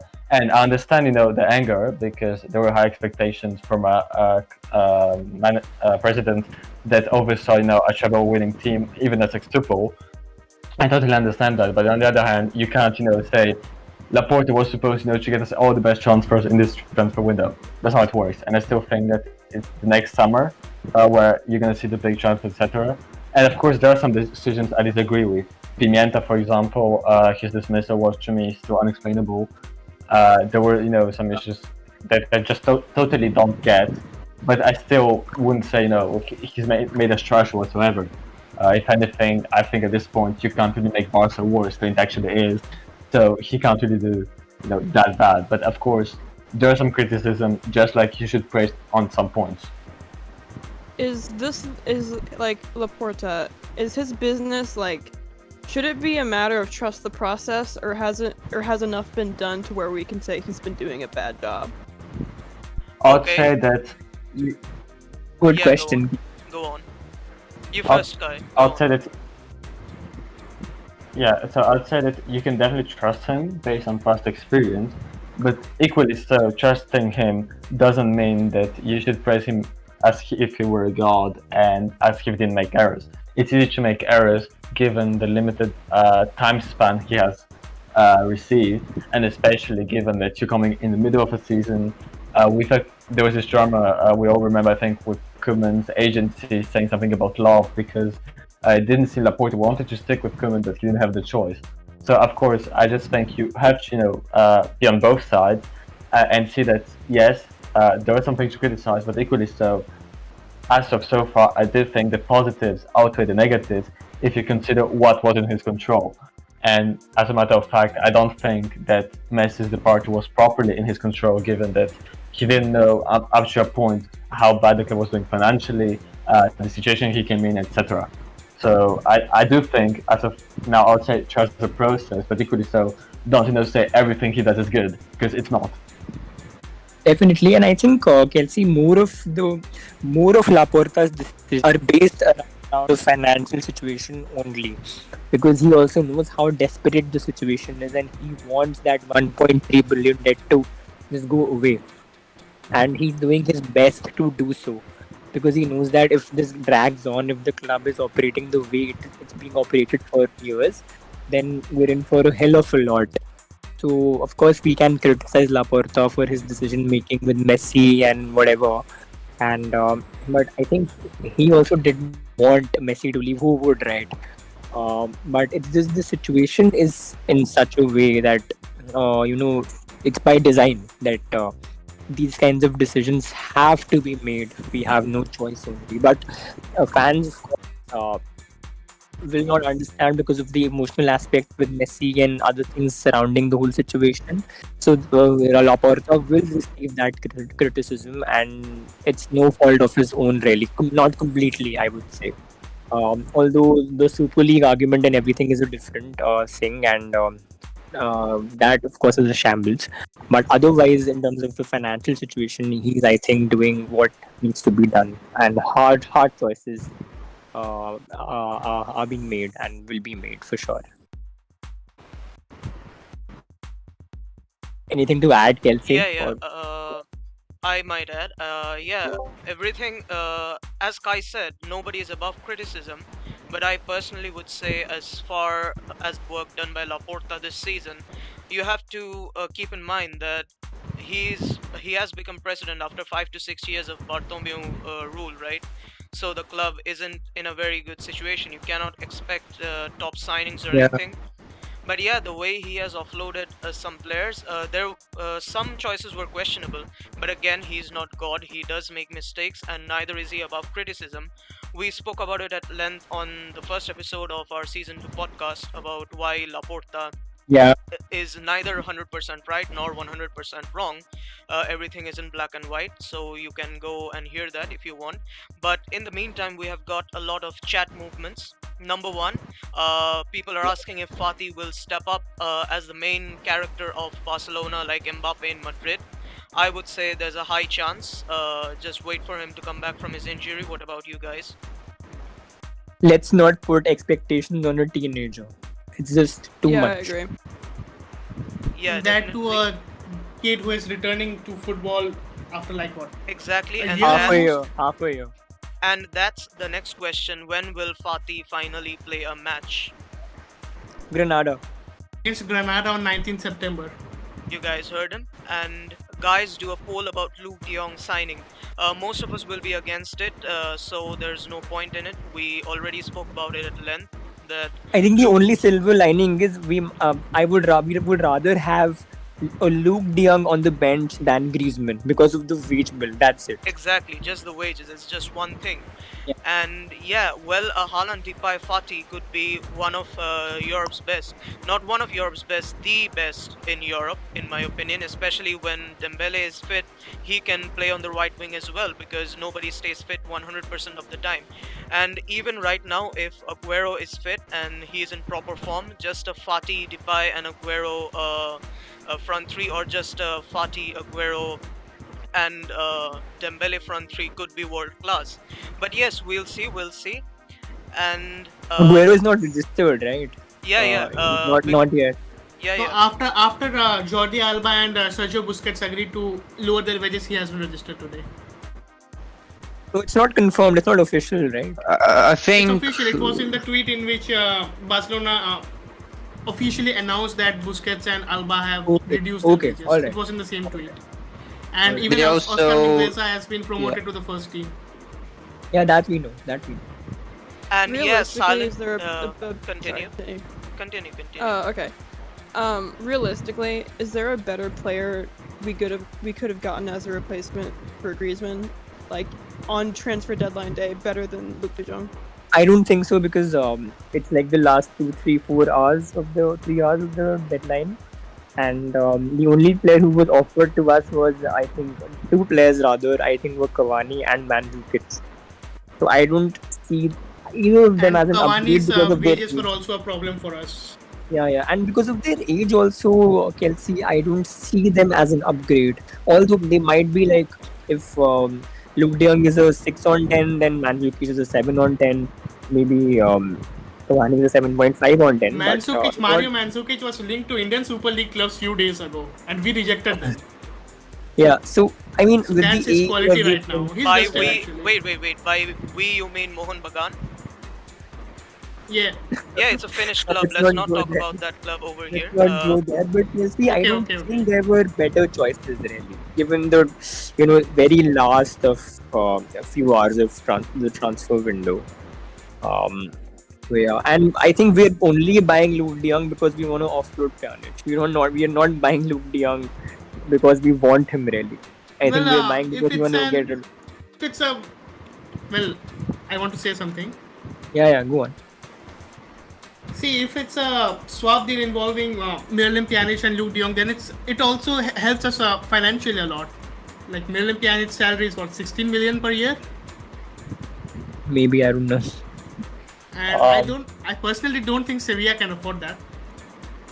That's why they're offloading Luke De Jong, right? I mean, that's the point. How do you balance the books? So we don't really want Luke De Jong is their third or fourth choice centre forward right now. They already have Since Rahul. when but my did point. Then Kelsey, go on. Yusuf and Nasiri has been great. Yeah, Kelsey, go on. Yeah, you were saying Since something. when was Pjanić put in the picture? No, it was always the Pjanić, Luke De Jong swap deal. It was never that we wanted Luke De Jong. It was always a Okay. Pjanić Luke De Jong swap deal. So I think it's more of we getting rid of Pjanić than we wanting Luke De Jong enough. So yeah. Alright. Also, coming back to Aguero, it looks like he hasn't been registered to La Liga yet, only Mingueza. But they still have time, so maybe they're just looking through We the have until paperwork. November, and if the injury relapses, then we have even longer. So Yeah. Plus, Silent Moon here has said something very interesting. He has been saying that for a while, that hunger for today, bread for tomorrow. Yeah, definitely. This is a season for recovery, and yeah, we are fixing our wage bill. 50 million or more for Griezmann is a phenomenal deal, and Luke De Jong is just a 9 who looks better on the bench than Griezmann, because Griezmann has little to no contribution, and the rare moments he does have contribution, it's not for a player worth so much, earning so much wages. So yeah. dude, I'm reminded of the bench. Like you mentioned the bench, right? So I'm reminded of the 8-2 game. We had Dembele and Griezmann, the two most expensive signings on the bench, and the most expensive signing playing for the opposition, Bayern Munich, Coutinho. It was a funny moment. Bartomeu tax. Yeah. Chainsaw Man unofficial Well, says in that most of our important matches, like against Real Madrid, against Atletico Madrid, against Sevilla, Griezmann has been on the bench more often than not. That's where he belongs, doesn't he? In our team. debatable. Well, you've seen the El Clasico last year, apart from even in the last one, he started on the bench, I think. Both El Clasicos, he started on the bench. In the Sevilla matches, he started on the bench. Then against Atletico Madrid, in one of those, he started on the bench. Like, those are matches for which you pay 120 millions for a player.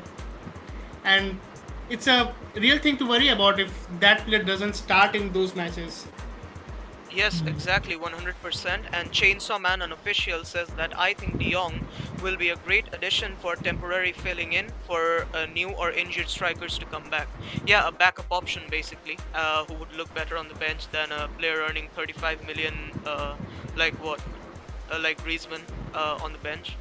Yeah, so basically that's the only plus point in the matter. In the meantime, do we have any more transfer news? Not as of now, I just checked. No, nothing new. Last 2 hours and 45 minutes of the window. So yeah, let's hope Griezmann gets sold for a good price, a good deal for us. And how many people do If we have? Griezmann does leave, who would be our starting three in the front line against Bayern? Well, sadly. There's something here. Personally, the negotiations between Everton and Porto for Luis Diaz have collapsed. we should have targeted him, man. I saw him in the Copa America against Argentina. It was great. And even Yeah, he was a I've great seen him player. play for Porto at times, but he has been great actually. He could have been a great addition to our team. Also, Kai, I was gonna pose this question that Kelsey asked. Front three against Bayern. Yeah. With Griezmann gone. Well, I mean, as you probably know me, I hate giving personnel, given that I love ideas, but it really depends to me how we play against Sevilla. Because in a sense, it's a good position. Sevilla match is and postponed, Kai. It's not confirmed yet, Rishabh, What? whether the match is postponed or not. The Yeah, Sevilla It was game officially I thought might it be. confirmed by La Liga, Wait. I think. Isn't it Sevilla first and then we face Bayern? It's not confirmed Sevilla whether the match is game will take postponed place most or likely. Well, it's anyways, not confirmed. if we assume that Sevilla would be before, sorry, I would base on the match. If not, I would probably go at least. Wait, is Ansu fit for the match? No, he won't start. Definitely. No, he Ansu won't be start. fit. Okay. Koeman himself Okay, alright. confirmed in the last press conference before the match against Getafe. I'm not sure who I'd exactly play. I mean, Memphis for me is clearly in.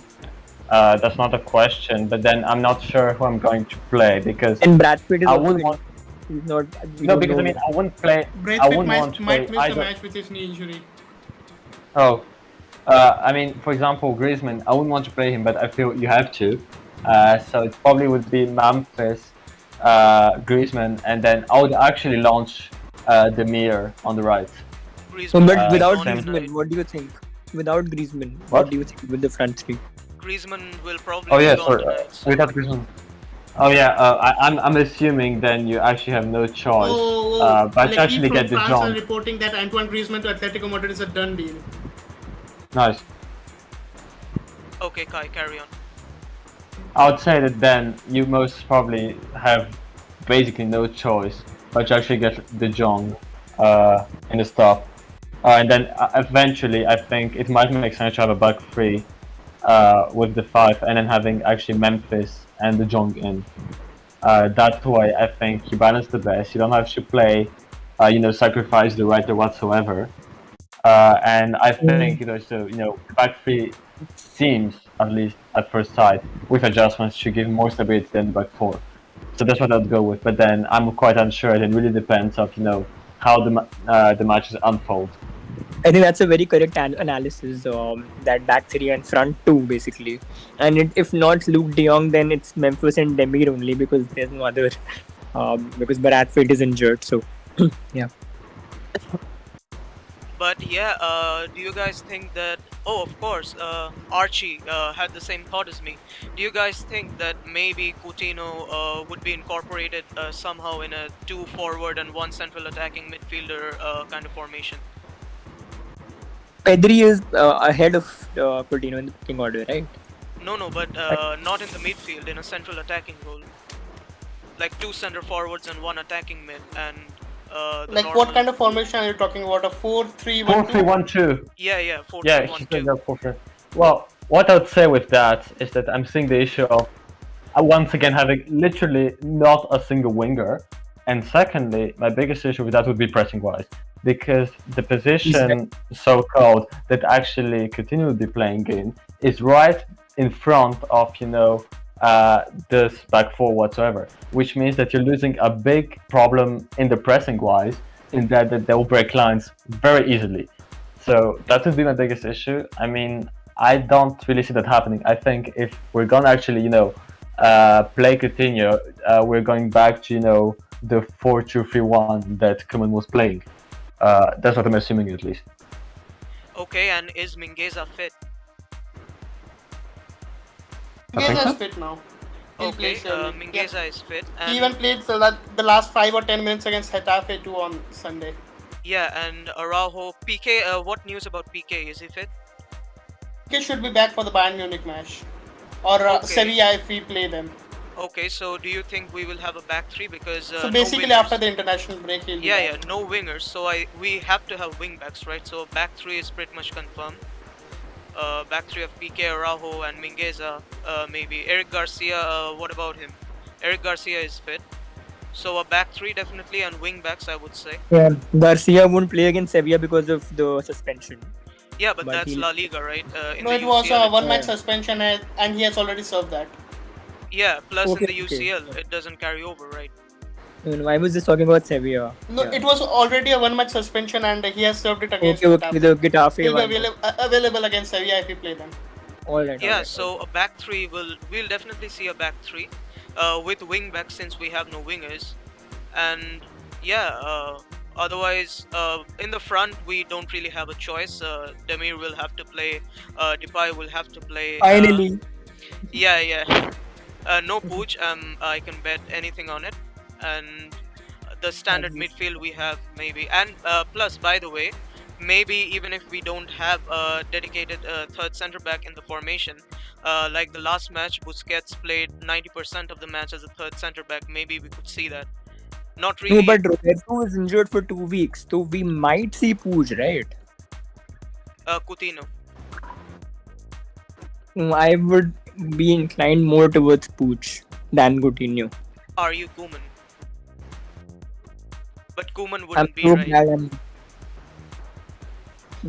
See, Koeman I is don't biased. think Koeman will play Coutinho from the start after he hasn't played for 8 months against Bayern Munich. Yeah. Okay, but Pedri will be back, right? Pedri will be back, but Pedri will Child surely will start. The midfield will certainly be Busquets, De Jong and Pedri. And I Exactly. think No that doubt in Pedri that. will be substituted and Gavi will come on then if no Puig. So yeah. Yeah, no Pooch, no time for Pooch, and yeah, we have to play with the front two and a back three. That's the only way I see it. And Yeah. okay, let's see if we have more news or anything. Okay, thoughts on Antoine Griezmann's possible return to Atletico de Madrid. Rishabh, you posted it probably, so you go first.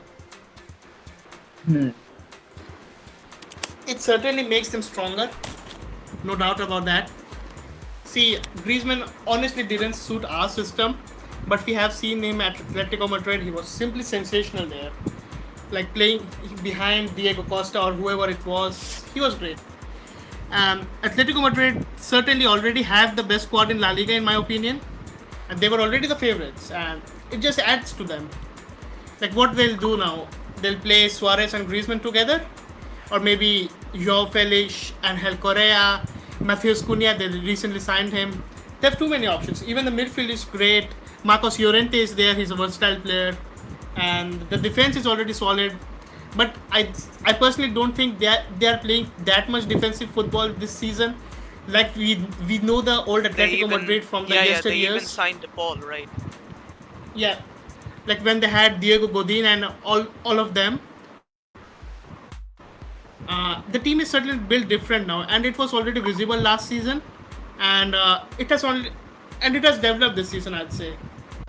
And Griezmann is definite quality, and yeah, they should be able to win La Liga and also compete for the Champions League. They haven't won it yet, and this might be their year. But Rishabh, so many experiments. They're gonna do many experiments this year. So I'm not really sure that they will 100% win La Liga. Okay, Antoine Griezmann has full agreement on personal terms with Athletic, and it's now a matter of last details between Athletic and Barca. The deal is in final stages. Barca are progressing in talks to sign Luke de Jong from Sevilla as well. Yeah, so those are gonna be the highlights of our transfer window. It looks like Griezmann out and Luke de Jong in. Yeah, that's basically it. Anyone else wants to share their thoughts about Griezmann to Atleti? Kelsey, Arsene, any one of you? I don't have many thoughts at the moment, I'll be honest. Okay, Arsene. Some official news from Barcelona B that Abde has been signed until 2024. His contract. 200 million release clause. He's not that good, and we shouldn't be paying 2 million for him. Yeah, the Moroccan, right? When did I say that? He quoted you once days ago? earlier. No, I said that I guess that Barcelona sees a lot of potential in him. That's why they're paying 2 million while they weren't ready. While Barcelona wasn't ready to pay training rights for some La Masia players that are, for example, Carlos Alemany, that is one of the best right backs in Spain, that debuted for Espanyol B at 16. So if they're paying a release clause of 2 million for Abde, so they see as a future player for the team, I guess. Especially when his contract expires next year. Okay, is he a possible future 18 player? Well, I haven't seen enough of him, but as per talks, he's very talented By and the has. way, RMC Sport are saying that it's a buy option. And if it's a buy option, I'm totally against the deal. It's weird, man. The Griezmann If deal, it's an or- obligation, then it's okay. It's great. The Griezmann one, yeah. But if it's not a mandatory option, it doesn't look great. Like we And loan him out for a season, then they don't even buy him. Again next year, Griezmann comes back to Barcelona, and then what we do? Because at that time, the player won't even have the confidence or the will to play for Let's us. wait for other media outlets also. Let's see what happens. Yeah, like. So would you guys prefer a transfer fee or would you prefer a loan with a mandatory buy option? See, for the transfer Either, fee right either. now, we need 72 millions to pay off the amortization fee, and that's certainly not happening. So I'd prefer a loan with mandatory buy option of 50 million or whatever it is next year. Yeah, Basically, exactly. the move should be permanent, whether it's now or an obligation after the season. It should be a permanent. Yeah, exactly. Yeah, but honestly, even if it is a buyback option, they're most probably gonna keep Griezmann, if I'm not wrong, because Suarez is getting old. In my eyes, if there is anyone who they'll let go next season, it's gonna be him, not Griezmann. Let's see. Let's wait for other media outlets also. Then we'll have a confirmation on the deal. Also, Joao Felix, he isn't really a goal scorer. He hasn't scored many goals. So I would think that they won't let Griezmann go next season, even if it's a buyback option, not a buyback obligation. I think they're just playing it safe because right now Griezmann isn't in the greatest form of his life. Maybe Atleti are just trying to play it safe and just keep it as an option, but they want to sign him provided he plays well. That's what I see in my mind. How much Yeah. did Atleti pay for Felix again? Like what was the transfer fee? Rishabh should know. Rishabh? 127 million. I think Atletico Madrid paid them like 126 millions. Yeah. That's, was signed for I feel like we Benfica. could very much categorize that signing as a flop. Yeah. Same. Like what we should have done in 2019 is that simply we should have signed Joao Felix from Benfica. They literally cost the same, Griezmann and Felix.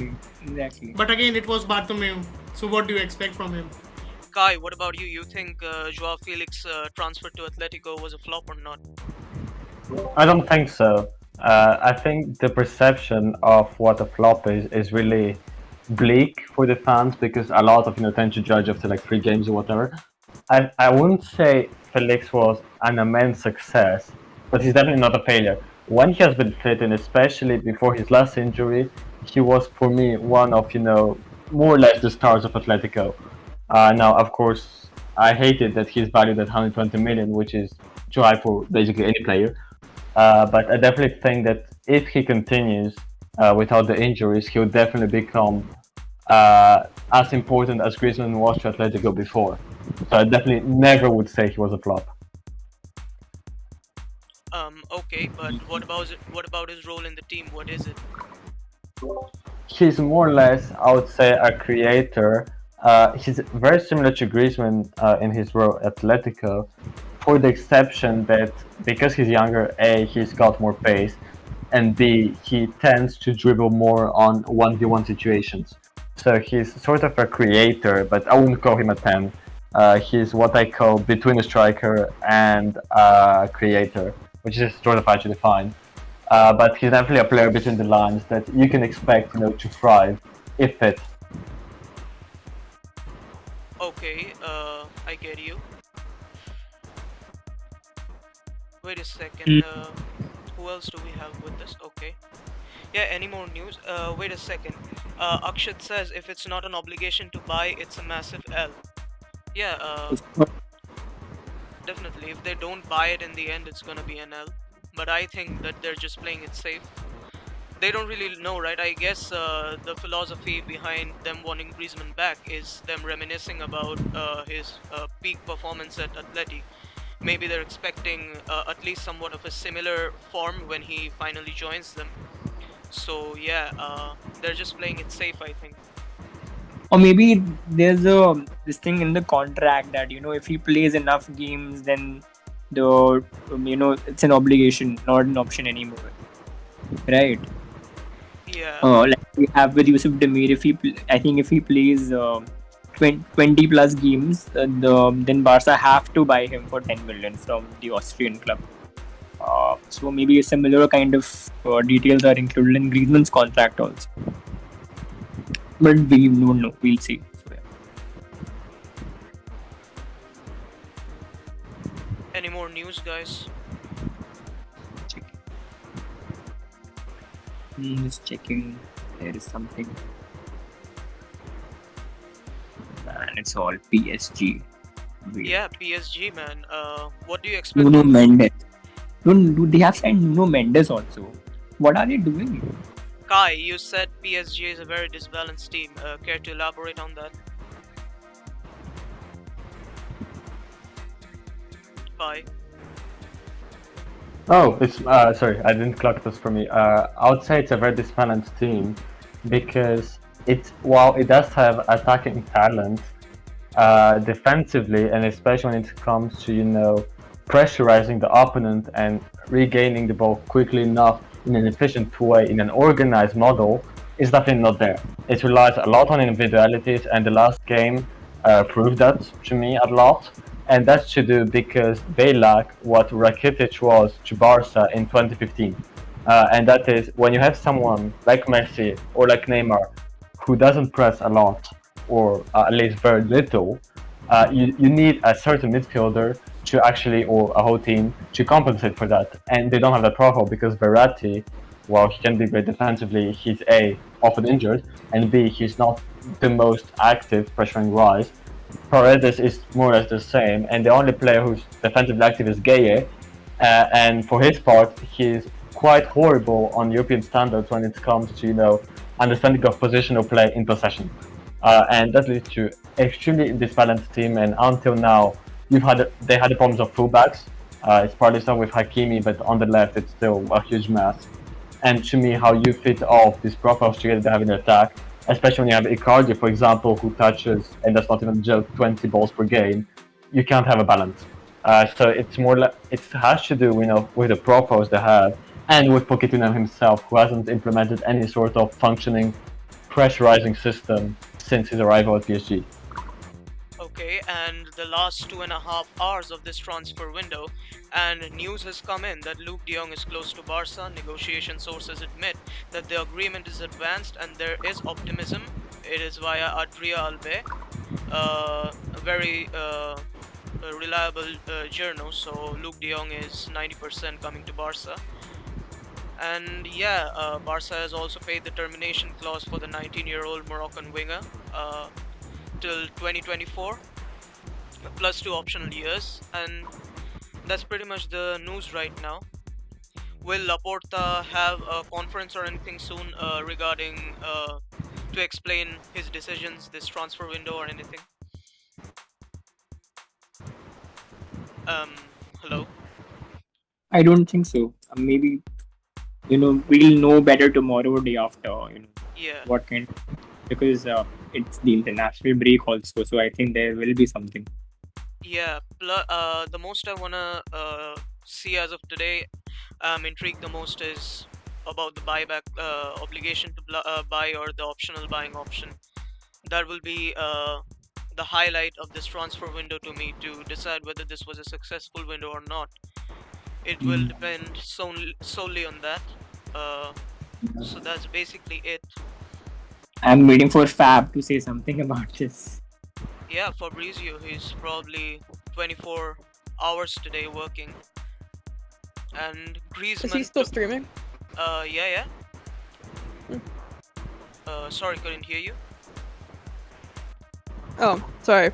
Is he still streaming? Fab? Me? Fab, I don't No. know. Fab. Yeah. Mr. Rishabh, is Fabrizio still streaming? I think so.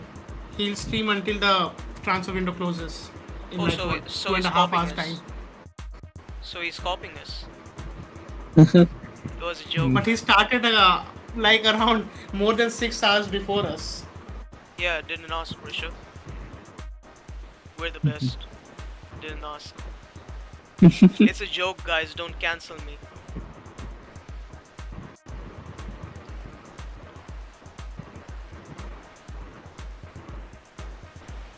Kai, who do you think wins the Champions League? ESPN says Luke de Jong might not be the only one coming this evening. Dude, come on. It's Yeah, just it's gonna be Moses Aubameyang. Lawrence.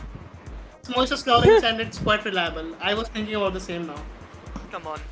It's just gonna be Aubameyang.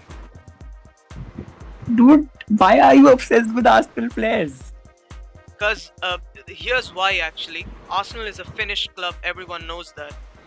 It's literally the only move. Arsenal to Barca is literally the only move which every single person on the planet would term as an upgrade. No, man. It's Arsenal. Yeah, but is Auba isn't a bad player, right? Especially him and Dembele back in Dortmund. They were such a good partnership. I would love to see that in Barca again. Plus, more watch hours for Barca because of Aubameyang celebrations. I know 2 to 3 guys who just watch Arsenal matches when Auba plays just to see him celebrate after scoring. Okay. Yeah, a showman. But how much is are his wages, Rishabh? Auba has very high wages. Aubameyang has quite high wages. He's the highest earner Very at high Arsenal, I think. Yeah. It's around 15 million per year, I think. I guess so. Maybe wrong. Well, not really a very economical move then, signing Aubameyang. But let's see. Arsene, is The there any? Coutinho-Aubameyang swap deal should have been accepted, in my opinion. No, man. Coutinho just... Coutinho and Aubameyang, yeah, I would say so too. No. Should have No, been no. accepted. No. Why? Why would you say so? Coutinho is just going for nothing. Even on a free, just go, man. Okay. Well, now ESPN Deportes, who are surely not among the most reliable sources, they say that Barcelona are currently working on 2 or 3 operations to close Yeah, I saw tonight, that. along with Luke de Jong. Oh, I damn. saw that, but I didn't say anything because of the reliability issue. So 3C. One is the signing of Luke de Jong. Another is the departure of Antoine Griezmann too, and the third one is the departure of Alex Koyatu to Sheffield United. Three done. Pjanić also. Departure. Didn't see that anywhere. Pjanić is staying, I guess, at least until January. No, but ESPN also says that Luke de Jong might not be only one coming this evening. So they say that Yeah, that's he's coming. that was said by Moses Lawrence, and that's reliable news. Yeah. So You hear that, maybe guys? We might have more than one signing. Let's see, like what, 2.5 hours, less than that remaining now. Yeah, 2 hours, 19 minutes. Well, now look at this. Now that Griezmann is leaving Barcelona, Felipe Coutinho is the highest earner of Barcelona. 24 millions per year. of course he is, but there will be negotiations for a wage card. But Yeah, but still, he won't be that. What happened to Samuel Marsden now? He has wondering. tweeted a shocking emoji. That's it. yeah. I saw that. Don't know what's going on. I think he's just excited about the. See, out of nowhere now, suddenly a deal comes up. Barcelona offering the entire 100 millions which they earned today, plus Dembele and Coutinho for Erling Haaland. I live in such a dream world, yeah, Rishabh. And I Dembele mean- was great at Borussia Dortmund, to be honest. That was under a different coach. It was under Thomas Tuchel, okay, but And Thomas Tuchel said that Dembele is probably the most talented player he's ever coached. Is a Dembele to Chelsea move coming in the last minutes of the transfer window? We'll never know. We get Conte. Like, he wanted a physical midfielder, right? Just imagine. It's Laporta, it's not Superman. Laporta is Superman. okay, principal agreement reached between Barcelona and Atletico Madrid. Unless the situation turns around, Griezmann will play for Atleti. Tweeted by Loic Tanzi right now. Anything can happen. Situations can turn around drastic. Okay, so drastic changes usually don't happen. Unlike the Messi case. They are happening right now, Rishabh. Drastic things are only happening right now. Yeah, it's hard to. In the last 1 year, I've been the admin of Barca, and the only drastic change I've seen happening is Barcelona and Atletico Madrid. Unless the situation. Oh, that's of course once in 10,000 year kind of thing, but yeah. Well, what? That's it. The drastic things usually don't happen. Yeah. Yeah, and I trust if there's actually any reliable good news, you're gonna post it on the page. And I posted Tic Tac with the France and Atletico Madrid colors. Look at the replies, man. Just look at the replies.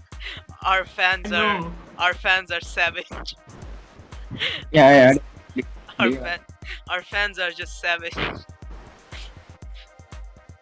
Tottenham have closed their transfer window. No incoming, no outgoing. I don't know why I said that, but they spent a lot actually. Cristiano Romero, and Emerson Royal. They signed Pepe Matasar. The best part is they've retained Harry Kane. That's the best. That's part. their new signing. Yeah, that's true. And they were close to signing Adama Traore too from Wolverhampton Wanderers, but it didn't happen. We were also. I think Spurs were offering around 40 million, and Wolves were asking for 50. Yeah. So Luke De Jong and Griezmann as of right now, nothing more, nothing less, and a few more signings. Yeah, but don't rule out anything. Yeah. Tell me it's Laporta and I will take it. You will take what, Silent Moon? I couldn't really understand.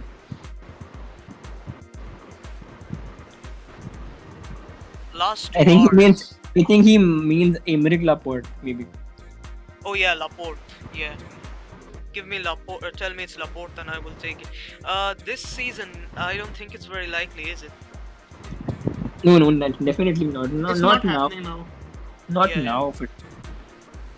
I'm just waiting for the Griezmann deal to come up so that I can post the edit. Yeah, it's out now. Agreement in principle. No, but the final confirmation. I posted just now. Okay. Alright. Yeah. Wait, there's a new thing, then I'll substitute that. Agreement principle between Barca and Atletico Madrid. Yeah, okay. I'm gonna sneak that in somewhere around here. Okay. Héctor Bellerin signs for Betis. Yeah, thank God. There were some rumors, Bellerin for Emerson or something. Yeah, linked with us, Thank God that didn't happen. Of course. By the way, Barcelona legend Jason Murillo is back in La Liga, guys. Oh. 2 games. Where was he? 1.5 million. What? Which club did he join? Jason Murillo. Celta Vigo again. Center back, Celta Vigo. And so he's back in La Liga. Club? Sampdoria. He was in Sampdoria. Yeah. But I don't get the amount of marketing that Barcelona Twitter official page does with Ricky Puig does not translate to the minutes he gets. I never get it. Wherever I see FC Barcelona's official page posts a lot about Ricky Puig, like his images and all of that. Yeah, because and he's a fan. Smiling in training. Yeah, can you blame them? Every Barcelona media team person, every Barcelona fan wants him to get minutes, but the coach doesn't. So, not pointing fingers at him. He does have an agenda. I can't defend him like that. There were numerous instances. Okay, Kelsey, you're a Puig fan, right? Who isn't? You could call me that. Yeah. What do you want to say about Koeman? He does have an agenda, right? Is he a fraud in your? Well, yeah, obviously. I think the Let me explanation highlight- last season was that Puig, what did he do? He leaked a lineup or something. Yeah. I guess the punishment was acceptable for maybe a couple match weeks, but Yeah, game or two. Yeah. by this point it's just a straight up agenda and it's not warranted. Every time Ricky has come on the pitch, he's been one of our best performers. And he's come up big, and that's what he's notorious for. So, I mean, there's not really much to say other than the fact that we all know that his treatment of Ricky isn't anything justified. Yeah. And But we that's a lot of Koeman's decisions. They're not justified, he just does them on a whim. Yeah, and we said in the last we said in the last podcast that he is just as stubborn as Koeman because he just won't leave or go on a loan. Do you think what do you justify this attitude as? Do you think it's a smart attitude to stick with his determination to get minutes in Barcelona, or do you think it's foolish to not go to a different club on loan or something and get some minutes? I mean, there's both sides to it because on one hand, when was the last time one of our midfielders has been loaned out and they've come back and had a successful career? Because I can't think of many. But on the other hand, Koeman isn't a long-term guy. Sorry, continue, Arson. No. Sorry. Go on. Koeman isn't in the club's long-term plans, and I'm pretty sure, I would hope, that Laporta is just going to have his contract expire and then move on to someone else, but he is, how old is he again? 20-something? 22? 21? Yeah, around 22. It's a pretty critical time in his development as a player, and ideally he would be playing in a team that would start him, but I mean, I do respect him to a point for wanting to stick it out, but he knows, and he has known for the past, really since Koeman has been here, that he wasn't going to get any chances. So even like a 6-month loan deal, it wouldn't be terrible. But, I mean, to a point you have to respect the fact that he won't give up, even if it's misguided and probably won't result in anything positive for his career, knowing he won't be developing. I'm with you on that, Kelsey. High five. Wait, Samuel Matson has just posted an emoji of his mind getting blown. Yeah, Rishabh already that like. Yeah, What it is was a few minutes ago. Yeah, We're not sure, to be honest. Yeah, what is it though? I think he's just expressing his emotions that, I'm blown by the deadline, the last few hours of the deadline day. Something like that. Griezmann for the young. Yeah, and the worst part is it's probably not even gonna be a sale, right? Because Let's not discuss unless we know. yeah, we don't know for sure, right? Maybe if it's even not gonna happen, just gonna collapse last minute or something. Yeah. Plus, Okay, let's not say that at least. and furthermore, Maybe they the said- facts. Yeah, go on. Maybe the facts won't work, or something. Yeah, plus they said that we're gonna get a few more signings this night. So yeah, plenty of time to go, 2 hours. A lot can happen. It's just signatures at the end of the day. They take a second or two to do. But realistically, Rishabh, who else do you think might be hinted as? I don't know. Almost certainly not happening. I'm typing another news now. Okay, It will be posted in like 1 or 2 minutes most probably. okay, You can okay. use that, and it's not happening now. Even Sport One's very reliable Patrick Berger has also tweeted the same, that RB Leipzig's club, the decision from RB Leipzig to keep Dani Olmo is definitive. Yeah. He stays at the Bundesliga side 100% confirmed. There was never an official bid of 75 millions from Barcelona, but only informal request. Yeah. I see. Okay, good enough. That round. Yeah, big drama. Plus, furthermore, the Samuel thing, just a mind-blown emoji. Could be any team, could be any player from Anything, there. maybe it's Yeah, just yeah. general emotions, you know, Maybe expressing. maybe Who his knows? wife After is Luke De pregnant. Jong, we may be signing Joselu from Alaves. Yeah, maybe just his wife is pregnant. We won't know. Expecting a baby. Yeah, Maybe Ryan Brewster from Sheffield United now. yeah. Maybe he just found out he's adopted. We won't know. Dry humor. Lionel Messi has registered his two older sons, Thiago and Matteo, in the youth teams of I Paris didn't Saint-Germain. Oh my Yeah. god. I didn't want to say that. I saw that. I didn't mention that. Were they Dude. registered with the youth teams of Barcelona? Yeah, they've left there. Yeah, I mean, Yeah. you can't blame him, right? They're not gonna stay here anymore. But yeah, that's heartbreaking. Rishabh, how did you feel while typing Okay, that, I've man? posted Danny Olmo now.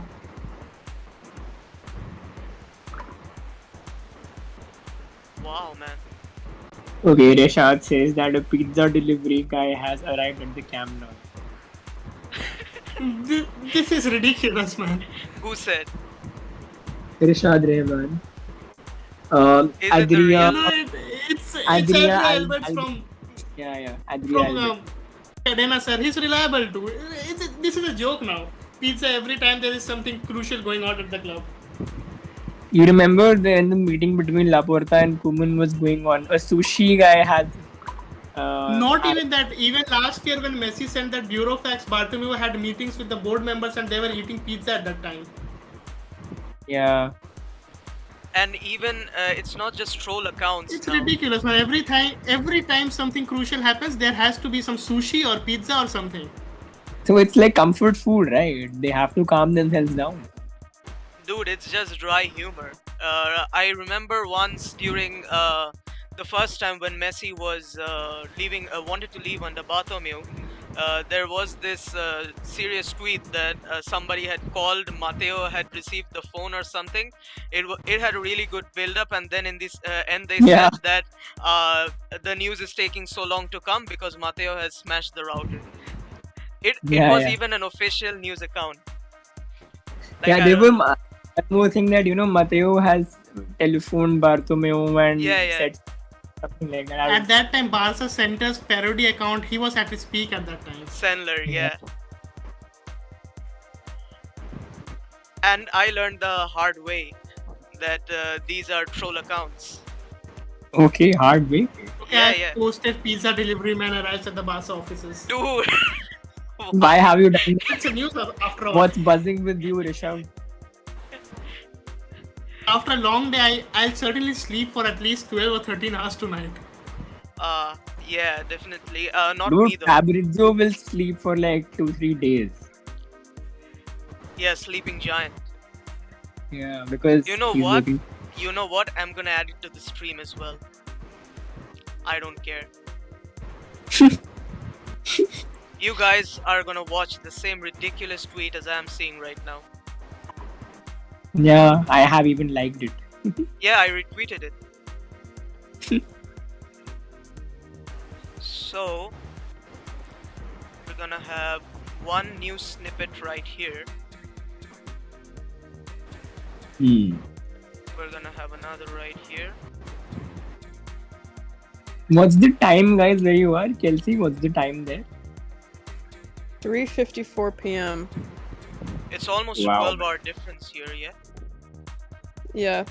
Other Where side are of the you world. from, Kelsey? Another I'm news from- regarding Paris Saint-Germain and Real Madrid now. Mbappe has apparently rejected a 45 million contract offer from PSG. Wow. Imagine if his agent was Mino Raiola. What would have happened? And that 45 million contract is actually more than Messi's. They wanted him to pay more than Messi. Of course they will.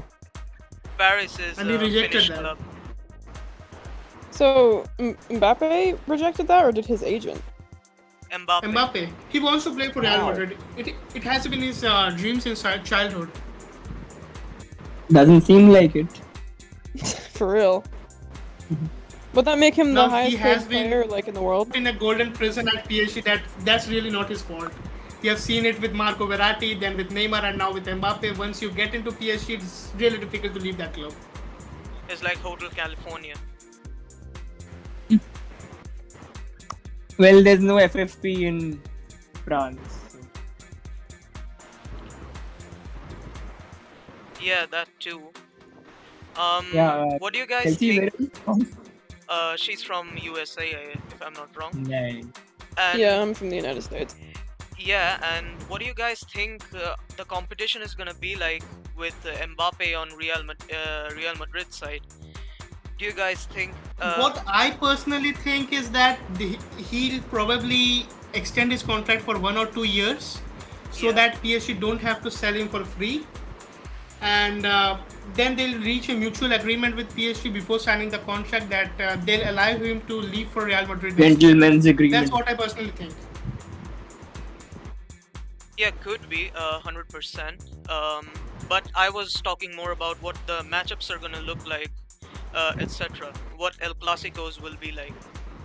We already saw how Mbappe played against our defense when we faced Paris Saint-Germain last season. Yeah, well, the first leg and the second leg were very different, to say the least. Very different. Very Yeah. We don't have Firpo, but Mingueza is gonna prove a threat to him, if I may say so myself. I don't think it's gonna be that deadly, but yeah, we need a superstar signing soon. Defense, I would say right now, I don't know, I'm not that scared, but of course it's Mbappe. You need constant man marking on him, and under Koeman, I don't think we pose that much threat of victory in an El Clasico, but we'll see. Okay, so there is a video clip of the pizza delivery guy delivering pizza. Okay. Please do repeat that. Send. I need the video. Guy, Okay, Adria, Pjanić is not leaving. It's almost confirmed now. Okay.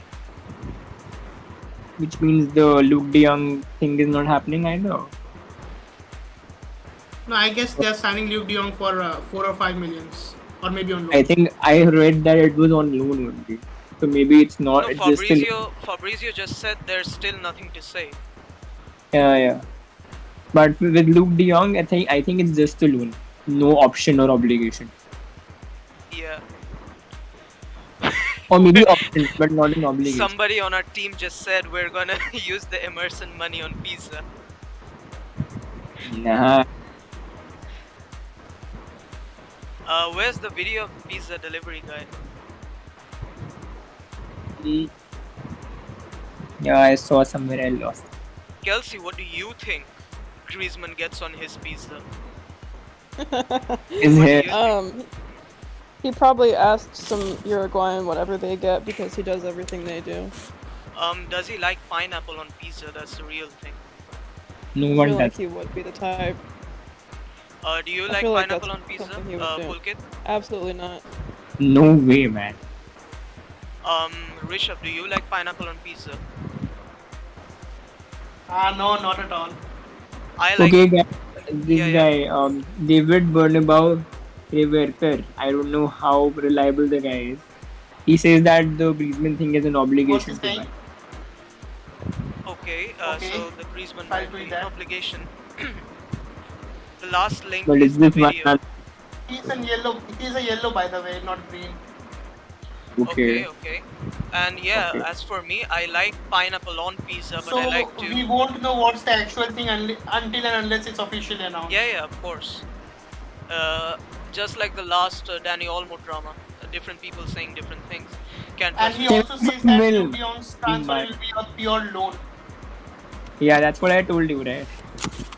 Yeah, and as for me, Okay, I so like. I'm posting that right now. Okay, do it. I'll screenshot it.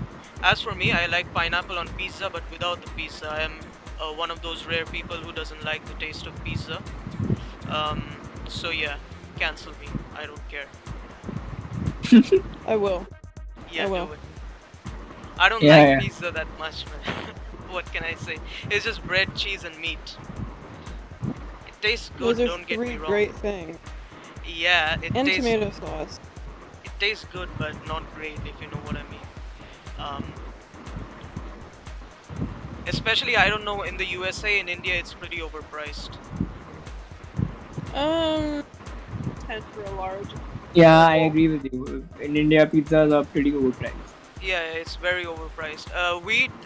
Especially us normal people, we can't even dream of large pizzas. It's always medium or small, regular, isn't it, Pulkit? Definitely. Man. Yeah, I haven't even seen a large size pizza in my life. That's partly because it's not like Indians don't spend that much of money. It's like we spend that much of money on different food, like biryani. Oh yeah, you're right. To be fair, a large can feed like a whole 4 people, 3-4 people. Yeah. If I was getting it for myself, I'd just get a small. I mean, every time I eat pizza, I eat a lot. The last time I ordered pizza, Domino's medium, I need at least 3 for a dinner or something. Not Okay, snack. less than 2 hours left now. Let's see what happens. Okay, a lot of pizza talks. Yeah. We can thank Hagrid for that.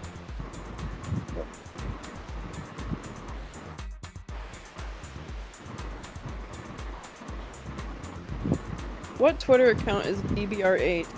David Bernabeu Riveter. Yeah, that guy. That's Yeah, what he I works told for Deportes Cuatro. Yeah. Okay. Fairly reliable, not very Yeah, reliable. he's the guy who reported No, that. he's yellow.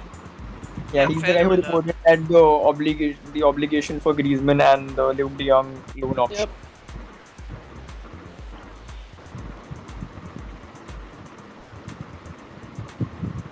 Man, So, Premier yeah. League is exciting because of Ronaldo.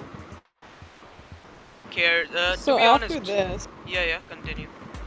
our finances, are we still going to be in panic mode, or is it like, are we at a suitable level after this? Okay, Regional. so Got rid of Messi's Matteo wages, we got Moreto rid of says. Griezmann's wages. Sorry, Kelsey. Matteo Moreto says that it's a loan with a 40 million. Okay, 40 million. 40. Yeah. Yeah, please go on. Right to purchase it means by option or obligation. Obligation. Please go on, Kelsey. Oh, I was just like listing the things. He that... signs for 2 seasons plus 1, so it's a 2-season loan. So basically, I don't know what's happening here. Let's see. It's a 2-season loan. So basically, we are saving 80 millions of his salary in 2 years. That's it.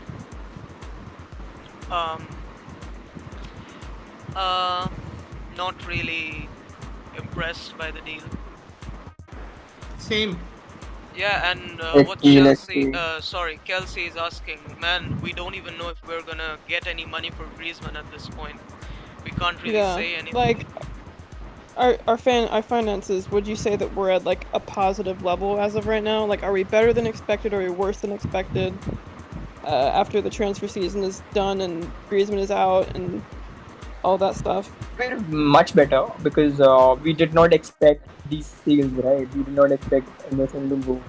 We did not, on some level, expect Moriba to go either because he wanted to stay for a year, not stay. And your mic, Pulkit, keep very close. Sorry.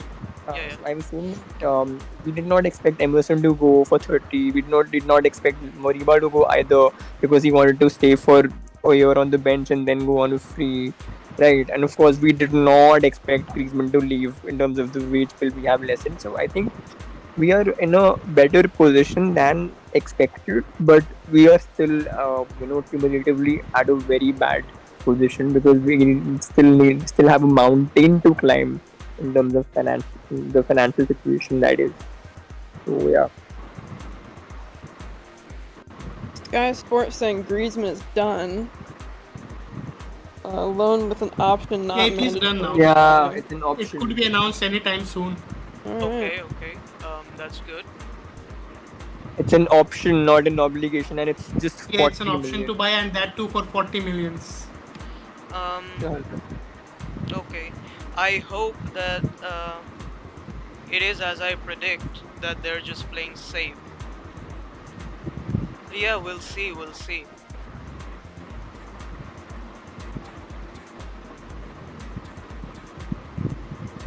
Your loan with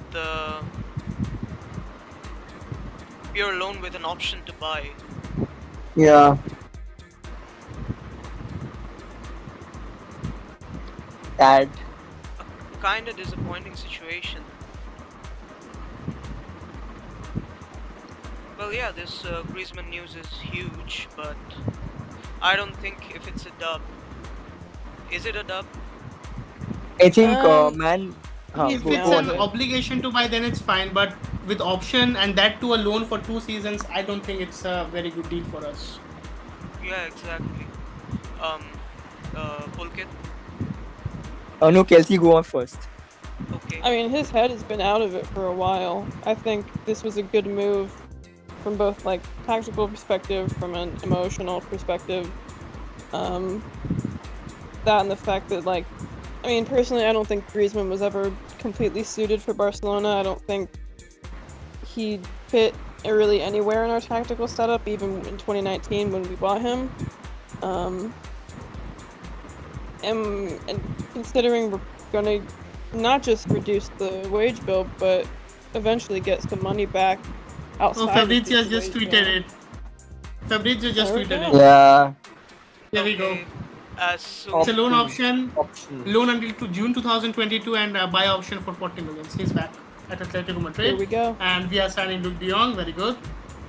So uploaded on Barca Buzz, and I'm gonna yeah, put a just screenshot. typing it now. Type faster. Yeah. It's certainly the most shocking news, the most shocking transfer of the deadline day, without any doubt. Which one? Yeah. This one. Yeah. Griezmann. Fab says shocking move of the day. Fab says in his tweet. So he also says the same thing. Only he agrees with me. Haha. Yeah. Fab says it's the most shocking move of the day. Correct. Like no one expected Griezmann to leave Barcelona, especially after Messi left. Yeah, no.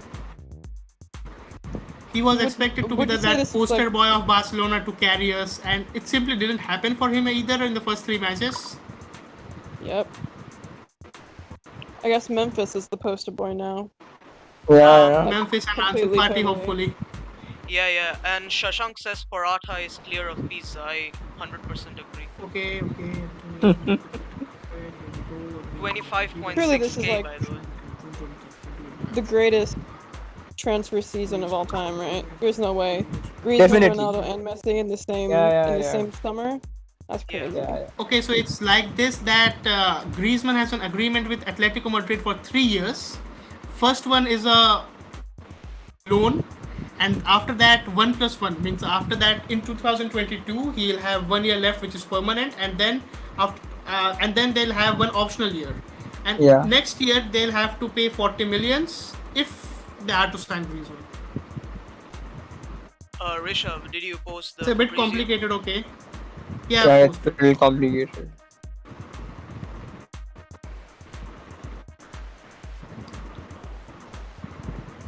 Okay. we should have tried for Callum Hudson-Odoi. He's staying at Chelsea, man. Yeah, I've just read that he's not leaving Chelsea. He was linked to Borussia Dortmund few days ago, but it didn't happen. You should try emailing Laporta, man. I'm not kidding. Atletico bro. Madrid, what a team they're building. Yeah, DePaul. See, top 4 teams in my opinion currently: PSG, Manchester City, then we have Chelsea and Atletico Madrid. Then we have Bayern Munich, of course. You were forgetting Man Bayern's United also. defense. Man United, they were damn poor against Wolverhampton Wanderers the other day. And I'm not just saying this because of Ronaldo. Of course, he adds to the whole this thing, but in general also.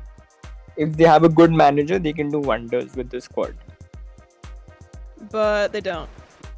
So, Yeah. I myself, I'm gonna say that Ronaldo isn't gonna be that good in Manchester United. But yeah, that's. No one another- cares, man. There's a lot of emotional aspect to it, so no one cares about that. A person here is saying 0 out of 10 window. Yeah, wouldn't disagree much, but it is. Yeah, because of the option, right? If Yeah, it were yeah, an yeah. obligation. it Yeah, wouldn't have It's not an obligation, it's optional. So yeah, agree with you there. But yeah, it's a recovery Okay, season. so according to Samuel Marston, we had tried for Raheem Sterling as well as Danny Olmo in the last week, but it didn't happen. The priority was to reduce the wage bill, and now hoping for the best. So we have around 2 hours left. Sterling to Barcelona. Any chance of it happening? Tab says that Barca are not done in the transfer market yet. Yeah. Ooh. Please post that. I'm Throw gonna something screenshot. Okay, I'm doing it. So Who you said hear that? that? Look, it said that. Fab managing Barca, the Twitter account managing Barca has posted. That Fab said, I think he said on Twitch, and they have posted it. Yeah, you hear that, guys? We're not done yet. More transfers to come. I think you should say more shocks to come. So we have 90 and 110 minutes left in the window. Yeah, we do.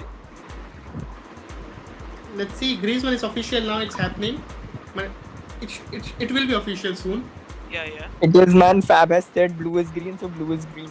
Like I'm saying it for the 5th time now. No, Yeah. more than Fabrizio Romano, actually, Mate Moreto is more reliable for Spanish news than him. Di Marzio says it's an obligation. No, it's an option to buy, according to both Fabrizio and Matteo.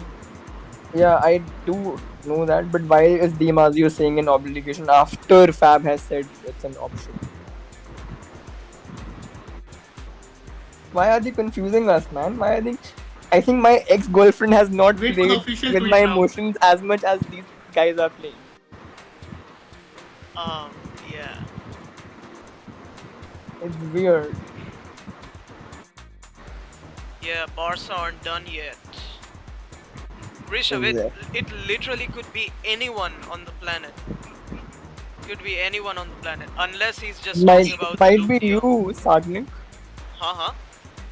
It might be you also. They might Yeah. be targeting you. Yeah. Barcelona, a star player. Number 10. Sagnik. Yeah. Dude, I'm gonna get cancelled. I think you already have gotten. Yeah, the moment I was born. You don't say. I think that's like hashtag life of an engineer. Isn't Yeah. it? Yeah. I mean, ever since I can recall, like every time I would fix things or anything, I would say, "Trust me, I'm an engineer." My mom would say that, "Don't say that yet. You're not an engineer yet." But guess what? I am. Now you are. Yeah, now I am. Yeah. In 4 years' time, of course, but you are. Yeah. Well, professionally, I don't know if I'm gonna be one, but yeah, let's see. Vikaya Speaking of Barca, yes, engineers, Michael, what's up? what Welcome kind to of the stream. move do you think? What kind of move do you think we'll be engineering right now? I'm not good. If you're passionate about it, go for it, 100%. Okay, Luke de Jong to Barcelona is happening, and Sevilla are pushing for Haris Seferovic from Benfica. Aguero has been registered officially, so good. So much news. Okay, now the news is coming in. Now, who said that? I actually at Barca. So check out the account, the blue color icon, Okay, I'll check it. and you should follow them also. Oh, good account. I follow them, but actually so many news accounts together Yeah, are I tweeting get now. it, I get I'm it. missing them. Too much on your plate. Yeah, so Aguero registered. And what else was there? Aguero registered. Luke de Jong confirmed. Rishabh just post them one by one. I'm gonna screenshot and incorporate in the stream. I'll have to search for Aguero. Wait a minute, I have to You see, download the La moment Liga app Griezmann first. left, Aguero registered. Yeah, of course, he was a the wage bill thingy. So with Griezmann's departure, our wage bill is no longer a problem. Yeah. With We three still of have the four Coutinho's captains wages, man. already agreeing to it, it's no longer a still- problem in my We opinion. still have Coutinho's massive wages. So Yep. Actually, Coutinho is now the only player in our squad who has massive wages. But yeah, Umtiti massive, too. true. Yeah, but Umtiti exactly. and Pjanić too. Forward both of them. Actually, Yeah, forward they both play for us. Umtiti has agreed on a wage cut. That's according to Gerard Romero. Yeah, If he yeah. says Okay, that okay. it's Then a he sunny hasn't day, agreed. then we have to Then carry he umbrella hasn't with agreed. us. Yeah. Non-paying loan for Luke de Jong at Barca. Who said that? Sir, SER. Okay, Pulkit for okay, it's admin. Katerina Saralcha.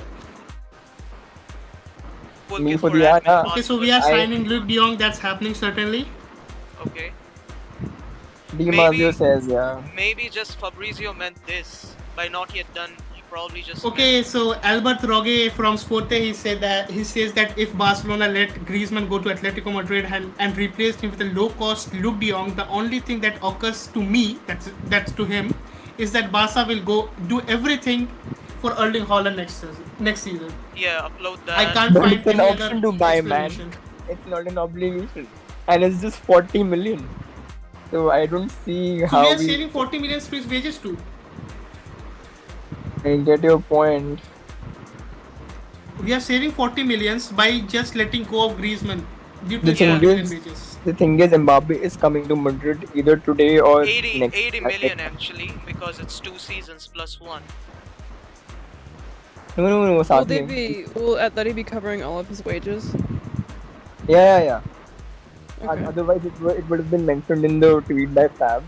So Atleti will be covering all his wages. We are No, not. I paying think any- they've agreed that Atletico Madrid will entirely pay his wages. That's why they have reduced the obligation fee from 50 to 40.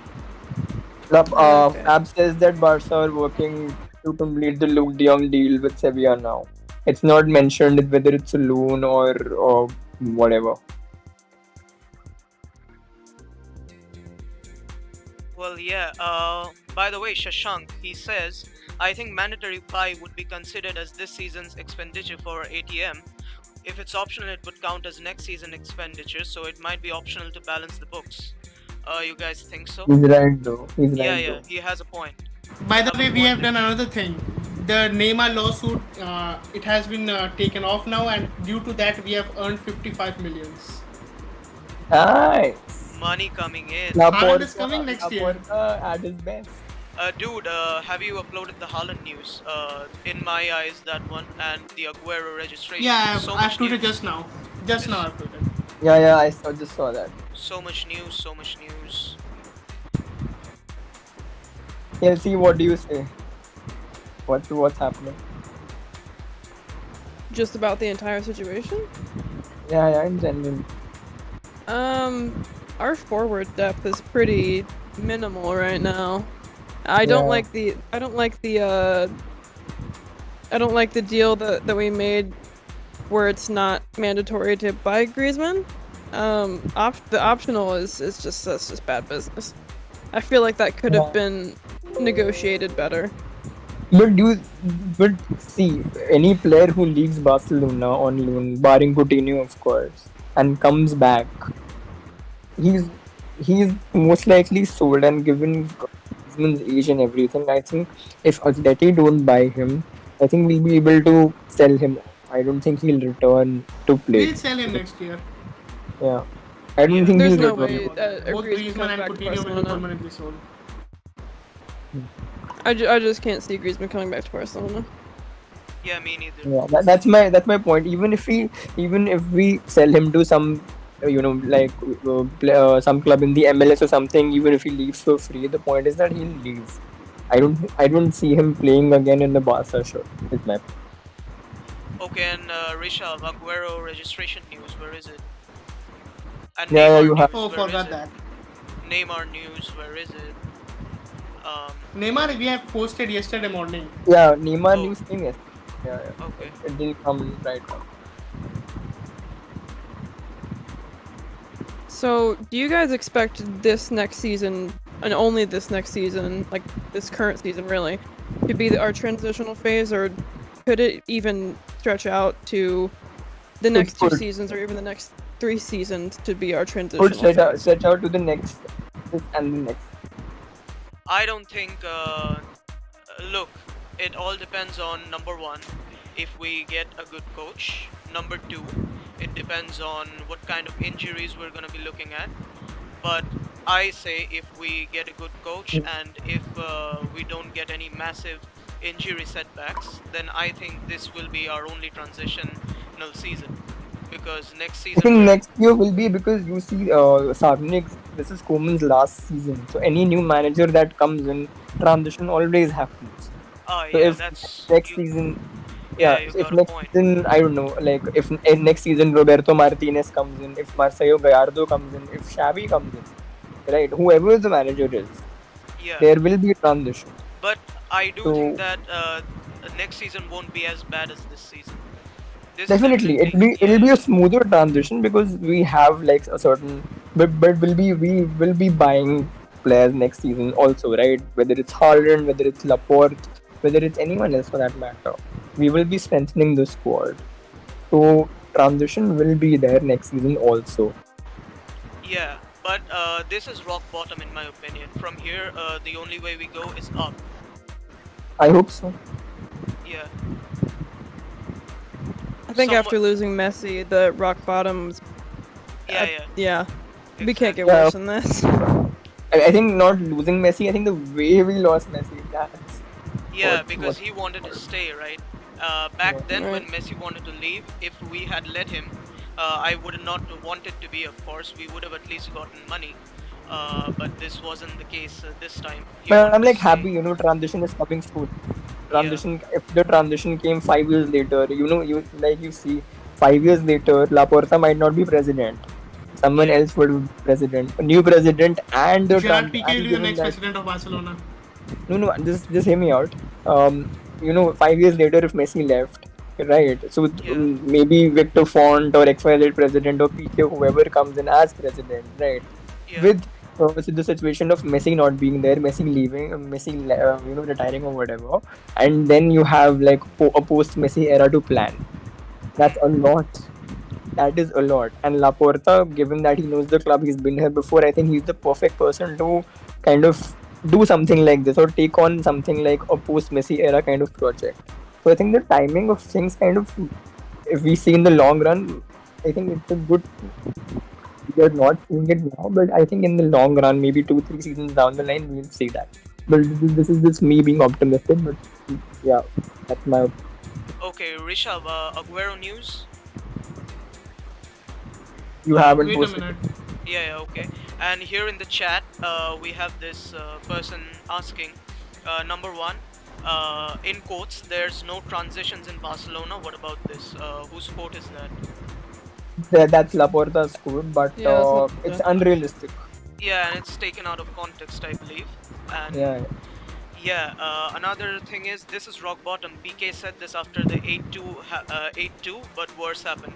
Did it though? I don't think after 8-2 anything worse happened in terms of what do I say? that's my point. No, Messi leaving is not the worst Yeah. thing in the world. Yeah, Like that was rock bottom. There's 8-2 was bad, but Messi leaving is just another level of dysfunction Yeah. and failure.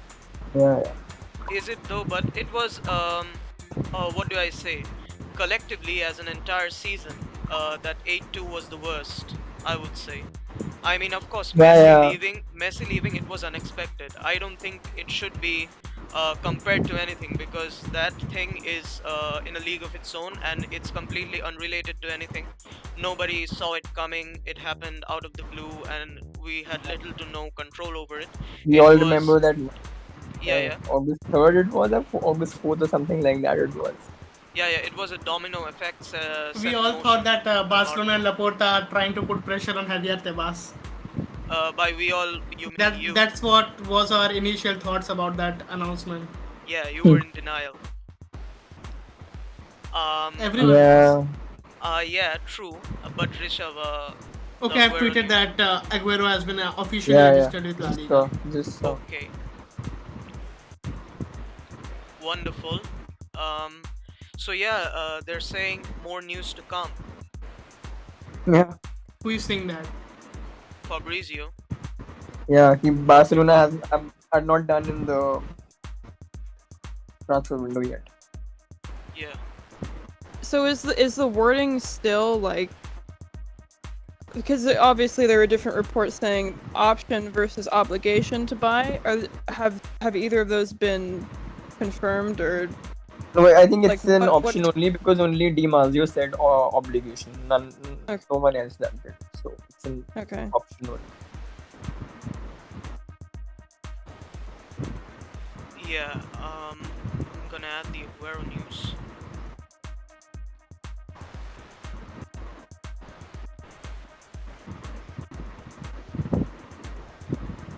I'll leave now. Why?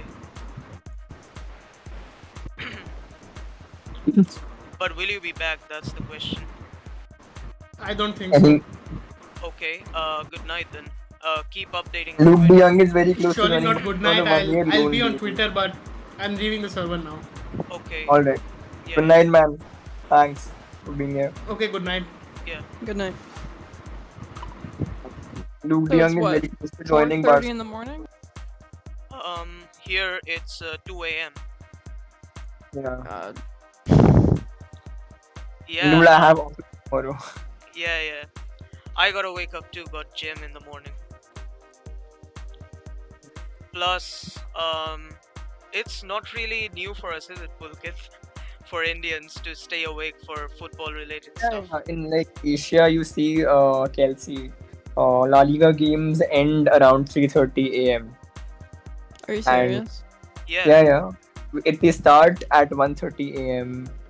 and they go on till 3:30 a.m. So, and Honestly, the I feel that. Asian fans, and we stay till late.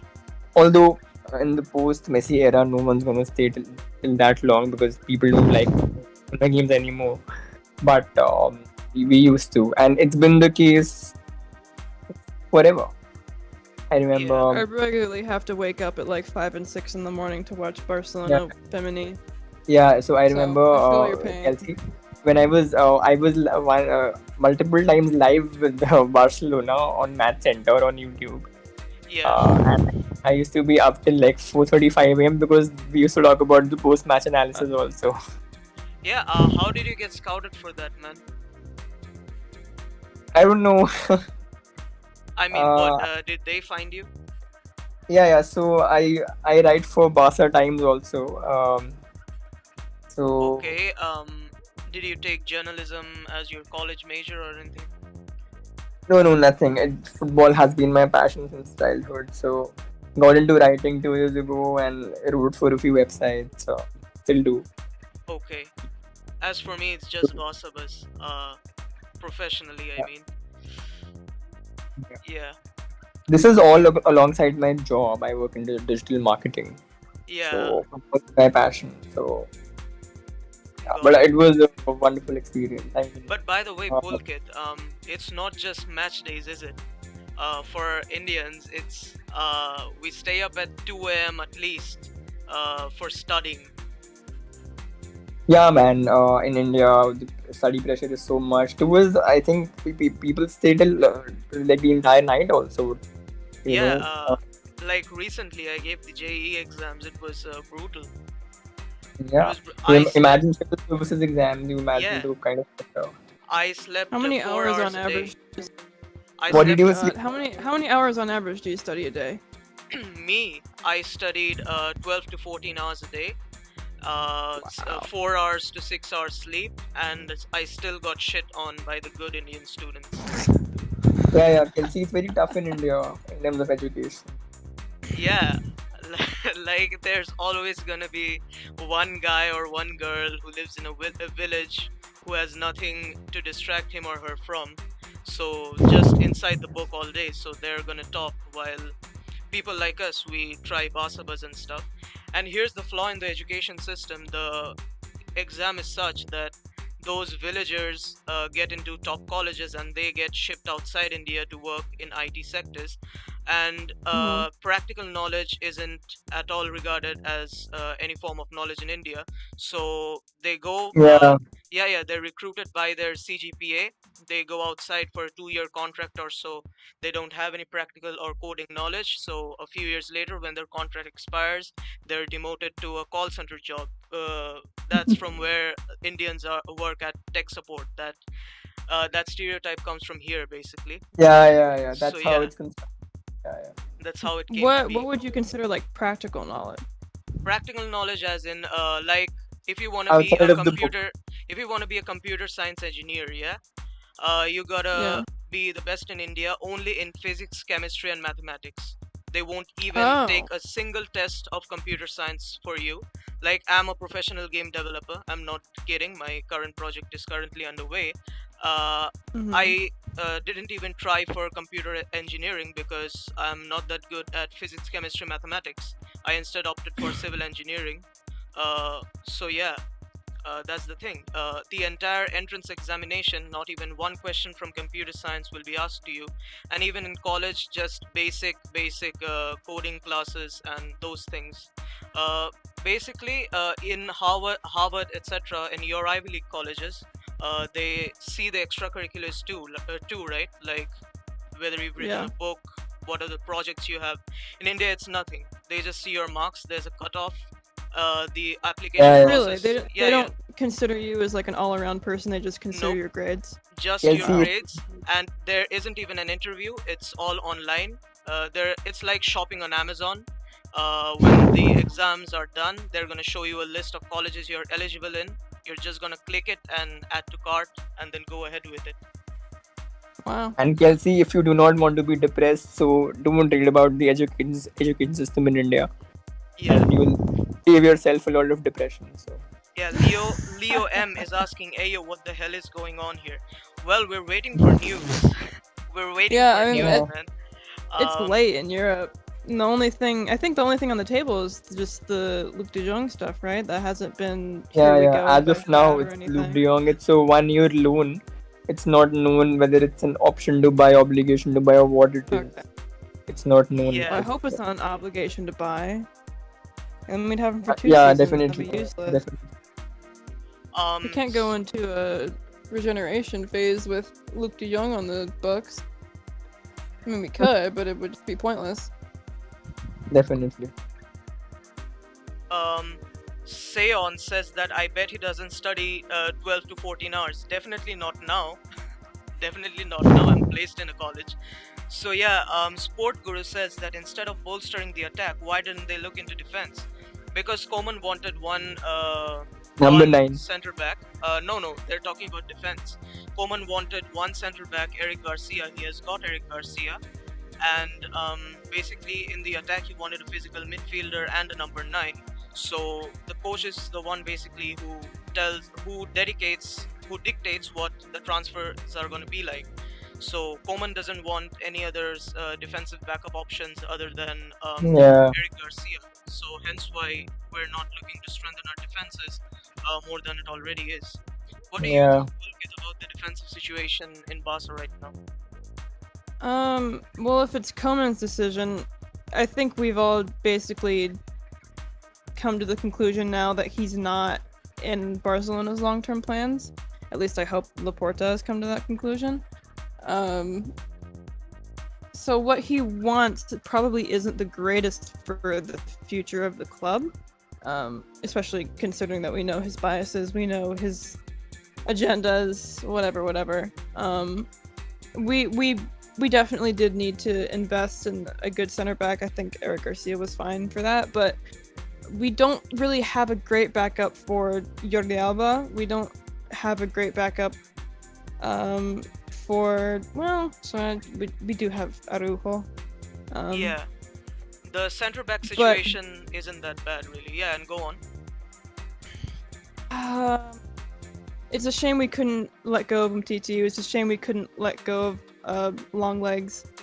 Yeah. Long legs. Yeah.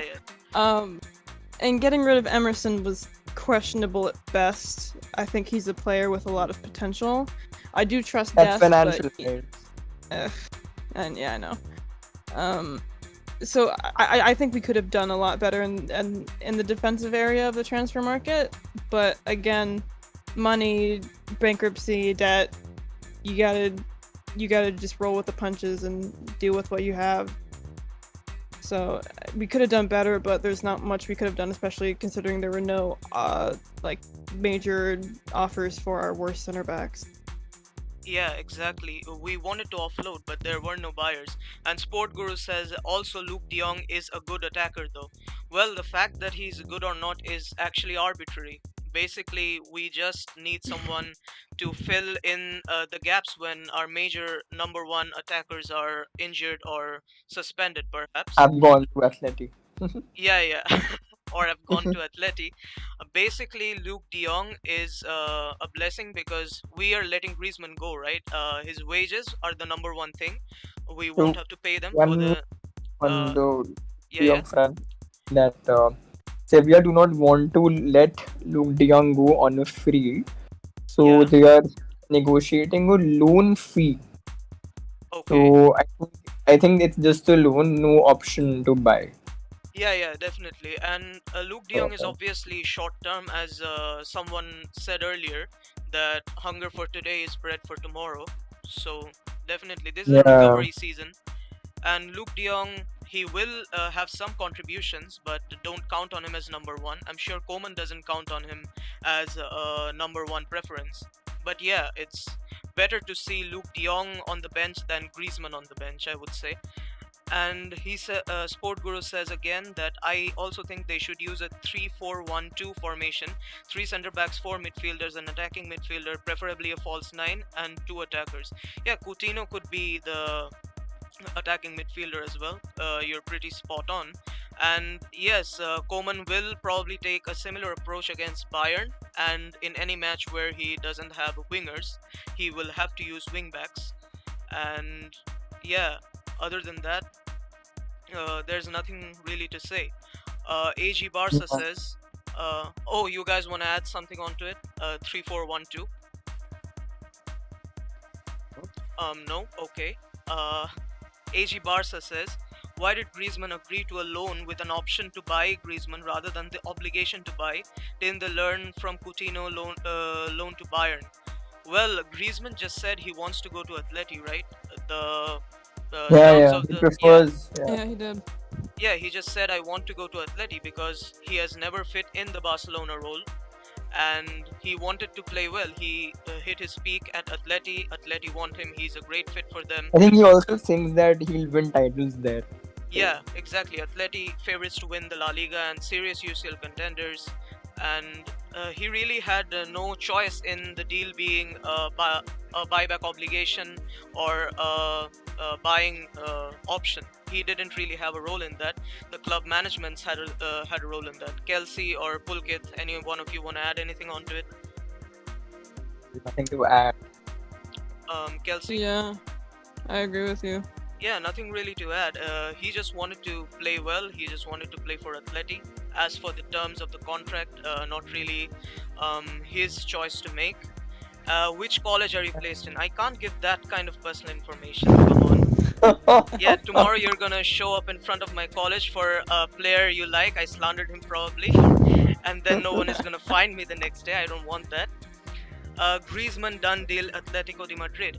Yes, the Antoine Griezmann to Atletico Madrid done. I'm gonna transition it so you guys can see again. And it's an option to buy for 40 million. Just to clear, it's an option to buy for 40 million. Option to buy for 40 million. He signs for 2 seasons plus 1 optional. So yeah, is there the What Griezmann... are the chances that Letty takes an option? Look, we addressed it before.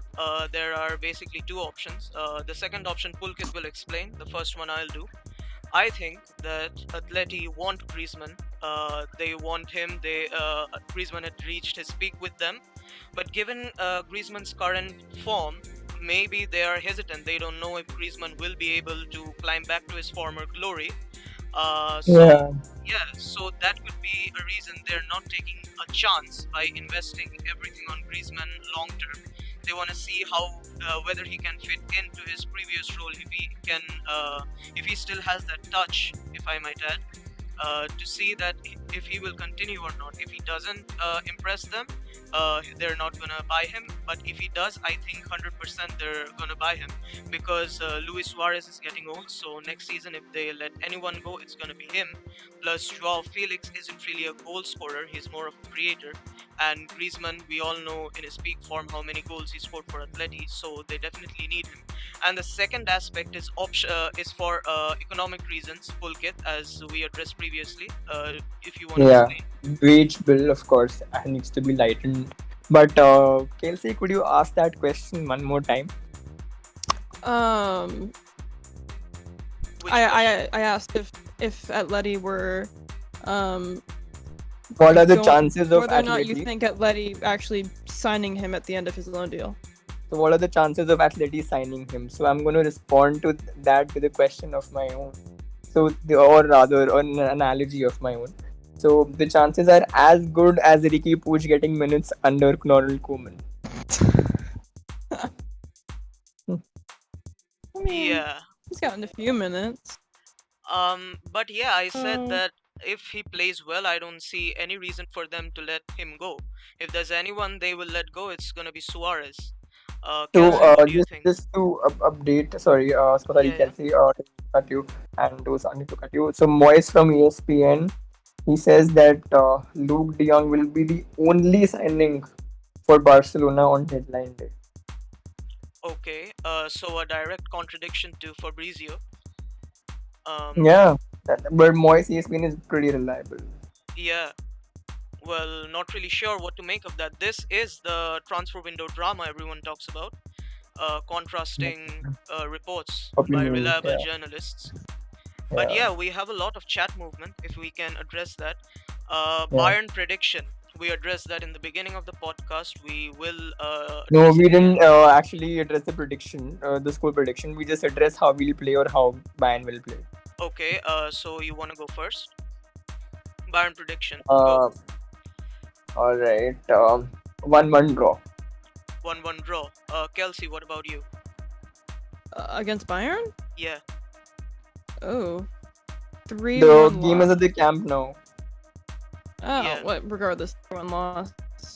Maybe 2-1, if you want to be nice about it. 2-1 for Barcelona. Yeah, as in like we would lose. Oh, Okay. you lose. All right. 2-1 to Barca. Barca loss. I would wanna go ballsy and say we might have a chance to win. Not even 1-1. kidding. Yeah, we might have a chance to win. 2-1. We might The have a vice chance to win. president of Yeah, Barca, Rafa Yuste, has left the Ciutat Esportiva. yeah. Ciutat Esportiva.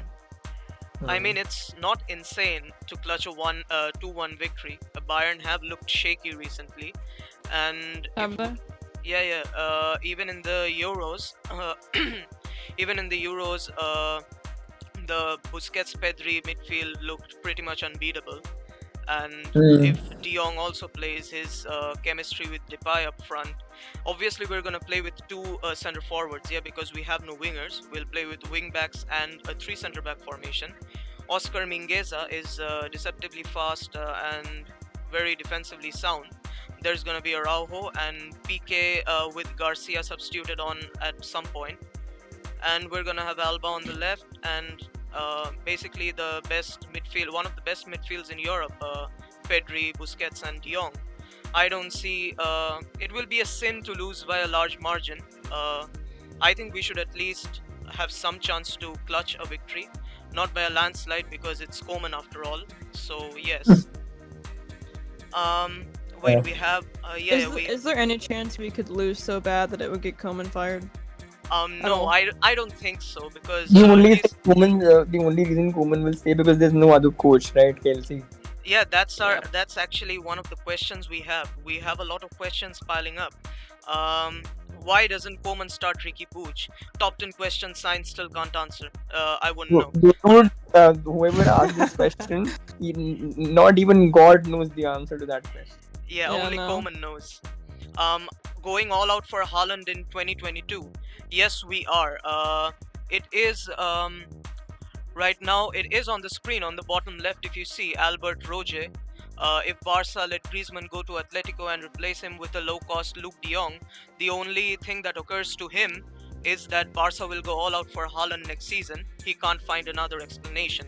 And yeah, he is pretty well versed, pretty knowledgeable. So yes, I trust him that we're gonna go all in for Haaland. Especially Mbappe will join Real Madrid, and Barca should go all out. Barca Real Madrid, greatest rivalry of all time, and it will remain so. And it'll be good for La Liga also. They need Yeah, the money exactly. commercially. Yeah. Best option to replace Koeman if he gets sacked. What about you? I mean, ideally it would have been Pimienta, but that's probably not ever gonna happen. I still really don't know how I feel about Laporta firing Pimienta. Yeah. I don't think it was It's a good weird. idea. Yeah. But he would have been my go-to for that answer. Now, I don't know. I have no options on the table. Maybe Ten Hag from my ex. Maybe Guardiola after he completes his 2 years with City because he will leave. He said. Yeah. Akshit says DiMarzio and GOL reporting that Greece's option to buy is mandatory. They are actually Yeah. the only two people who Only said two that people. it's going to be a mandatory buyback option. But however, Matt Moreno is, as far as I know, the most reliable journo for Spanish football, and you can see what he has to say about it on the screen right now. Antoine Griezmann, deal done, loan with buyback option for 40 million euro. Abby also said option. Yeah. Fabrizio also said that it's going to be an optional buyback, isn't it? Yeah. Option. Yeah. Yes, I did. Yeah. Fab also just tweeted Bellerin to Betis is confirmed. Oh, nice. But we are doing that. Leo M Yeah. says that Umtiti last minute headed goal. Who says no? Umtiti himself. his knees. Yeah. Also, with the managers, the next manager who could be, few Yeah, yeah. options I Go could ahead. consider. Of course, Pimienta, I agree with Kelsey on that. I Yeah. think the most ideal. Second is if Koeman stays the next season also, then Pep coming back. One last Ooh. dance, if not, I don't know. Didn't Pep say his next destination was coaching like a national team? Yeah. No, he just said that he'll leave City I after mean, his Pep 2 does years. whatever. Yeah. Then the third is we can, of course, Xavi is there. Then I really like Marcelo Gallardo, River Plate. He's Okay. considered one of the best managers in South America right now, and he plays attacking football and high pressing and stuff like that. Modern day football for the fans, I should say. Camilo Oh. Cabrera Flores says that it's going to be a tough season. For sure, it's a recovery season. Yeah, man. I'm with you on that. Yeah. Jelena asks if Haaland isn't an option next summer, who's a 9 we can get next summer? If Haaland one. isn't an option next summer, I'm not watching football. I mean, I- if we buy Harry Kane next summer, I'm gonna die because Harry Kane is Harry Kane. no. Yeah. I can't see that man leaving England. I just can't see that. Yeah, me neither.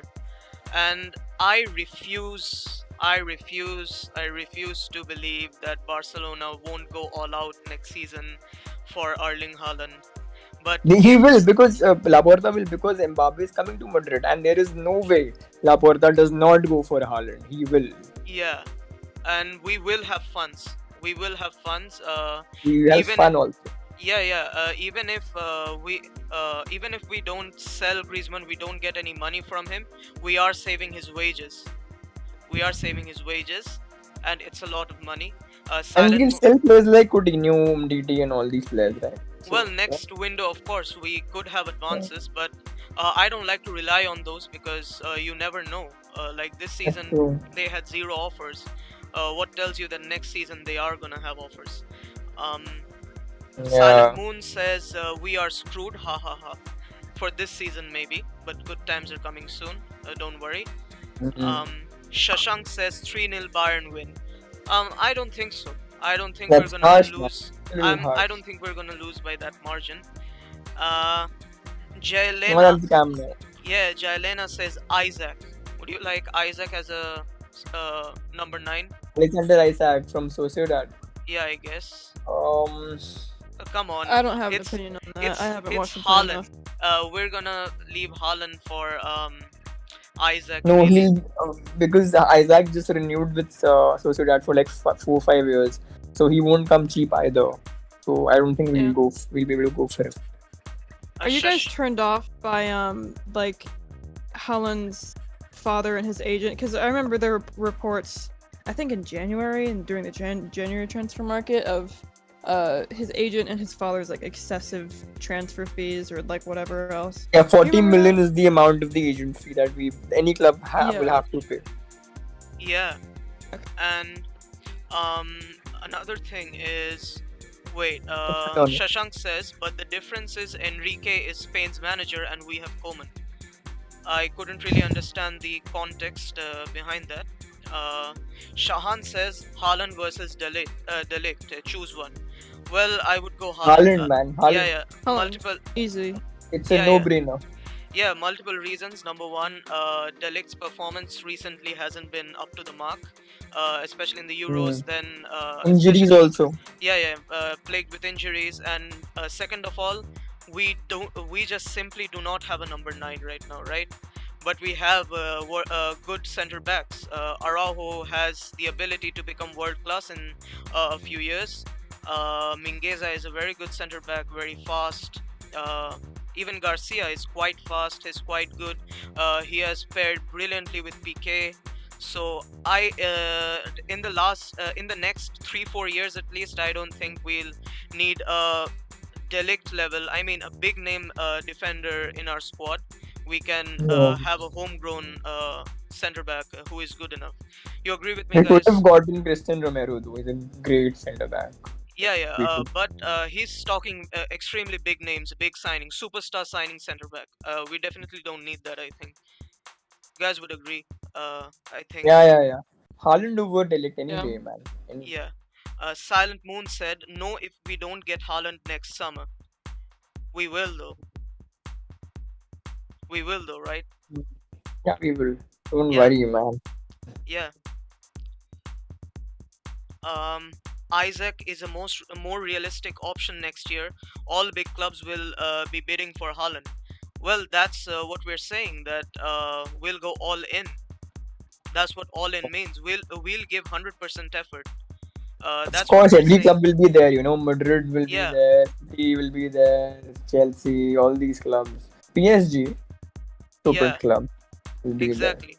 All clubs will be there, but trust Laporta, and we will be in a much better financial situation next season. Ticket sales, transfers this year, Griezmann's wages we don't have to pay, and maybe we sell Coutinho next year.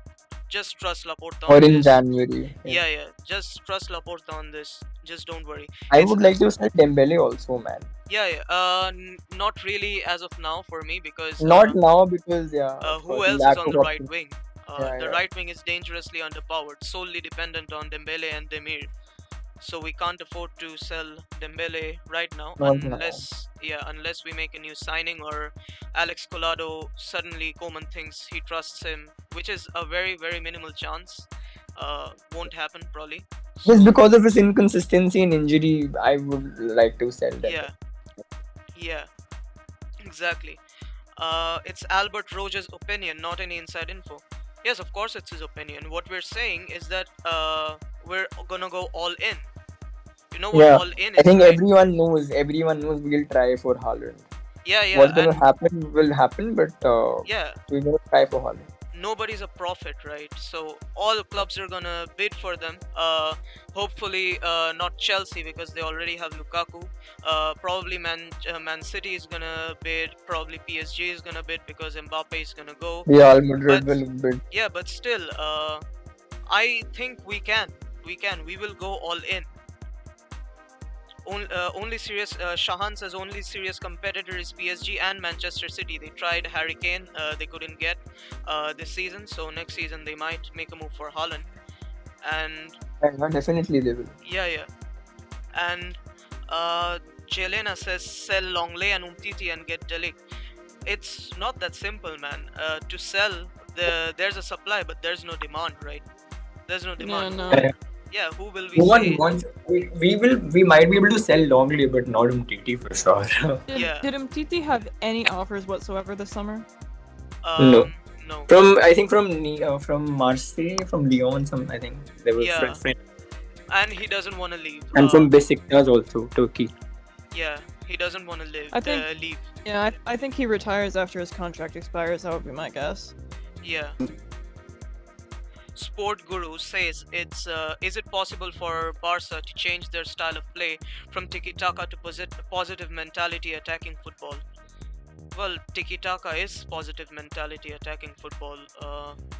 I mean, and right now we're not really playing tiki-taka. I mean, I we know. don't have a Does that proper... person mean like just more direct football? Yeah, might be. Might be long balls, more solo runs. I don't think so. I frankly don't think so, because even right now, a large number of Barca players are La Masians, and in La Masians, they're coached to play tiki-taka and more of a passing football.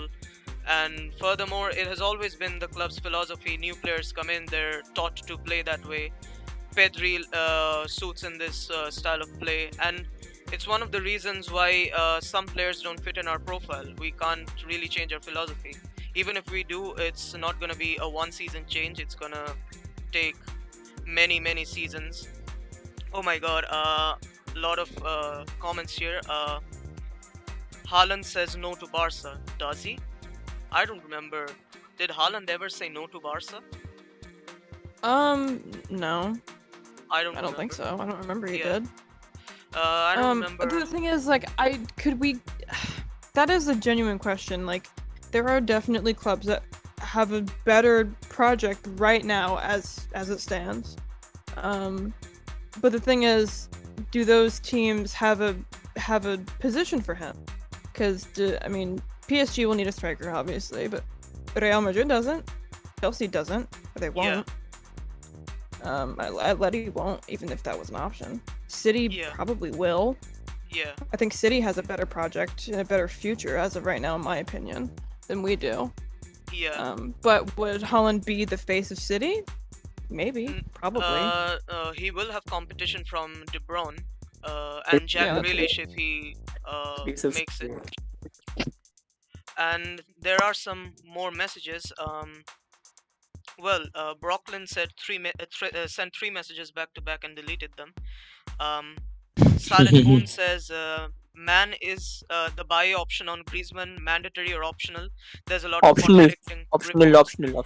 Yeah, unless optional. only 2 reliable sources say that it's gonna be compulsory, but the most reliable source and most other sources, Fabrizio and Matt Moretto, both say it's gonna be optional buy. So Yeah. It's gonna be optional, but I won't say. Optional. Yeah, it's gonna be optional, but I won't say anything till official reports come in. It's the last day drama. It's full on Wall Street. Anything can happen.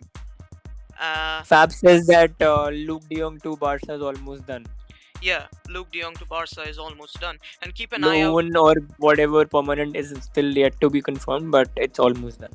Yeah, and Pulkit, keep an eye out for Barca Bus tweets, yeah, and let me know. Yeah, definitely. Yeah, okay. That's what I'm refreshing for constantly. Yeah. Thanks. Shashank says it's been 3 years since Barca is trying to sell Coutinho. Exactly. It's not that simple. Coutinho, Longley, these kinds of players, they don't have a demand. There's no market for them. There's no market for them, and especially with Umtiti, the only offers he got were from non-UCL teams, and he wants to play for UCL teams. And furthermore, their wages are sky high for what Bartomeu set them for.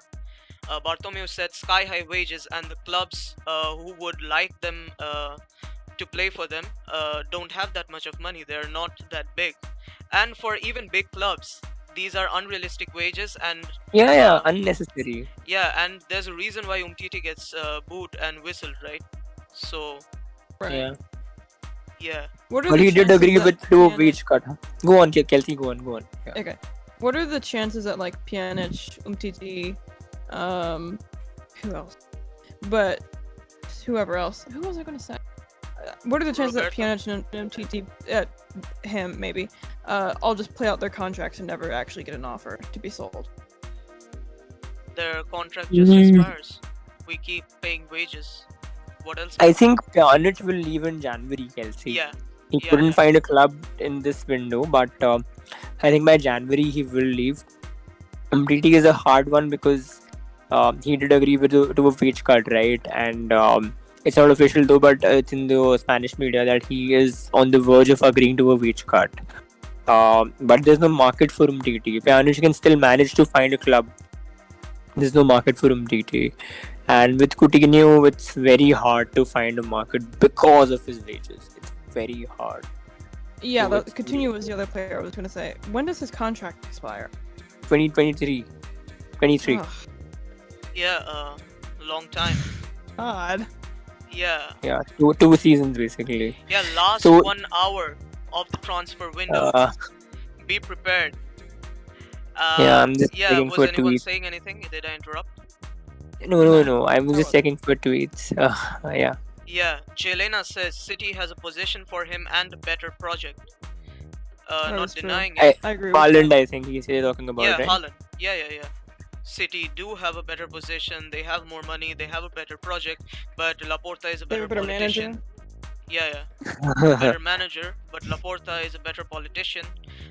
He knows the amount of backlash he's gonna get if he fails to sign Haaland.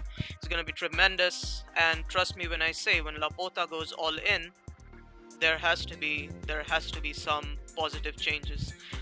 Trust in Laporta. We are still Barcelona. We are still the biggest club in the world, and believe me, Haaland knows that. Somewhere deep inside, he knows the difference between a club that is bantered for being an oil money club and a club like Barcelona.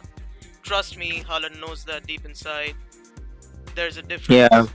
There's a difference in level. One club has the richest history in the sport, and the other club, I won't even say. I think we're forgetting that Mino Raiola will only ship him to the club that gives him the most commission. Exactly. So Plus, I heard Mino Raiola has some beef with Pep Guardiola. I don't know that, Oh. but Raiola has good relations with Laporta. Yeah, That's what matters. yeah. Jelena says sacking Koeman gonna cost more than. Oh yeah, Brooklyn says sack Koeman for 7.5 mil and activate Xavi's clause to join Barca. Number one, Xavi probably won't come to Barca right now, given the state of the club. Will he? I don't think He so. can. He can. I think he could next season, but not right now. He could next summer. Yeah. Yeah, not right now. And sacking Koeman will take more than 7.5 million, Jelena says. Shahan asks, worst signing this season, Aguero or De Jong? Luke De Jong, I'm assuming. Neither. None of them are bad signings. It's a shame that Aguero is injured at the moment, but he is going to recover But one we can day. agree both are mediocre signings only. Yeah, So, mediocre, but not really banter worthy or something. But Yeah. You still, don't think Luke De Jong is a banter-worthy signing? no. I Frankly, think it's no. pretty funny. Um, I think he will be once he starts to play for us. Yeah, well, I don't rule anything out before I actually say it, but yeah, if you compare the two, Aguero versus Luke De Jong, I honestly don't know. At least Luke De Jong will play some matches. He'll play more matches than Aguero, I think. So Because of Aguero's injuries. yeah, Injury, yeah, of yeah. course. Yeah. But quality over quantity is always a thing. But another thing is we don't know how little Aguero's quantity of matches will be. So we can't really say. Neither of them are good signings. Both are mediocre signings. So yeah. Sacking Koeman is gonna. Yeah, okay. De Jong. Jelena says De Jong is a worse signing than Aguero. Okay. Brooklyn says Pep wants to leave City in 2 years. We should sign Pep. Brooklyn. Pep said he wants to coach a national team. Shashank Shekhar says. Shashank, thanks for sticking with us since the beginning of the podcast. True fan indeed. We should not just depend Yeah. on signing Haaland. Laporta has a whole season to identify an attacker who we should look for a smart signing.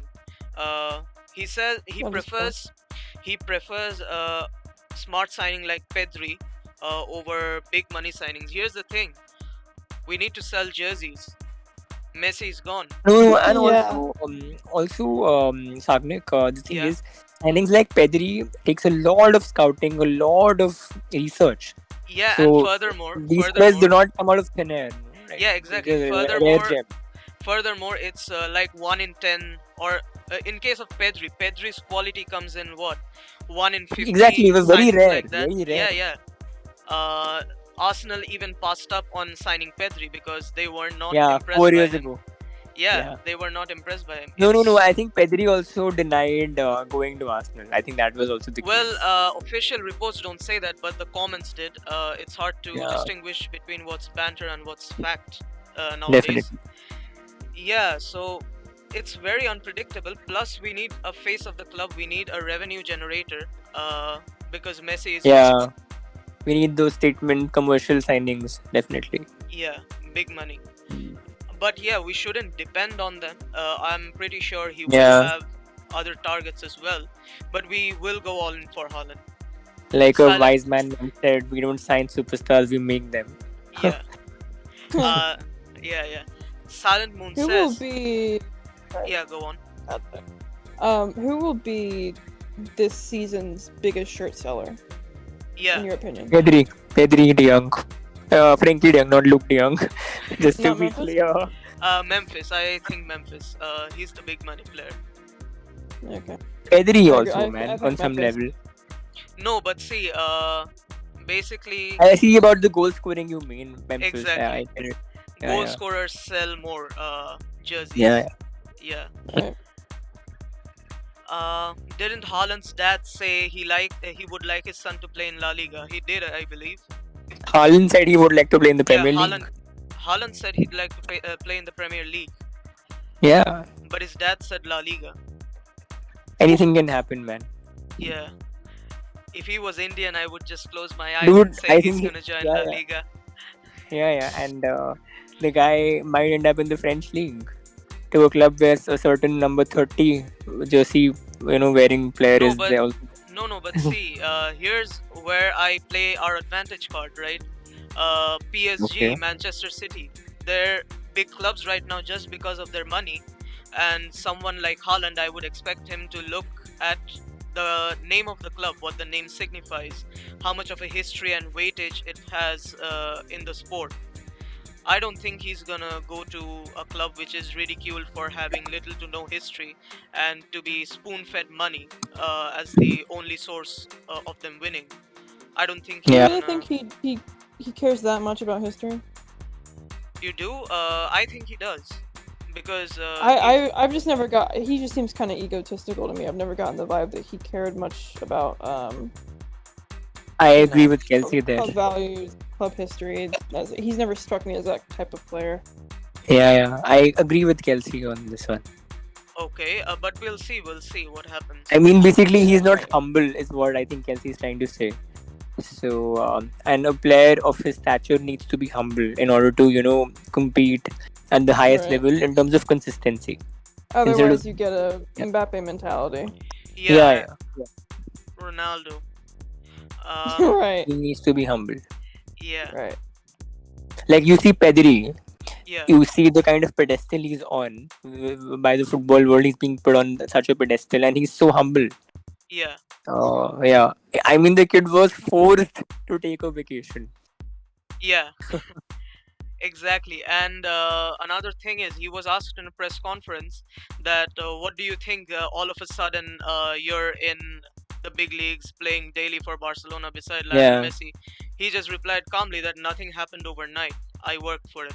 So he's Yeah. the kind of player who truly values the kind of hard Definitely. work. He Definitely. knows he deserves it, but he's not Definitely. egoistic. So yeah, Yeah.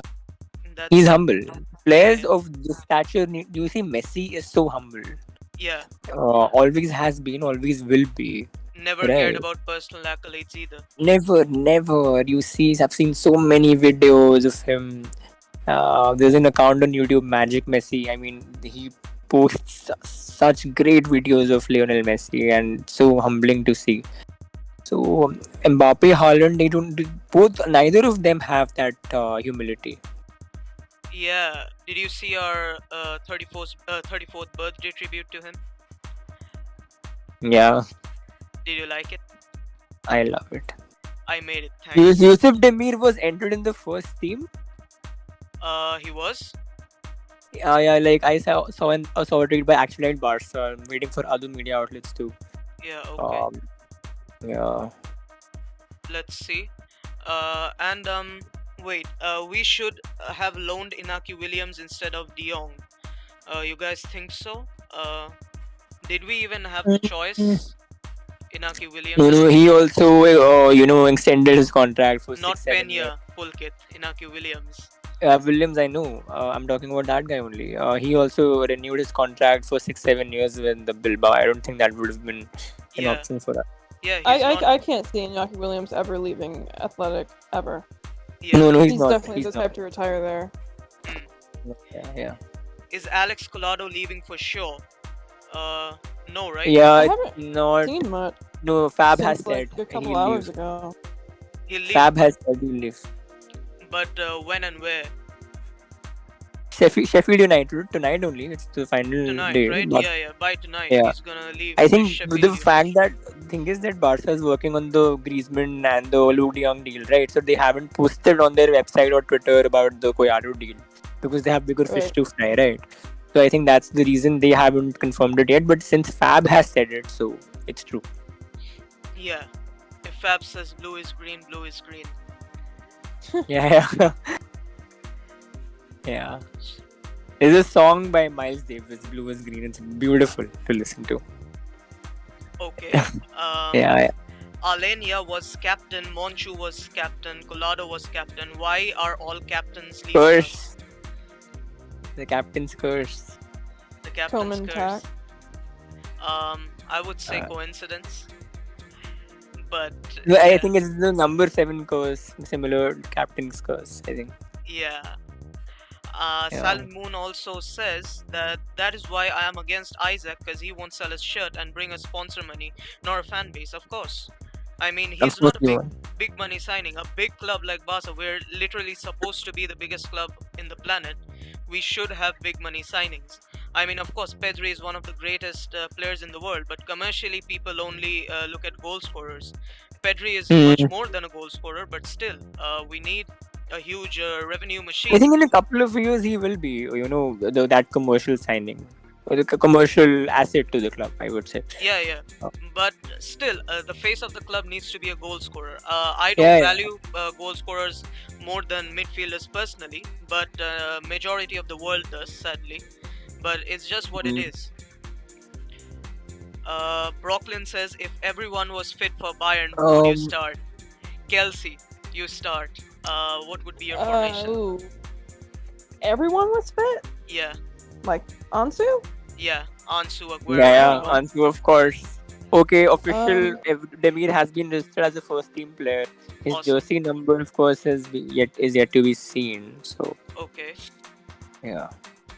Well, okay. When you say everyone is fit, do you mean everyone is like as in like Umtiti pre-injury? No. Not that. Because that would be players who are injured cool. right now of it. That's what he means. I don't know what I would choose our back for than Alba and Dest being the number one. Yeah, I Would think you these guys, are like the undisputed starters, right? Yeah. Would you guys have Neto or Ter Stegen play? Ter Stegen. Like Ter Stegen, man, of course. Okay, I'm just saying. Neto had an okay preseason. Yeah, but Ter Stegen is then a statement, Whatever. a wall. Yeah. Center back PK. I don't know who I would have actually. Who would you guys have as the center back starting for Bayern? I'll go first. Yeah.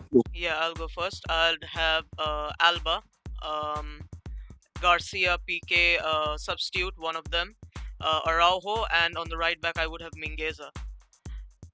Non-Dest? No, there's a reason for that. Because up front on the right wing, we wouldn't need more attacking power. We wouldn't need attacking prowess because Demir would be there. Yeah. No, not Demir for me.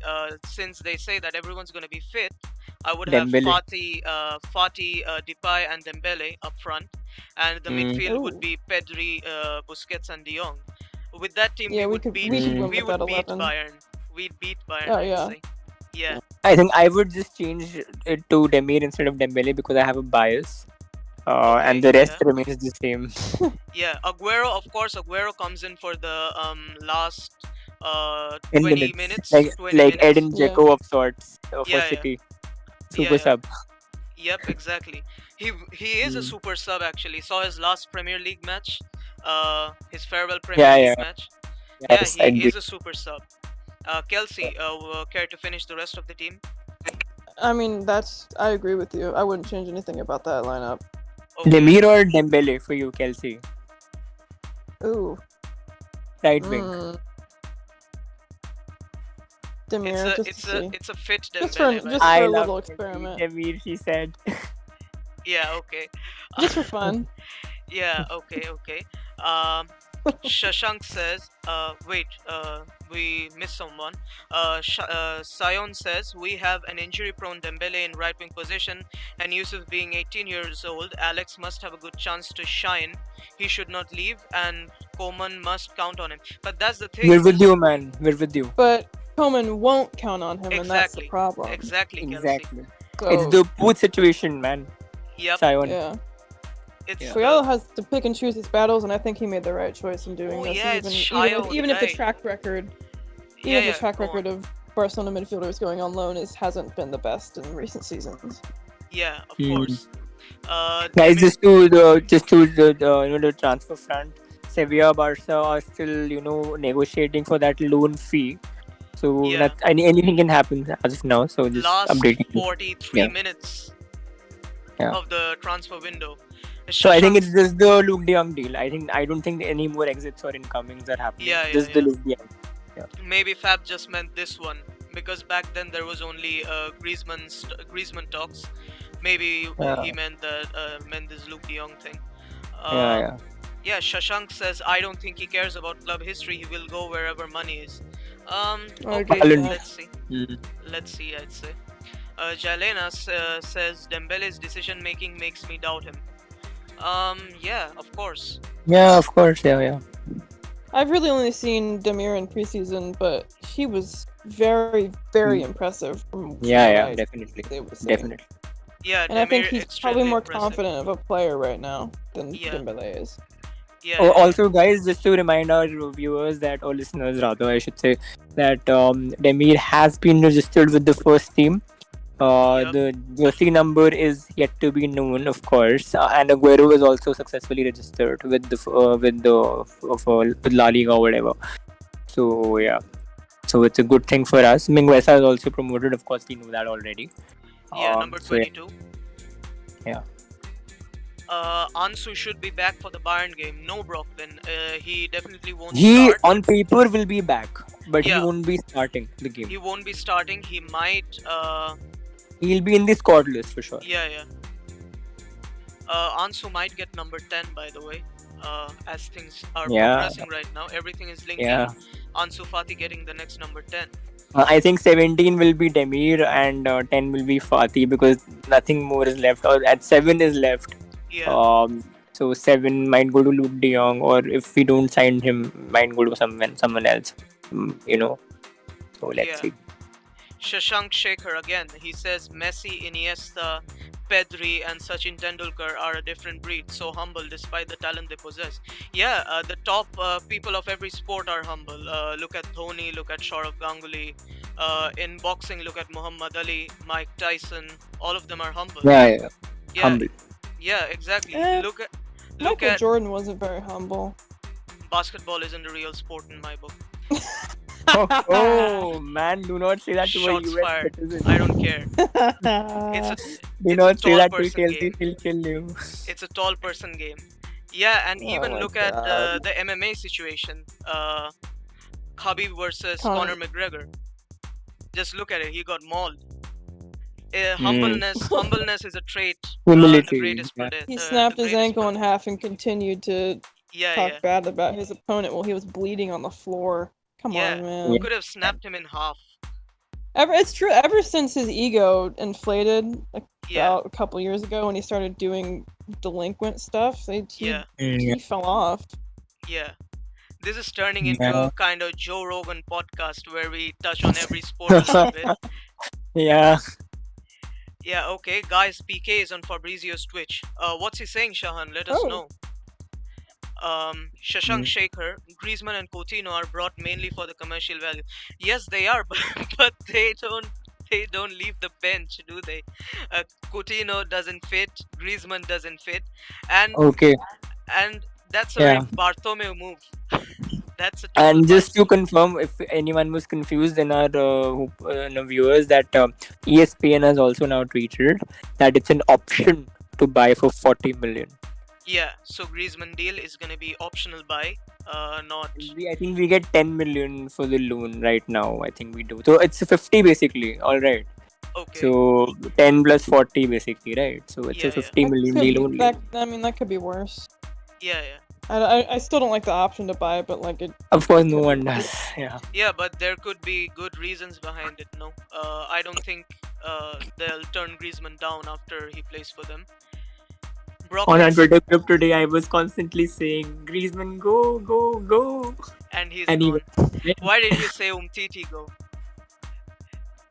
I mean, no point, no, because I he think won't we be. all have been saying Umtiti go for the past 2 years. Yeah, man. Everybody except Umtiti has been saying Umtiti go. And Brooklyn says Coutinho, Depay, Demir will probably be our front three because Brathwaite is injured and Griezmann is gone. You guys want to touch up on it while I edit the background a little bit? People are forgetting Ansu Fati there. Why Coutinho and front three? Wait, cannot against play? Bayern. Okay, against Bayern. Yeah. Still, Coutinho does not fit in the front three. He cannot play there. I mean, it's not his game at all. It's like Griezmann on Has the he wing. played in the front three under Koeman? He hasn't, right?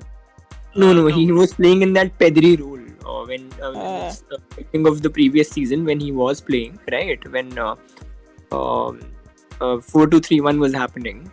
So he was playing in that attacking midfield role, wherein now Pedri plays, of course.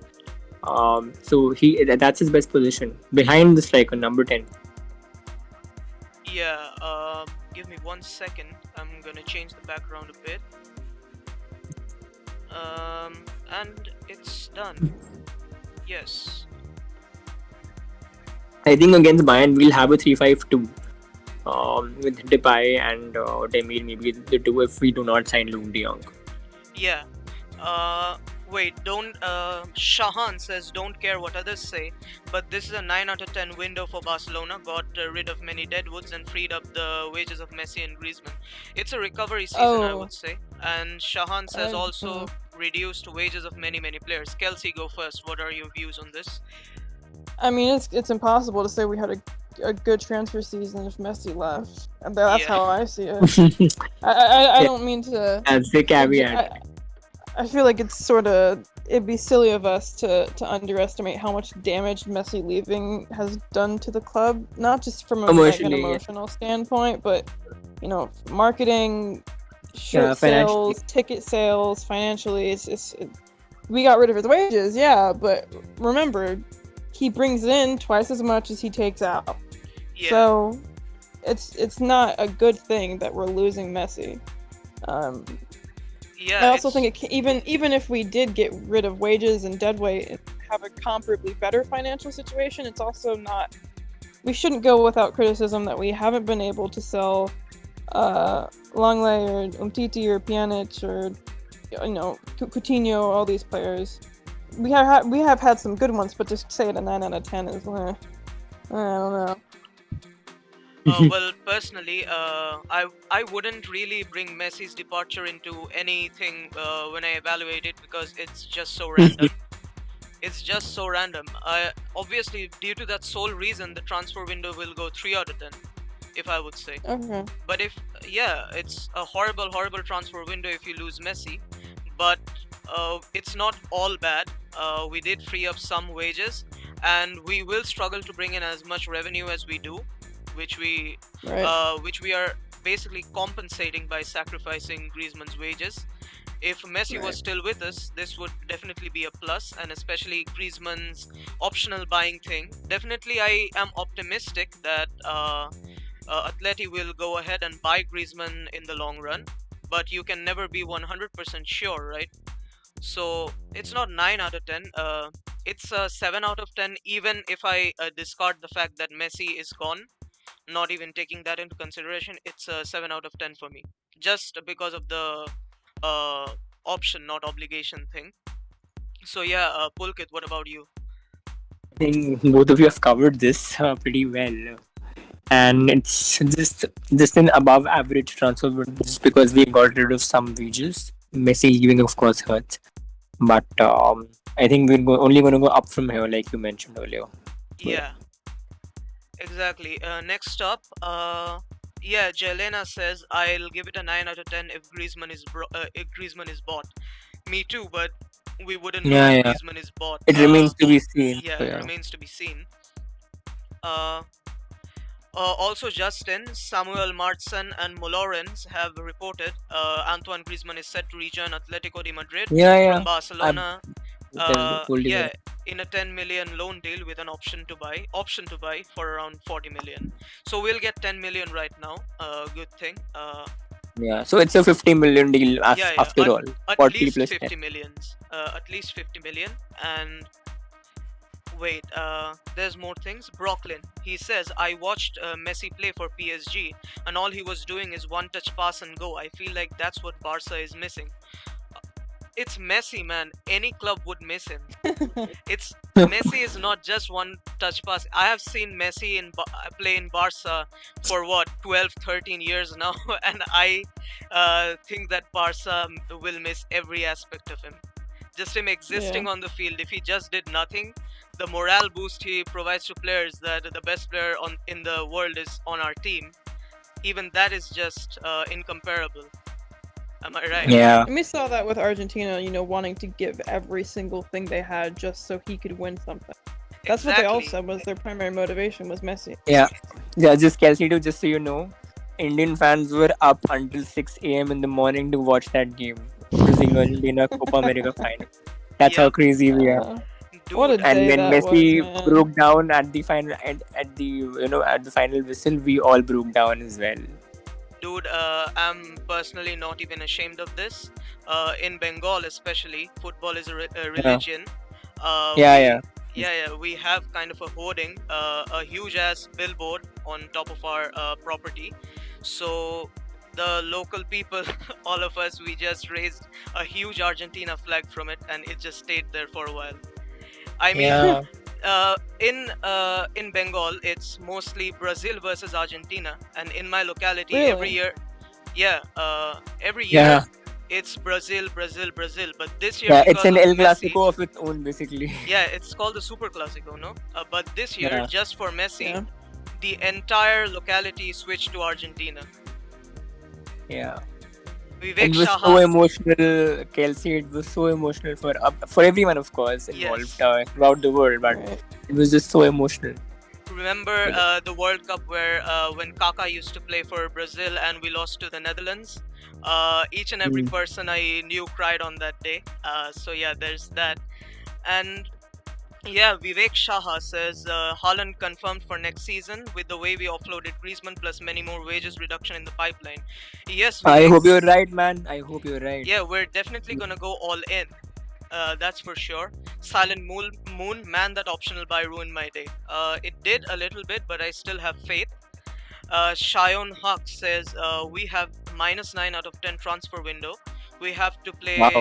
with Coutinho, Dembele, and Longley Umtiti. If Araujo or Eric gets injured, PK is already injured. Oh my god.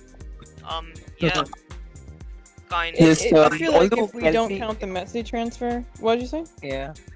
No. I was just saying that are you guys noticing that how much now fans are edging towards Haaland? So it kind of provides us a window into the fan base's mind. What are they thinking from now on, from going forward, and what do they expect from Laporta? Yeah. So just wanted to mention I that. think Laporta has a lot more pressure now. Yeah, Now of that course. everything's said and done and Messi didn't happen, Hmm. he's got a lot of weight on his shoulders. And these next two transfer windows are critical for the future. of Yeah, this yeah. business. But I think the most in the football world right now, the most pressure that is on someone's shoulder is Pochettino. Because if he does not win the UCL, Oh yeah. I mean, he'll be laughed at. Yeah, exactly. And I hope that's the case. Yeah. Last 30 minutes of the transfer window. Yeah, man. And No news for as of now. Nothing. Vivek Shah says, I am from Bengal. #Joy Mohan Bagan. Bro, East Bengal is so clear. Joy East Bengal. And yeah, dude, I mean, we're the Barcelona and Real Madrid of West Bengal, of India, in fact. Whatever current state the clubs are in, 30 we're always minutes. going to be the top two. given our history, given our current competitiveness, of course.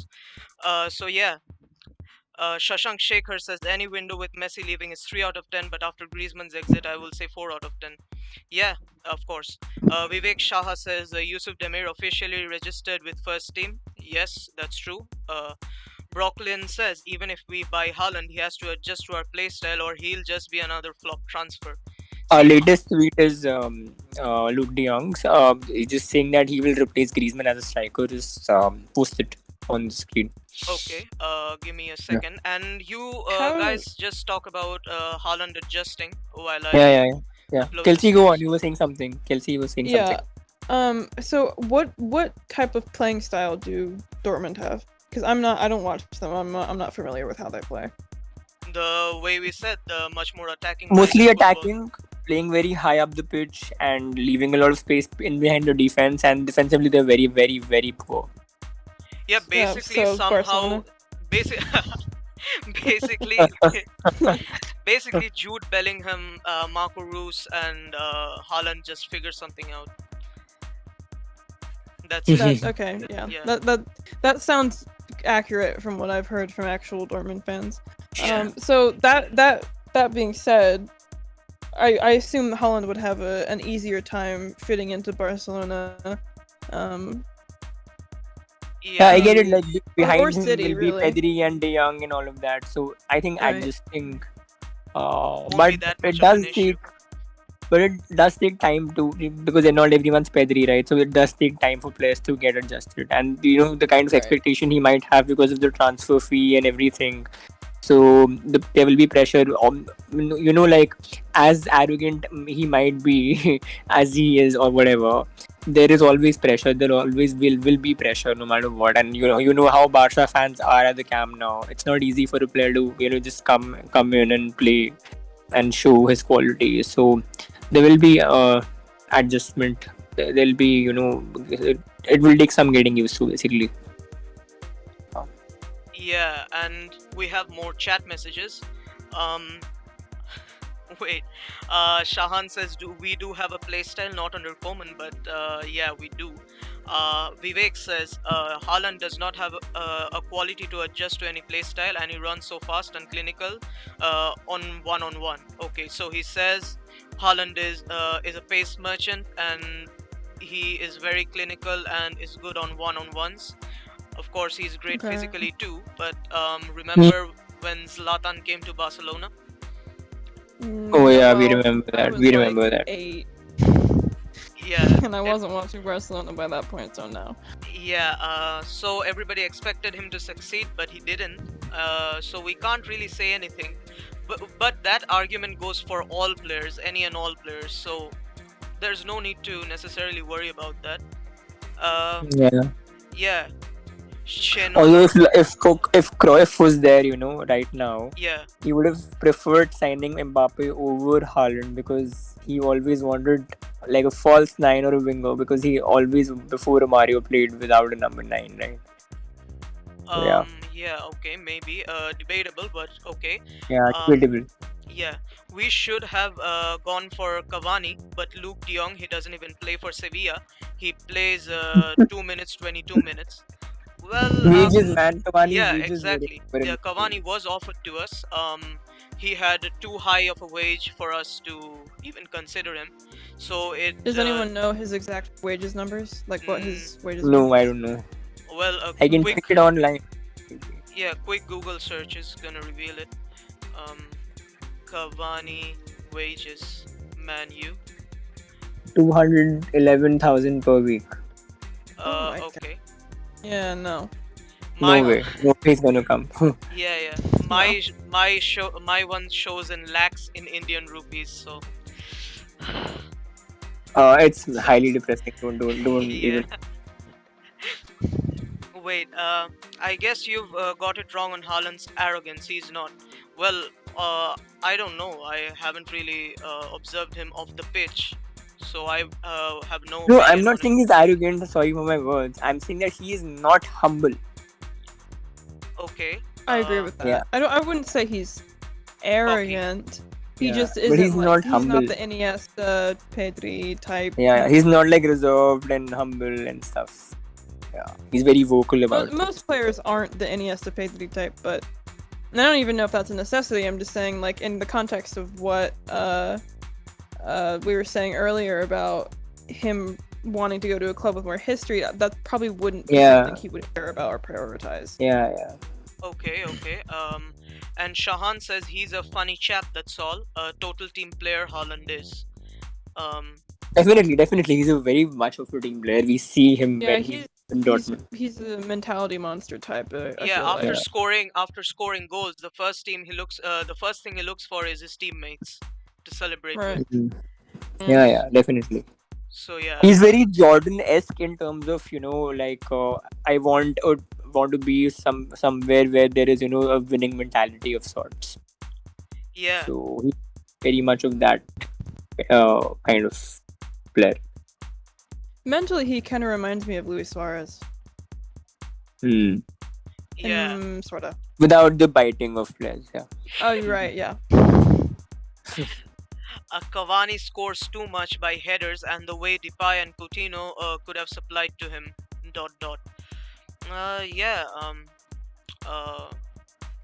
Not really sure what to say about that. And this tic tac meme is with associated with Mbappe is picking up a lot. Turtles can fly. Yeah, man. We have some more chat messages. Give me a moment. Guys, Haaland's role model is Zlatan. Obviously, he will have the same attitude. Is it really? Yeah, that's what I was asking. He's right. It's Zlatan. I think because of the longevity is Zlatan. Really? Did he say that? I think because of that. No, but I've heard him say that Zlatan is my idol. I've heard him say. I've read somewhere. Yeah. Let me look at that. Hold on. Shahan says you don't need to have Pedri's behavior to be a good footballer. Vivek Shahan. Guys. Yeah. What's Sorry. up? Yeah. Fab has confirmed that the Griezmann move is stuck because Saul's transfer to Chelsea is difficult. He would need to leave before Athletic can sign Griezmann. Bruh. Wait, what? Yeah. As in it's not official. It's not official. Guys, looks like we might not even sell Griezmann. No, man, don't say that. Don't. What's happening, man? It's 23 minutes left. What's 23 minutes left in the transfer window, guys, and it is getting more difficult as time passes. Fabrizio Romano has just tweeted, and the tweet is gonna be up on your screen soon. Wait, where is it? I can't find Fab it. has not tweeted. I think it's on Twitch. He said, and someone. Oh, he said it on Twitch. Can you send me the tweet in the group chat, Barca Buzz? Let me see. Someone might have posted it back. Gerard Romero. That guy is not reliable. Everything is collapsing. Okay. Oh my god. Gerard Romero has just tweeted that everything is collapsing. Griezmann to Atletico. I saw that, but I couldn't believe because of course. Yeah. Wow. Griezmann to Atletico and Luke de Jong to Barca is falling. This is giving me war flashbacks to the day that Messi was Messi, yeah, announced. exactly. I was gonna say that. This is exactly how it feels. I was he was about shocked to in like a renew thrift and, store that day, and I hadn't checked my phone in 2 hours, and then I looked down, and all of a sudden, my timeline has exploded and caught on fire and been buried dead in the ground because all of a sudden Messi isn't leaving, and that feels exactly like this. What an analogy. Guys, what's happening? How much time do we have? We have 20 minutes exactly. 20 minutes to figure it out. Wow. 20 minutes to figure out. Everything is collapsing according to Gerard Romero. Well, then again, it's Gerard Romero. So... Gerard Romero is very unreliable. Yeah. But then Fab has... But then again, where is the confirmation news? Do you see it? I don't. Where is the saw confirmation Barca news? Universal that Fab has said, yeah. Fab has said that it is in danger. Yeah. Just end the video, man. Fabrizio has said that it is in danger. Can you send me the tweet, Pulkit, where Fabrizio I have said- sent on this Yeah. thing, the group, Twitter group. Okay. Barca. Just check. Okay. Just Thanks, another I day got it. being a Kool-Aid. Yeah. It's gonna Just be up another on your day. screen soon, guys. Just hold on for a second. I did Google it. Holland's idols are Cristiano Ronaldo and Zlatan Ibrahimovic, so do with that what you will. Okay. We'll see. We'll see. Not. What's happening, man? What's happening? What is this? You know, on the bright side, we might not get Luc de Jong. On the bad side, we might have to pay Griezmann's wages again. Why is Saul's Chelsea move collapsing? I don't get it. What was in that pizza? Wait, that pizza came to Camp Nou. That didn't go to Athletic. Chelsea's whatever. I thought that pizza was for Griezmann's agent, or was that just a joke? No idea. Hmm.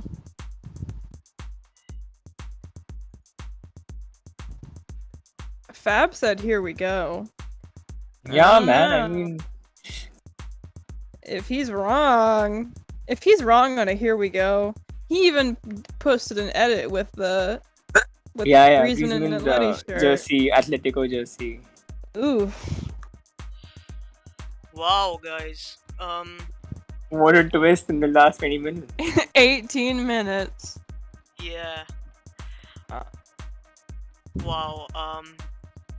So the chat was talking about in January transfer window, and the next one we must say Umtiti, Longley, Pjanić, Brathwaite, and maybe Coutinho, Dembele, whoever flops. Then we should go for one defender in Haaland.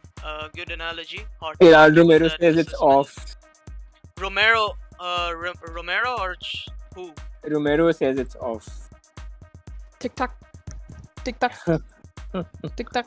Let's What the just fuck, man? let's just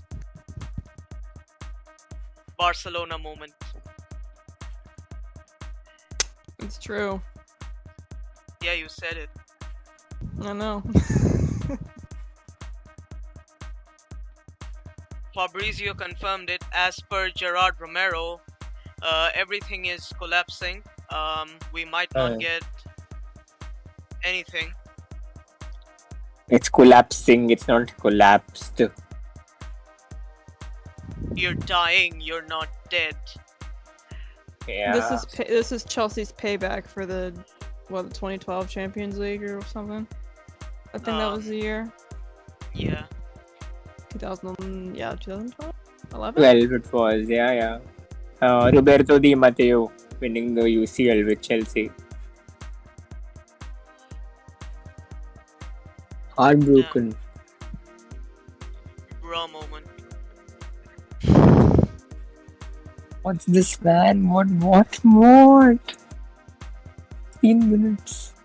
16 minutes for Saul to sign for Chelsea and Griezmann to Atleti. Just go, man. Fab said, "Here we go" to both Saul and Griezmann. Yeah, I don't know why the move is collapsing. What paperwork issue? I don't know what's happening. I don't think God knows. This man is gonna give me trust issues. I already have them. Brooklyn says Pedri and De Jong are proven talent, so we can kind of rely on them. Of course. Then there is Manu Carreno. Deportivo. So he writes for Deportivo or something, Brooklyn and he says something which is hard to argue with. We should have just There's no done the optimism. Griezmann and Saul swap deal before. It's Yeah, hard of to- course. Yeah, hard to The argue guy with that is so assessment. right. We can still do it. 10 minutes. Where does anyone know where the Saul deal went wrong? Not really. Actually, they said that number one, it's gonna be a direct swap, and number two, we would have to pay a percentage of the wages. Okay. So that's where it went wrong. No Colado announcement, by the way. I think it'll be announced after like it closes and stuff. Probably. Because they're busy trying to bust their asses off for the Griezmann deal to go through, right? Yeah. We just registered Demir, and now what's happening? Mayhem is happening. Albert Roach, So Tony will they Hart- be like?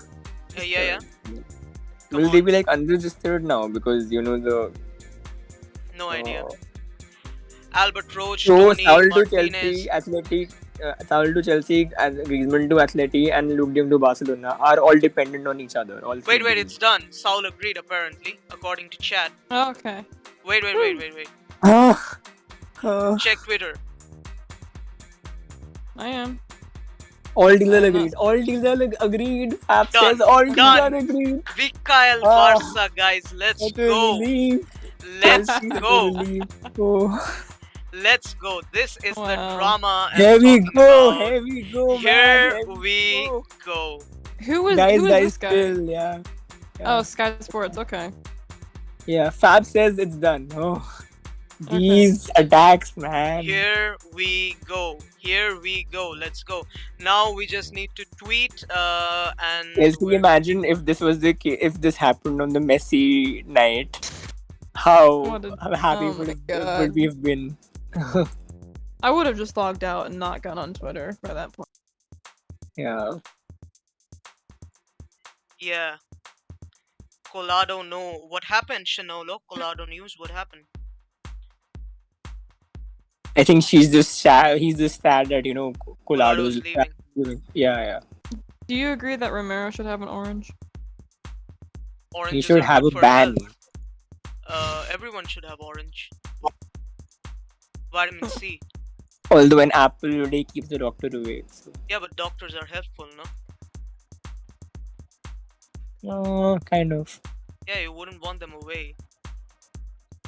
No, but you wouldn't want them around also, right? Imagine breaking a leg or something, then going to the hospital and getting rejected because you ate an apple earlier. That's such a slap in the face. Yes. Could you share the tweets where it said that they've agreed? I'll just share. No one shared on the group yet. Yeah. I don't know why Rishabh's being kind of slow. Maybe he is not working anymore. Maybe. No, he is. Just a second. Nicolas Tagliafico was available at 12 million. We should have went for him.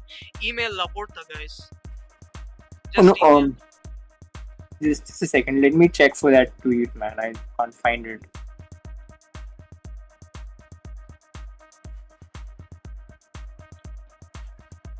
Last 11 minutes and a few seconds.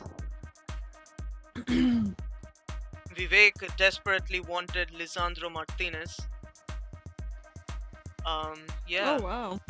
Good guy. What I'm happened? probably butchering this pronunciation, but Serge Aurier, Serge Aurier, Aurier, yeah, terminated his contract. Yeah, just left Tottenham by mutual consent. Yeah. Don't know how old that news was. No, it Just just saw it came on my 20 phone. seconds ago. Serge Aurier Oh. has been released by Oh Tottenham. wow. Yeah. They just Saul confirmed it. Saul Ninguez deal to Chelsea from Atletico is all but done. Race against time now to file all the paperwork, but should be fine because they will have an extra hour after deadline as well. Atletico need to sort out Griezmann paperwork too. So does that mean we'll have to stream for 1 more hour? We can. Man, it's going to be a long night. Yeah. What do you do, Kelsey? What do I do? Yeah. Professionally. Student Say or that again? do you have a Oh job? yeah. Yeah, I'm a You're a student. student. Yep. Dude, Nope. what is this news? Barca and Sevilla have everything closed for the loan of Luke de Jong. If it collapses, it is because Griezmann's departure to Atletico and Saul's departure is complicated. Well, duh. Huh. I mean, You don't say. Mielbeck says, so is Griezmann officially gone? Apparently, yeah, he is. If they complete the paperwork in the next 10 minutes, then yeah. Next 10 minutes and 1 hour. They have an extra 1 hour after. There was some bump in the road, but now it's fine. Yeah. Yeah. What do you mean an extra hour? They apparently have an extra hour to fill out all the paperwork. Yeah, the formalities and stuff like that. I think. Yeah. Basically, after 12 in the midnight, you can't pursue any deals. The deals that have been done are done, but the paperwork, if it's not done, you get one more hour. But you cannot do any new deals after 12 o'clock. I think that's the case. 9. Silent Moon says, LOL, that's how much you guys want Griezmann out, willing to stay up for another hour. Well, you are here with us, aren't you? We're in the same boat. 8 minutes to go now. Yeah, 8-minute countdown is on your screen. So who have Barcelona gotten so far? The chart is right up on the screen, just look at it. We have the first team centrally. On the left, above the left, on the top left, we have the people who have left the club today. On the bottom left, we have rumors of signings. 2 of them crossed who won't happen. On the right, we have Barcelona B. So yeah, that's basically it. 4 collapses. No, not collapses. Done. Fabrizio confirmed. Yeah, exactly. It's done. Huh. So it looks like 1 more hour. Man, Monster is strong. I'm not even feeling a bit sleepy. Monster? Okay. Yeah. I was thinking of getting a Red Bull today. Yeah. But I went to the market, but I didn't get one. Oh, I got it. I actually googled which has more caffeine, and it's Monster that has more caffeine in it. And Which flavor? Shahan's, which flavor? I don't know. The classic one, the black one. Okay. Only. Yeah. Shahan? Shahan says 4 collapses, all 4 deals off. The scene if it fails now. Watch him now. Yeah, it's a nail-biting situation. What's Okay, so going on? Sky also confirms Sky Sports Saul Niguez to Chelsea is going to happen, which means the other deals are also going to happen. So relax now, Yeah. guys. Collado might go out. I think he will. It's just the club is working on other deals, right? So they haven't. Shashank around Shekhar it. says you make bad jokes. I know I'm not a clown. You don't say. Yeah. I mean, if I wanted jokes, I would add some more people in here. I won't say names. If we wanted jokes, we would have added Bartomeu to the conversation. Yeah, Jordan, a new signed with Barca. What? I think that was a prank tweet. Yeah, Mike Jordan. 6 minutes and 13 seconds to go. And yeah, I have stopped wearing jerseys during matches now. why? I just don't feel like it because all the jerseys I have are of Messi. I just have the 2015-16 jersey. Never bought another one after that. I do have the older ones, like I have the Pep jersey. I have the classics 1992 I have. UCL. Yeah, the 1992 orange colored jersey also I have. But all of them are custom for me. My name followed by the number of the player I liked the most that season. And if I tell you which number I had for the 14-15, you're gonna cancel me. Was it Neymar? Yeah, it was. I knew I it. was gonna get a Neymar shirt in 27. Thank God he left after that. I have the Berlin jersey of Xavi and Messi for the Berlin final. Oh. Do you have the 1999 jersey? That special edition? Yeah, the Puyol's Centurion. first season. Yes, I Yeah. have that. Guys, genuine question. Do you think you guys will be alive to witness the 2099 jersey? Dude, No. what's that question? Yeah, No, it's I'll be 90. I am not planning to live until 98. I'm Why You're not. not? trying to live till when then? Because why would I want to? 98 is way too old. Because then you gotta have people take care of you and like change your diaper. Probably have some sort of Alzheimer's or something. I don't want to live like From that. worrying about the Griezmann deal, we have gotten down to changing our diapers at the age of 98. The kind of turn In Spain, they should send the conversation contract of the player to the the La Liga conversation has before the taken deadline, but announce after. the conversation has taken a Cruyff turn. How long did Cruyff live? 2016 or 15 was the time he passed away, right? Yeah. So, Matteo yeah. Alemany and Ramon Plains continue to work against the clock at Ciudad Deportiva. Everyone is working against the clock. Every club, every management, every They've got 4 president. minutes to do it. I Yeah. mean, no, Yeah. 1 more hour, they're saying. 4 minutes and an Wait, hour or whatever. Griezmann deal off? This is like the El Remontada match. What are you talking about?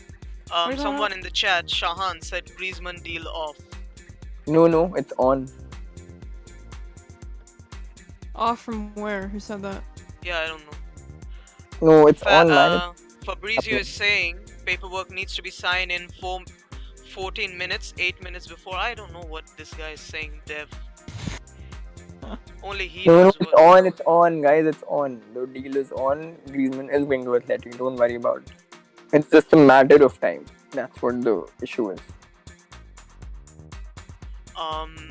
Yeah, last 3 minutes. Pretty anticlimactic, I mean. Where is the news? Where's the news? Where's It's all just the a news? matter of time. It's just a matter of paperwork. That's the whole point. Yeah, That's what's delaying the whole situation. Yeah. Nothing more. Yeah. If Griezmann stays, the next training session after the break is gonna be weird.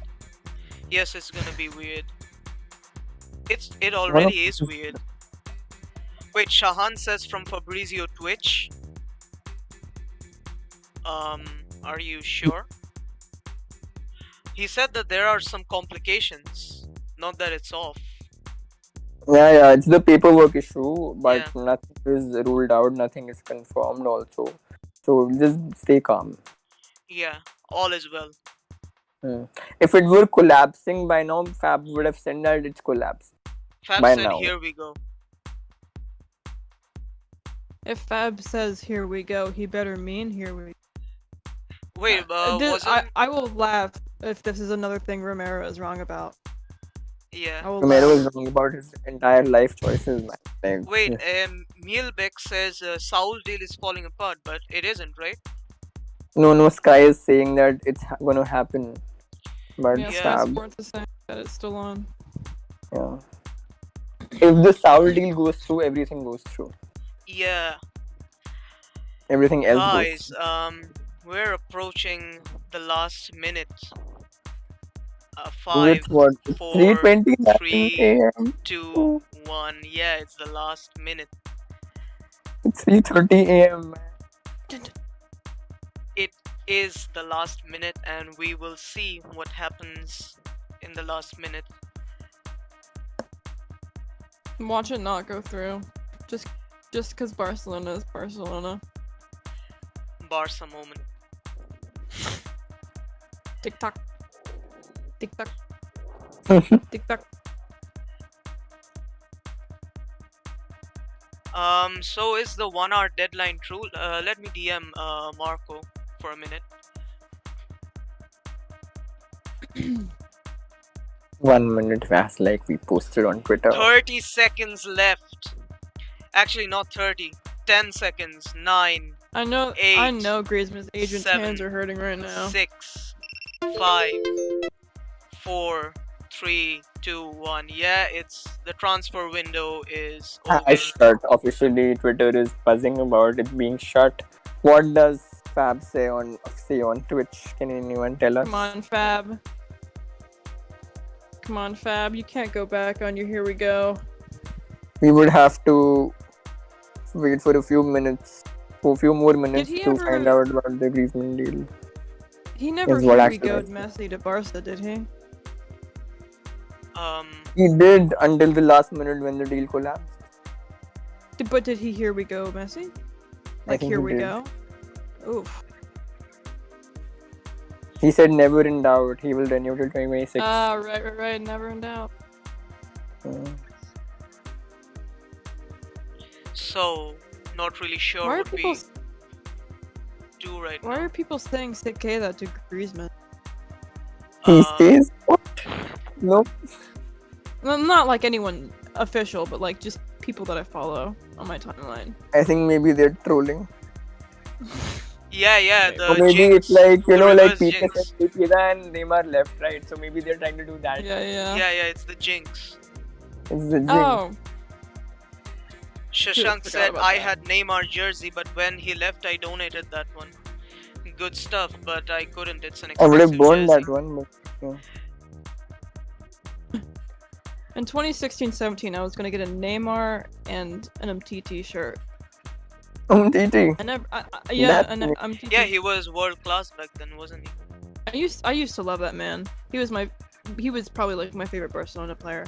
Like on my old account, I had his profile picture, him as my profile picture and everything. Umtiti? Wow. Yeah. I dare Yeah. you to do it now. Oh my god, no.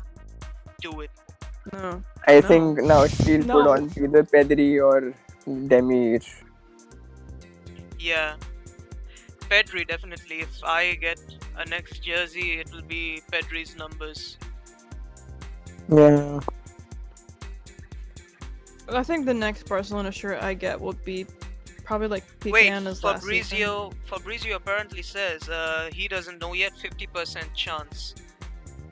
What? He said here we go. Yeah.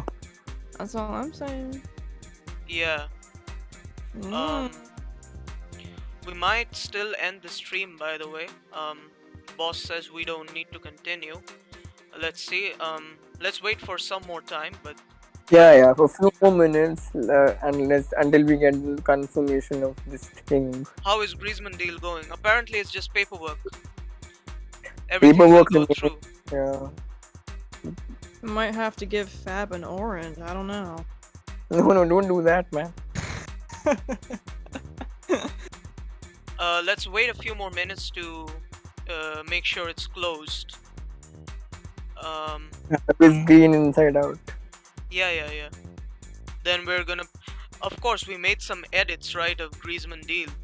We wouldn't want that to go to waste.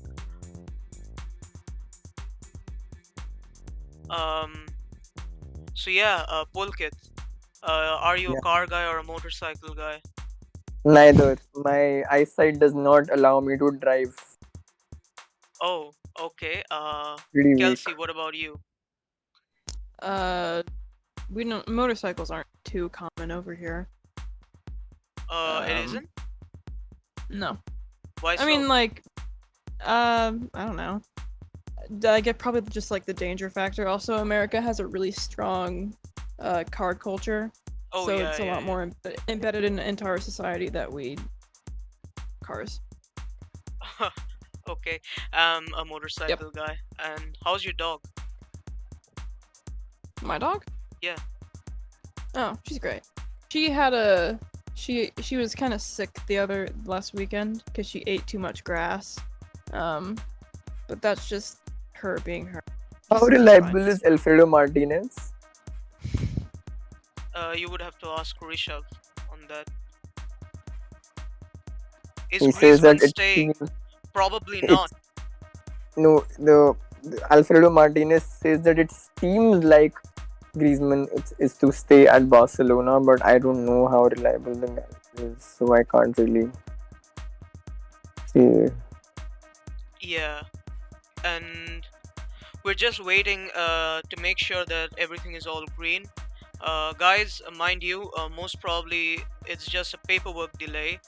The deals are gonna go through. We're just waiting for it to be confirmed. Then we're gonna close the stream. Everyone is saying that it's still in the air because it's not confirmed. No one is saying that it's paperwork or what the reason is for the delay. It's just people are saying it's not confirmed because the deadline day is over and it's not confirmed. Yeah, don't panic though, guys. Yeah.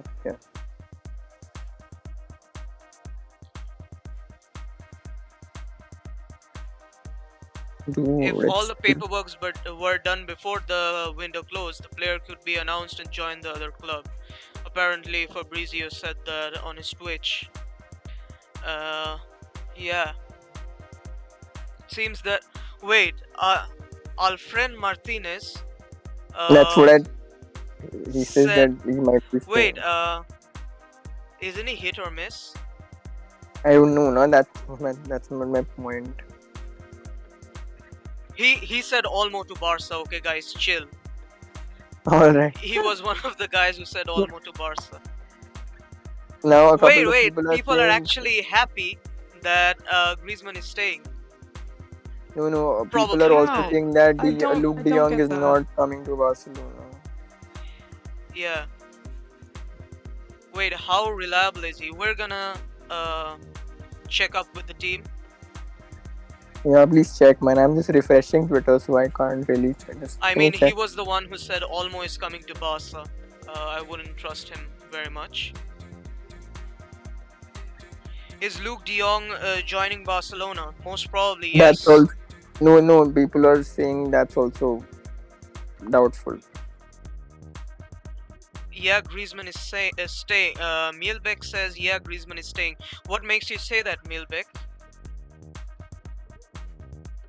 Unless Fab says. And then Riten Bagra says De Jong to Barca with crying emojis. Basically, anyone is saying anything at this point. Yeah, it's crazy.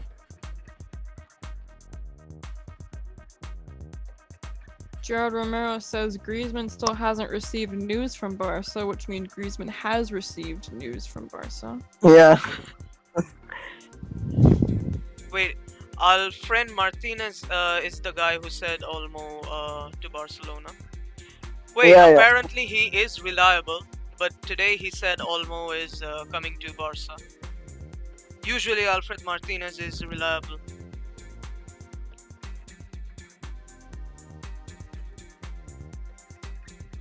Yeah, Chenolo, Luke De Jong to Barca. We're still waiting on that news. Don't really want him, but yeah. Wait, Gerard Piqué just tweeted L7. Else? Yeah, the 7 with Mbappe's picture. Riten Pagra says, announce Messi, announce Messi. Yeah, Messi. Okay. Kelsey, do you speak Spanish? SCR confirmed all over.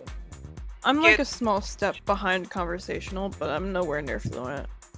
Que dorsal viera Mbappé la tres opción para el francés. What does that mean? I got most of those words. Can you send it in the group chat? It is in the group chat. Rishabh said that. Oh, hold on. Sorry, I'm looking at. Gerard Piqué tweeted. Fab said no player got any news. No Saul, nor Luke, nor Griezmann. Riten says announce Messi, but with an exclamation mark. Sure that. What did PK post again? Is it about a signing? Not really. It's something about Mbappe. Deal is in danger. Fabrizio confirmed. Let's not panic. We'll see. We'll see. So you're asking me what that just it's asking what number will Mbappe have? Okay. The 3 options for the Frenchman. Dude, in this crisis situation, PK decides to. Yeah, right. Come on. So PK is chill, guys. Guys, there's a good sign. Gerard PK is At Madrid. absolutely cool and calm. He's known for, trolling also. Yeah. He was also cool and calm during Cicada, so I mean. No, he stopped posting selfies. Did he? Yeah. For a day When? or 2. Barca buzz. What would you rate Barca's transfer window out of 10 with a picture of Rolfo? Barcelona women? Yeah. pretty good. I would say I would call it an 8 out of 10. The remaining 2 just being because we haven't our main weaknesses have been at fullback. Well, Guys, at the left back position. sorry to cut you off for 1 You're second. fine. Griezmann I to didn't have much else Atletico to say. Madrid has not been possible because Saul's operation wasn't finalized in time by Cadena SER. And And I didn't because it's not And confirmed. another tweet by Matt Law: Chelsea have until midnight to lodge all the paperwork on the Saul deal, so no need to Oh. start panicking yet. Although it would be nice to be able to go to wait. It is already midnight. I don't. But Get it. it's 11 p.m. in England. Oh, wait a the hour second. difference Yeah, in yeah, time yeah. Central Yeah. Eastern Time. There's a 1 hour difference. That's why I No, no. just went, oh, because yeah. No, just but clicked. even though Saul could sign for Chelsea, but since the transfer window in Spain would be over, right? Yeah, So how would the Atletico to Griezmann deal go through? yeah. Guys, look. Even the boss says it. Even the boss agreeing. That PK just trolling Marsa right now is a big sign that we're comfortable. The deal is gonna go. Both the deals are gonna happen. I'm top reliable, guys. Trust me. It's my reporting. And SER is not that reliable. Yeah. Actually, they're top reliable. The journal No, says that. Rakun and SER, I never find them. Manu Carreno, the guy who reported it, is top reliable.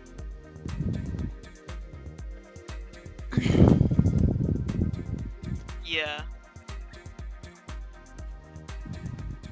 They're all staying. Fabrizio Romano says it's done. Guys, calma.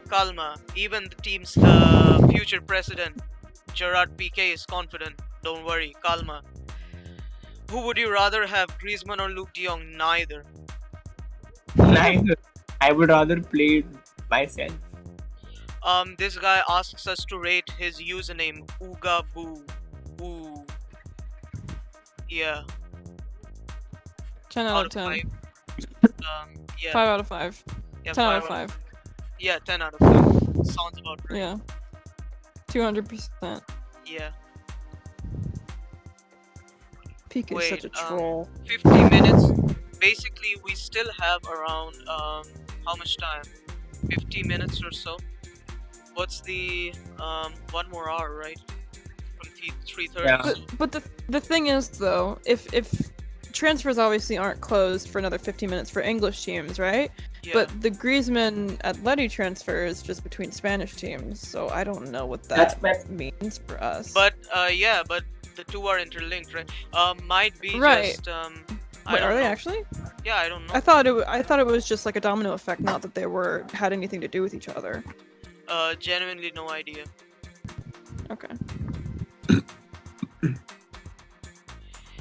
Yeah, genuinely no idea about that. Saul to Chelsea, 100% will happen. The fact Inter Spain deal, whether they'll happen or not, is yet to be seen.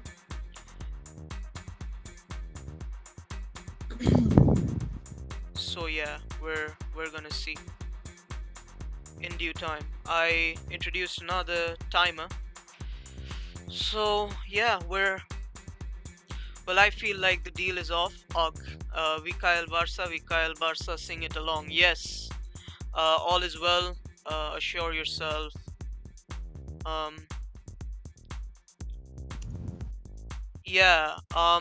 Our boss says, looks like it is over. The transfer window is closed in Spain and open in England.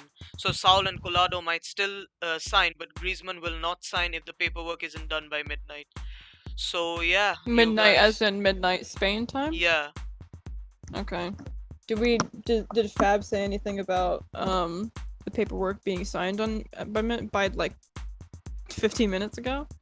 I don't know. Our Fabrizio merchant is not texting in the group. Rishabh, I have no idea. Yeah, the deal is in danger. Let's not take it lightly. PK is just trolling with Masa. That's just out of context. Yeah. Let's see. Let's not worry.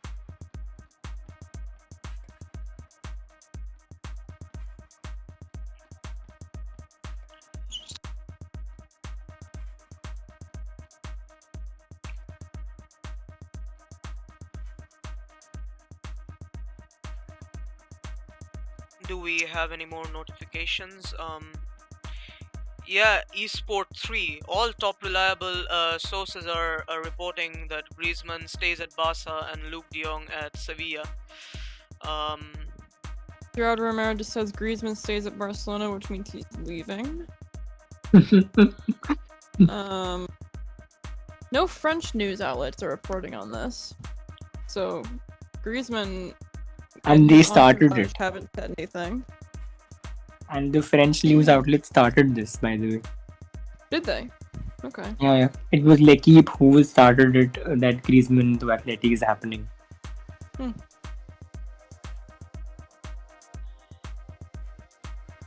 by the way, it's Marca. I just clocked that it's Marca, not Marsa. Yeah, it's Marca. Yeah, Marca. Because marcar un gol means to score a goal. Oh, in Spanish. interesting Yeah. fact. And it's cadena ser, as in the verb Yeah, ser, Cadena Ser. Yeah. to be. And it's TV3 is Stay With Res. Okay, let me write it down. One moment. Un momento. Un Yeah. momento. Very Spanish. Much Spanish tonight. No idea. All of a sudden, there's just a grim silence everywhere. Yeah, there's really not anything. Really, my Twitter timeline is just a bunch of Spurs fans I follow freaking out over RA leaving the club, but nothing much else. Fabrizio doesn't appear confident whatsoever. It's in real danger. It's in real danger. In real danger. He says. It's a quote. Fabrizio got 3 pieces of news wrong today. Didn't he even go wrong during the Neymar saga? Didn't he say that he's definitely joining Barca or something? I don't remember that. I feel like I would remember that. He might have said it was close, but I don't think he said here we go. No, he didn't but he say said here we go. Yeah. He said it was close. And it might have been. Yeah. We'll never understand There were a lot why. of times it was close. Yeah. We'll never understand why the transfer window doesn't close at the same time for every league. Yeah, I feel like that should be a UEFA regulation. Yeah, Greenwich time. The GMT. Weird. So you're saying that after all that, nothing actually happened. Griezmann staying and no De Jong. It's very possible, yes. while Griezmann was spending and Saul was spending La Liga. Sai says that Saul Niguez to Chelsea is touch and go. What does that? Sorry, couldn't hear you. Saul Niguez to Chelsea is touch and go. What does that mean? Touch and go. Must be some idiom. Nothing that is. Google doesn't know. I think Even touch and people go are means, kind like, of, replying to this. What does this mean? Possible, but very uncertain. Yeah, it means like it could go either way. Yeah. And Mbappe is officially heading to Real. Let them do whatever they want, man. What? What are you talking about? Like right now? Like this summer? Someone in the chat said that. No, if it was the case, I would have gotten a tweet by now because I'm refreshing it like every 2 seconds. What are the chances that Mbappe, what are the chances that Mbappe extends with PSG? Yeah. None this no chance this season, I would say. Okay. It'd be funny if it did happen. And well, in that case, if it doesn't happen, then obviously Madrid would go all out for Haaland.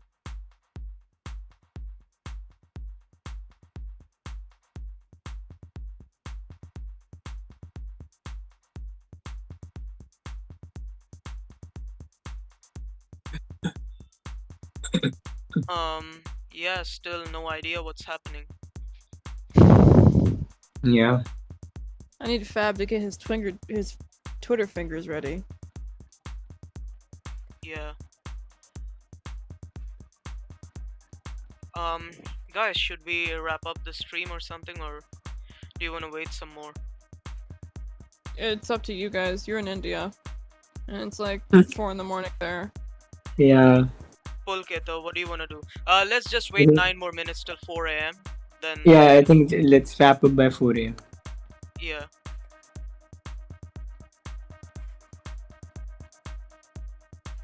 "12 people still with us. Thank you guys for staying, man. So late.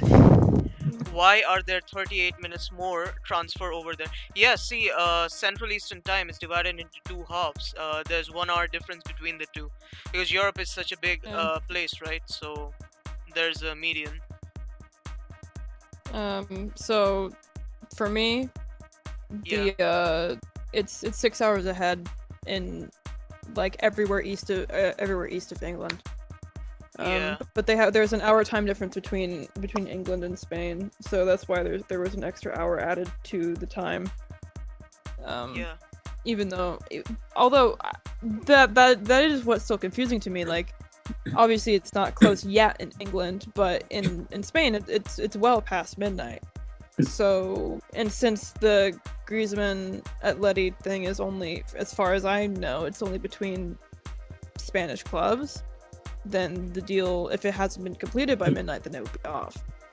Yeah, exactly. And Kelsey, do you use Discord often? Sometimes. Would you like to join our server, Prof County? Yes. Yeah, I'm just gonna tag everyone and send the link here. Even I've added Kelsey to my account. Oh wait, I sent you a request too, I think. Yeah. Yeah, even I sent. Yeah, by the way, this is my new Discord account. My last one with 150 plus friends. Randomly I get an email one day from Discord that it has been banned for doing credit card frauds. Credit card fraud. Yeah, never even went close to that path. Appealed 16 times. Didn't even reach human customer care. Got rejected by a bot each time. So yeah, this is my second account. Yeah, Barca has 20 minutes to loan Griezmann. Yep, true. Yeah, why are they Mundo Deportivo. Yeah. Faton says yes, but in Spain you can't transfer more players than what is that with England to do? Yeah, exactly, Faton. We don't really know. Such an anomaly, I don't know. I've never faced such an anomaly. Like, Yeah, we have. MD says is this a Googleable question? I don't know. I asked Marco. Guys, Wait, MD Mundo says. Deportivo. MD says that we have 20 more minutes. MD Yeah, says we have 20 more minutes. Yeah. Stream will go on for 20 more minutes. Alright then. Yeah. I mean, you guys, no restrictions. You're free to leave. No worries. No, we'll be here, man. Okay. Take it up. Yeah, good. We're Messi fans. We stay. You don't say. Yeah. Barcelona have 20 minutes and Chelsea has 40. Chelsea, come on.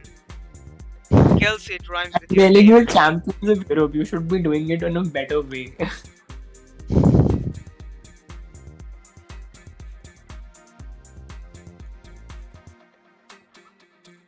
Now, Cadena Ser says that the Saul to Chelsea deal is done now. Who's saying that? Cadena Ser. You said now that Saul to Chelsea is apparently done. Yeah. Who said that? Cadena Ser. Okay.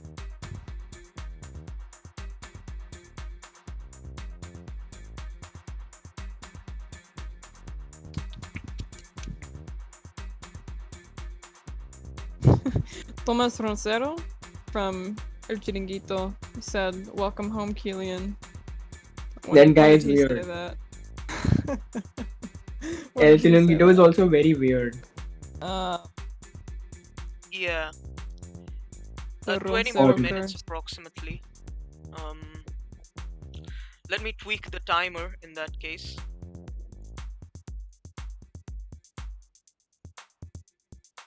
But after 20 minutes, we go.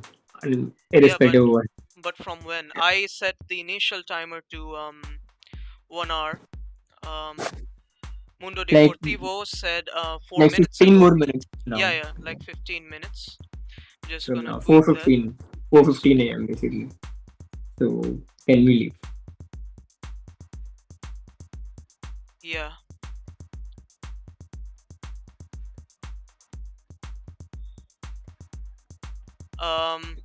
It's a sleepless night for everybody. Yeah.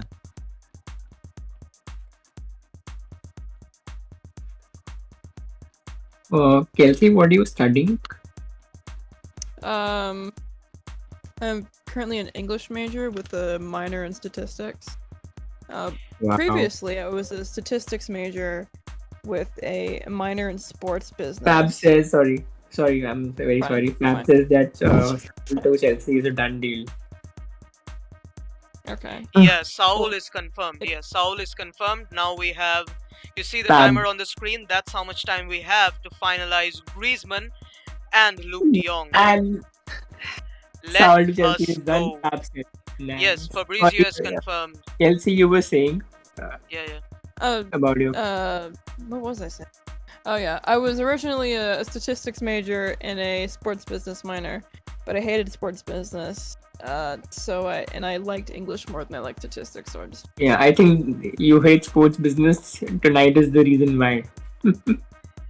Guys, Matt Moreno has tweeted calma, everything is happening, everything will fall into place. Guys, don't worry. Tranquilo, huh? See. Tranquilo. Yeah. Karen's after saying gracias in a Japanese restaurant. Tranquilo.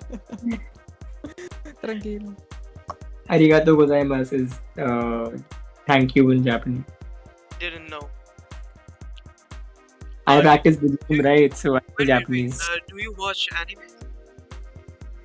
No, not much. But I practice Buddhism, right? So I know Japanese.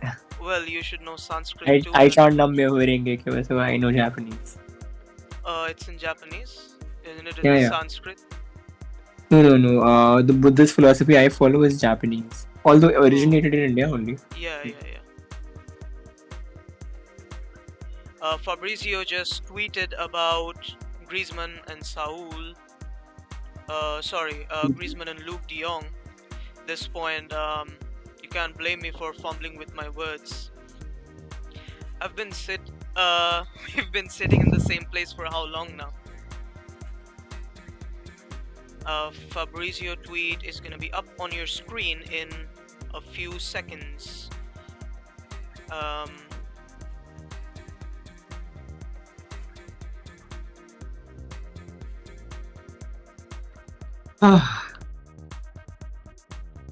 Almost there.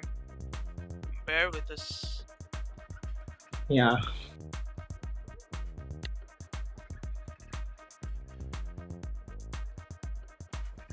Just bear with us. Should we just put on let a few more pieces of news come in, then we'll shift to the news corner directly. Gonna add a counter over there. Gonna copy the countdown to the news. And yeah. I'm gonna send my Twitter account to Casey also, that's why we can follow each other. Yeah.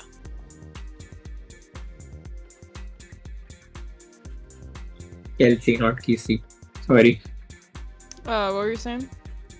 No, I'm gonna send you my Twitter profile also. We follow. Oh, she didn't. Can you repeat that? My. Oh, sorry. Hold on, give me a second. Brooklyn says, imagine if Griezmann scores against Barca. Frankly, couldn't care less. At least he's scoring. One of the cameras has caught Matthew Alemany applauding. Oh, send the juicy tweet. I need it. No, oh, yeah, we have posted it. Okay. So there is like Barca Bus. There is an account called Absolute Chelsea. So they are, so what they tweeted, and breathe. And you said we tweeted, yeah? Yeah, we did. We just now did like few seconds. Why are T1 Martini? Calma, guys, calma. Everything is falling into place. What a clown I'm gonna look like. I think what you mean is tranquilo, relax. Yeah. Imagine Alemany just is applauding because the pizza was good. Yeah, I'm not surprised at all. Imagine. We're into imagine the extra Alemany. time of deadline day, man. Extra Yeah. time of deadline. Yeah. Imagine Alemany was just trying to kill a fly. That's an art, though. An underrated one. Yes. I always get one-handed fly kills every time. I would not want to be a fly on that wall. Yeah. Wait a second. Yeah. T1. Martin. Yeah. Just adding it. I just saved the image and forgot what I saved it as. Meanwhile, Alemany, yeah. Falcao will join Rayo Vallecano. Yeah. So. Who are these people? Falcao? Yeah. Is it Falcao? No idea. The Brazilian name? I think it might be Falcao. I just pronounced it as Falcao in my head. Yeah. You guys have contact with Reshad Rahman. Yes, we do. Yes, we do. Non-debt contract. Yeah. Shashank Shekhar saying, I will not say he was wrong because all three agreed to the deal, but it was more to do with failure. Yeah, exactly. It's football. Anything can happen. You can't just point a finger saying, oh, that was a wrong prediction. Well, everything was in line, wasn't it? Yeah. But it's funny how 3 transfer deals depend on each other, different clubs involved. Yeah. Easy. Falcao? Okay, thank you. Is that Marco? Thank you. What happened? He corrected my pronunciation on Falcao. Okay. Like how much time do we have left? 7 minutes or so? Yep. Extra time of deadline day. Who would have thought? Pronounced Falcao.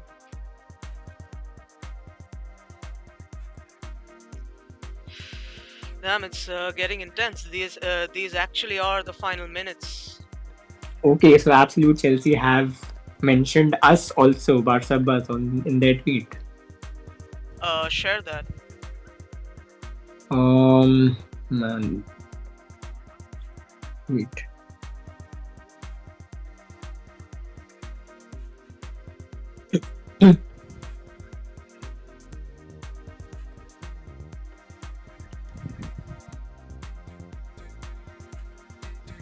What team in La Liga has the best defense? What's your opinion?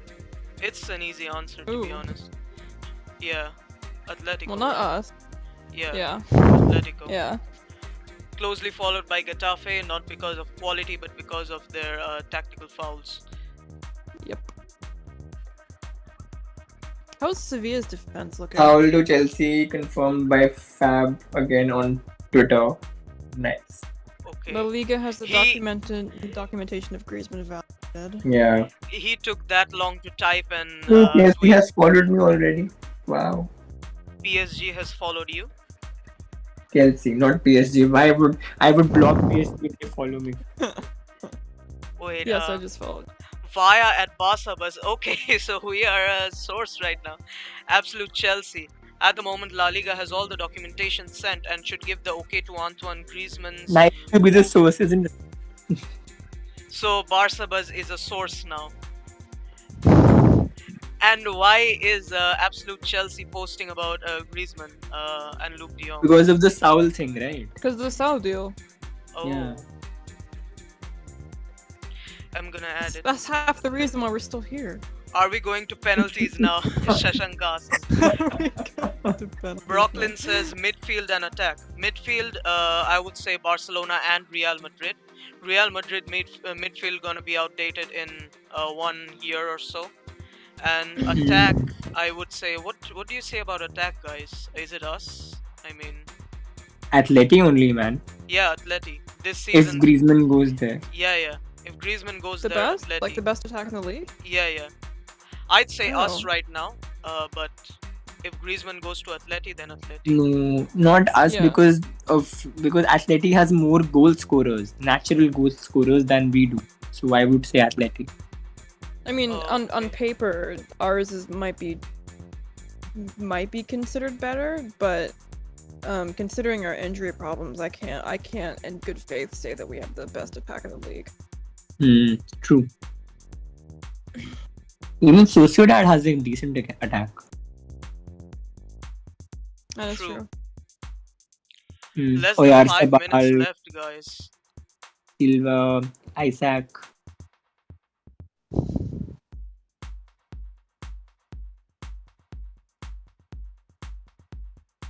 But if we lose to Cadiz this season, both games, I'm gonna kill Who? Koeman.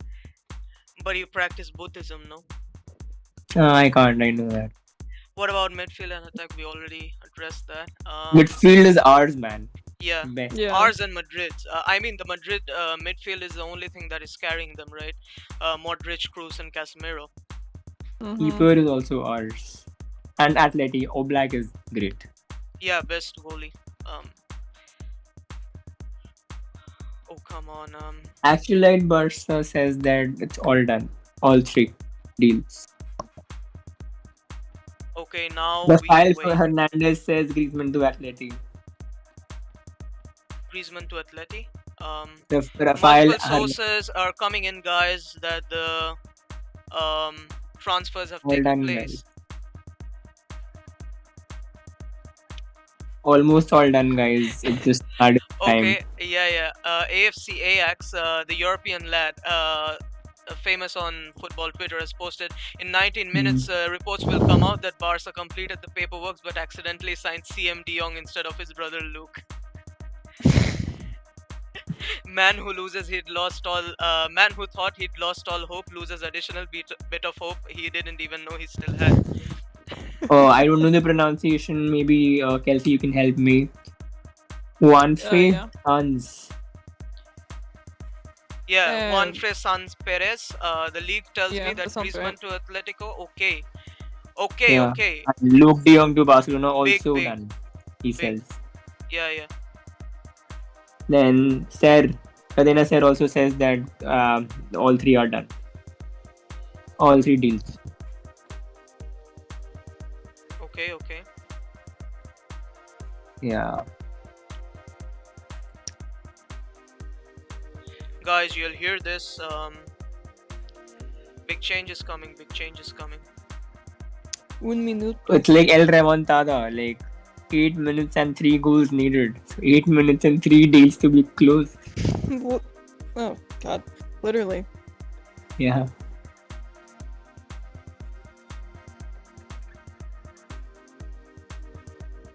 Now, who is this Juanfe Sanz Perez individual? He is a Madrid-based journalist. Okay. I don't know which newspaper he is associated with. Let me check. Oh, he is from your beloved El Chinglito TV. Wonderful. Wonderful. But other outlets or other people are also reporting that all three are done. So Yeah, many outlets are reporting all three are done. Yeah. Colado time up as well. Yep. Colado collapsed. I mean, It's done now, collapsed. right? Time's up. No, like collapsed as in his Barca time has been collapsed. So Okay. Yeah. Shashank tagged me in a tweet. Shashank, it's yeah, already he on your follows screen, us. man. Follow him back. He's a Yeah. nice chap.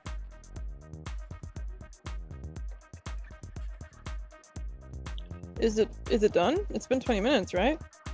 Yeah. 5 minutes more, I think. Oh.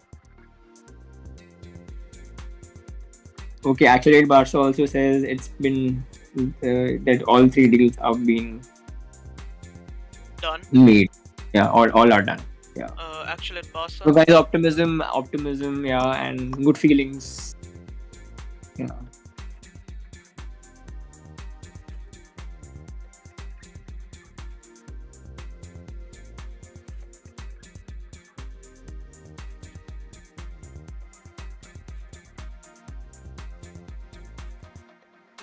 And PSG have signed Nuno Mendes also. What the hell are they doing? PSG is playing FIFA. Yeah. I wonder if I feel like Fab should copyright Here We Go. Man, that's such a nice Probably idea. get a lot of legal challenges for that. It'd be funny though. Yeah, apparently it's time up. Yeah. Fab gives the heavy go for Saul to Chelsea again. 10 seconds ago. Which means it's a matter of time that Yeah. he gives the heavy go for Griezmann and Luke de Jong. Yeah. And they confirmed the signing of Saul Niguez as well, so nice. Yeah.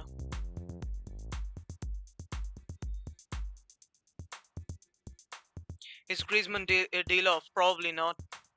It's not off. No, it's on. Yeah, whoever asked. Griezmann deal is on. Griezmann deal is absolutely on. And so was Luke de Jong also. Yeah. Okay, Fab says Griezmann to Atleti Madrid, Yep. de Jong, and Luke de Jong to Barca, work in progress. Work in Absolutely progress? not collapsed. How is it a work in Absolutely progress? not collapsed. Can you send that, please? Yeah. It's hold on. Fab's tweet, you can just search it. It's Fab's tweet. Okay. He just tweeted it 10 seconds ago. I'm very fast. What Sorry, Rishabh. was with those tweets that were saying 20 minutes? Yeah. Obviously, those 20 minutes are up now. How is it a work in progress? Well, at the very least, there's only 20 more minutes left. Because by that point, it'll be midnight in England. Yeah, it's all done now. Kelsey, yay! Party time. He said work in progress, not that it was done. No, it's absolutely not collapsed. It's almost done, basically. Oh, all right. Fab says blue is green, Kelsey. Blue is green.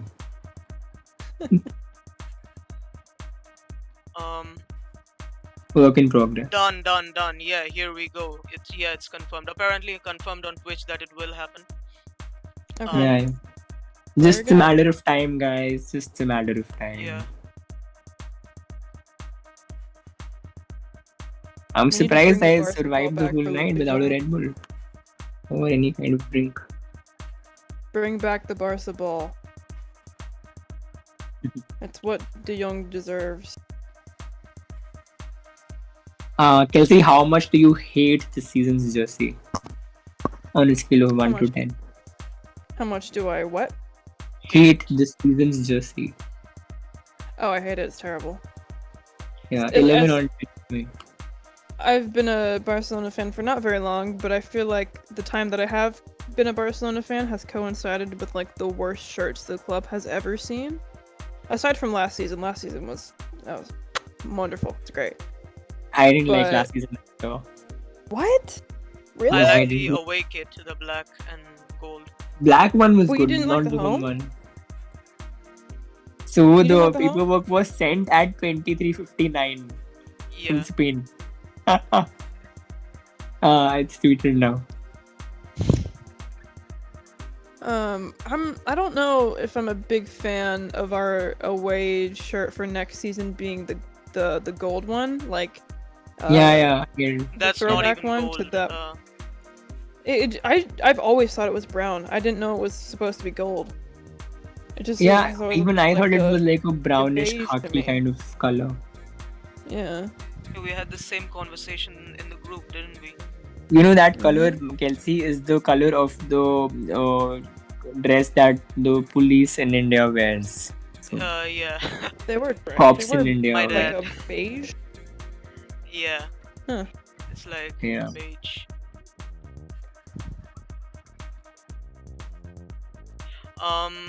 Yeah. Albert Roach did confirm. I mean, it's all on the Thank you. screen, guys. Can you stop panicking? I mean,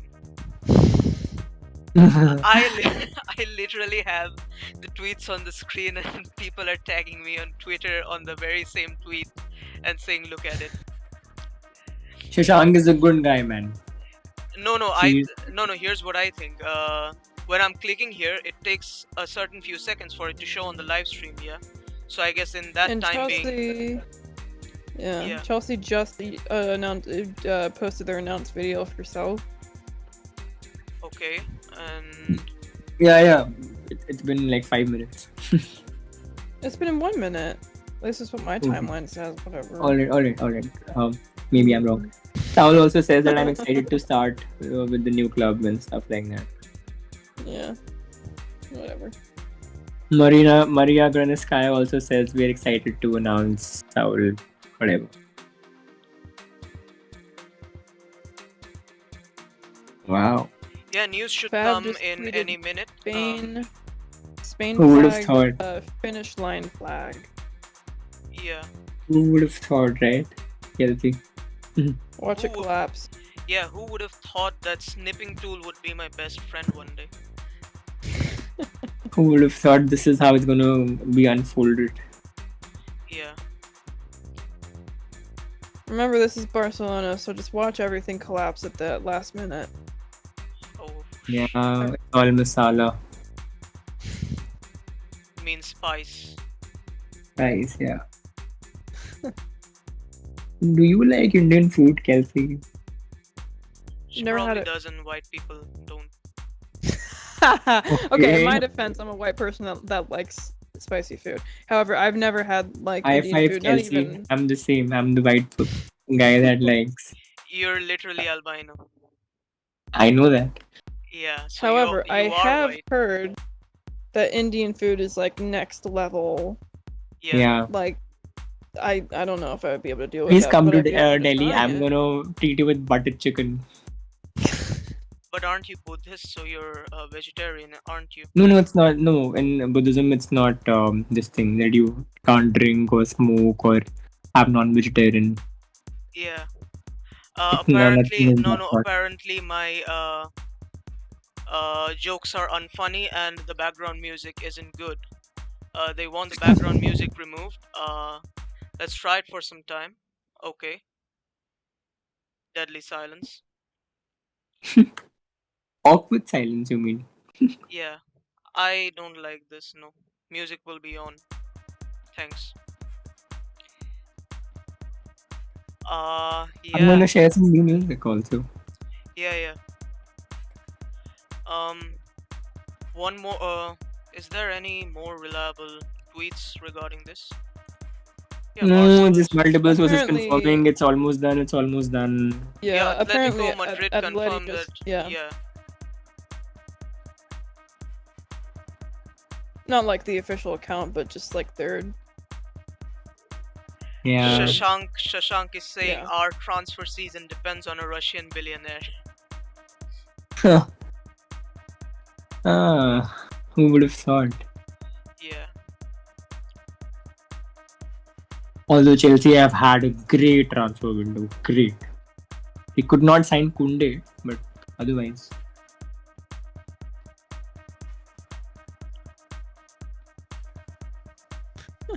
Antoine Griezmann's final contract for the move. Done to deal, Atletico young to Madrid Barcelona and even to at Atleti. 11:59.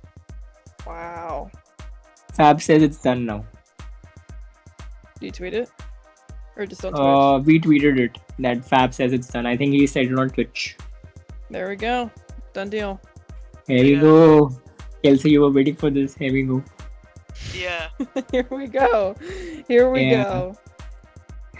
No, Young we to love Barcelona. Fab's Done career deal. was It's saved. done. It's done 100%, isn't it? Yeah. Finally, we're Done. gonna be able to show the edit.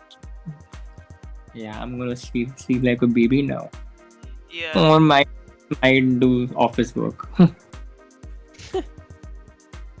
Shahan says, unfollowing you guys. Thanks. You're welcome, Shahan.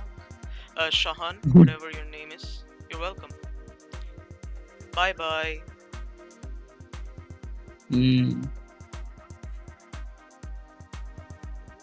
Yeah. So that's done. So I'm gonna replace the Fabrizio one with this. Yeah. Man got so triggered that he unfollowed and left our live stream because of the background music. Marco, I told you this background music is outrageous. We're We have literally, 2 De Jongs now, yeah. yeah. We literally lost a follower because of this background music. Man, Marco is gonna be pissed. Yeah. Chelsea is my favorite for this season EPL. Who's yours? What about you, Kelsey? City again. EPL favorites this season. Tough one, man. It's between the 3, basically 2 Manchester clubs and Chelsea. You But think I'm gonna United could edge. challenge? Yeah, because of the squad they have and the kind of pressure Oli will have now because of the squad. Well, I mean, when has Ole ever amounted to the pressure? Yeah. As a manager, at least. Yeah. But because Ronaldo is there now, so I think it automatically does make them title challengers. He is a Yeah. proven winner. I think they So, would if Ole wasn't there, but he I mean, is, it will so be they're very not. close I this mean, season between the 3 of them, United, City, and Chelsea. Yeah, for me it's Chelsea. But it could go like right down to the final week or whatever of the Premier yeah, I League. could see that. For me it's 100% Chelsea. They're my favorites. 100%. Yeah. You don't No, I think City won't can go make that any sort of far. challenge? No, I mean my favorite team in EPL this season. Ew. For me, it's very close between the 3. I can't decide. Yeah, man, what a day. Fabrizio apparently. Is it done? Okay, now we are gonna change the background and wrap it up in a bit. Look at this glorious Griezmann and Luke de Jong edit made by the one and only Marcoism. Deals are done. Nice work, Marco. Yeah, Claps for Marco. yeah, Just the background music is, for yeah. the rest. And this is our final team. This is what our final team is gonna look like. You guys can take a screenshot or whatever. Yeah, this is gonna be our final team that we are gonna have.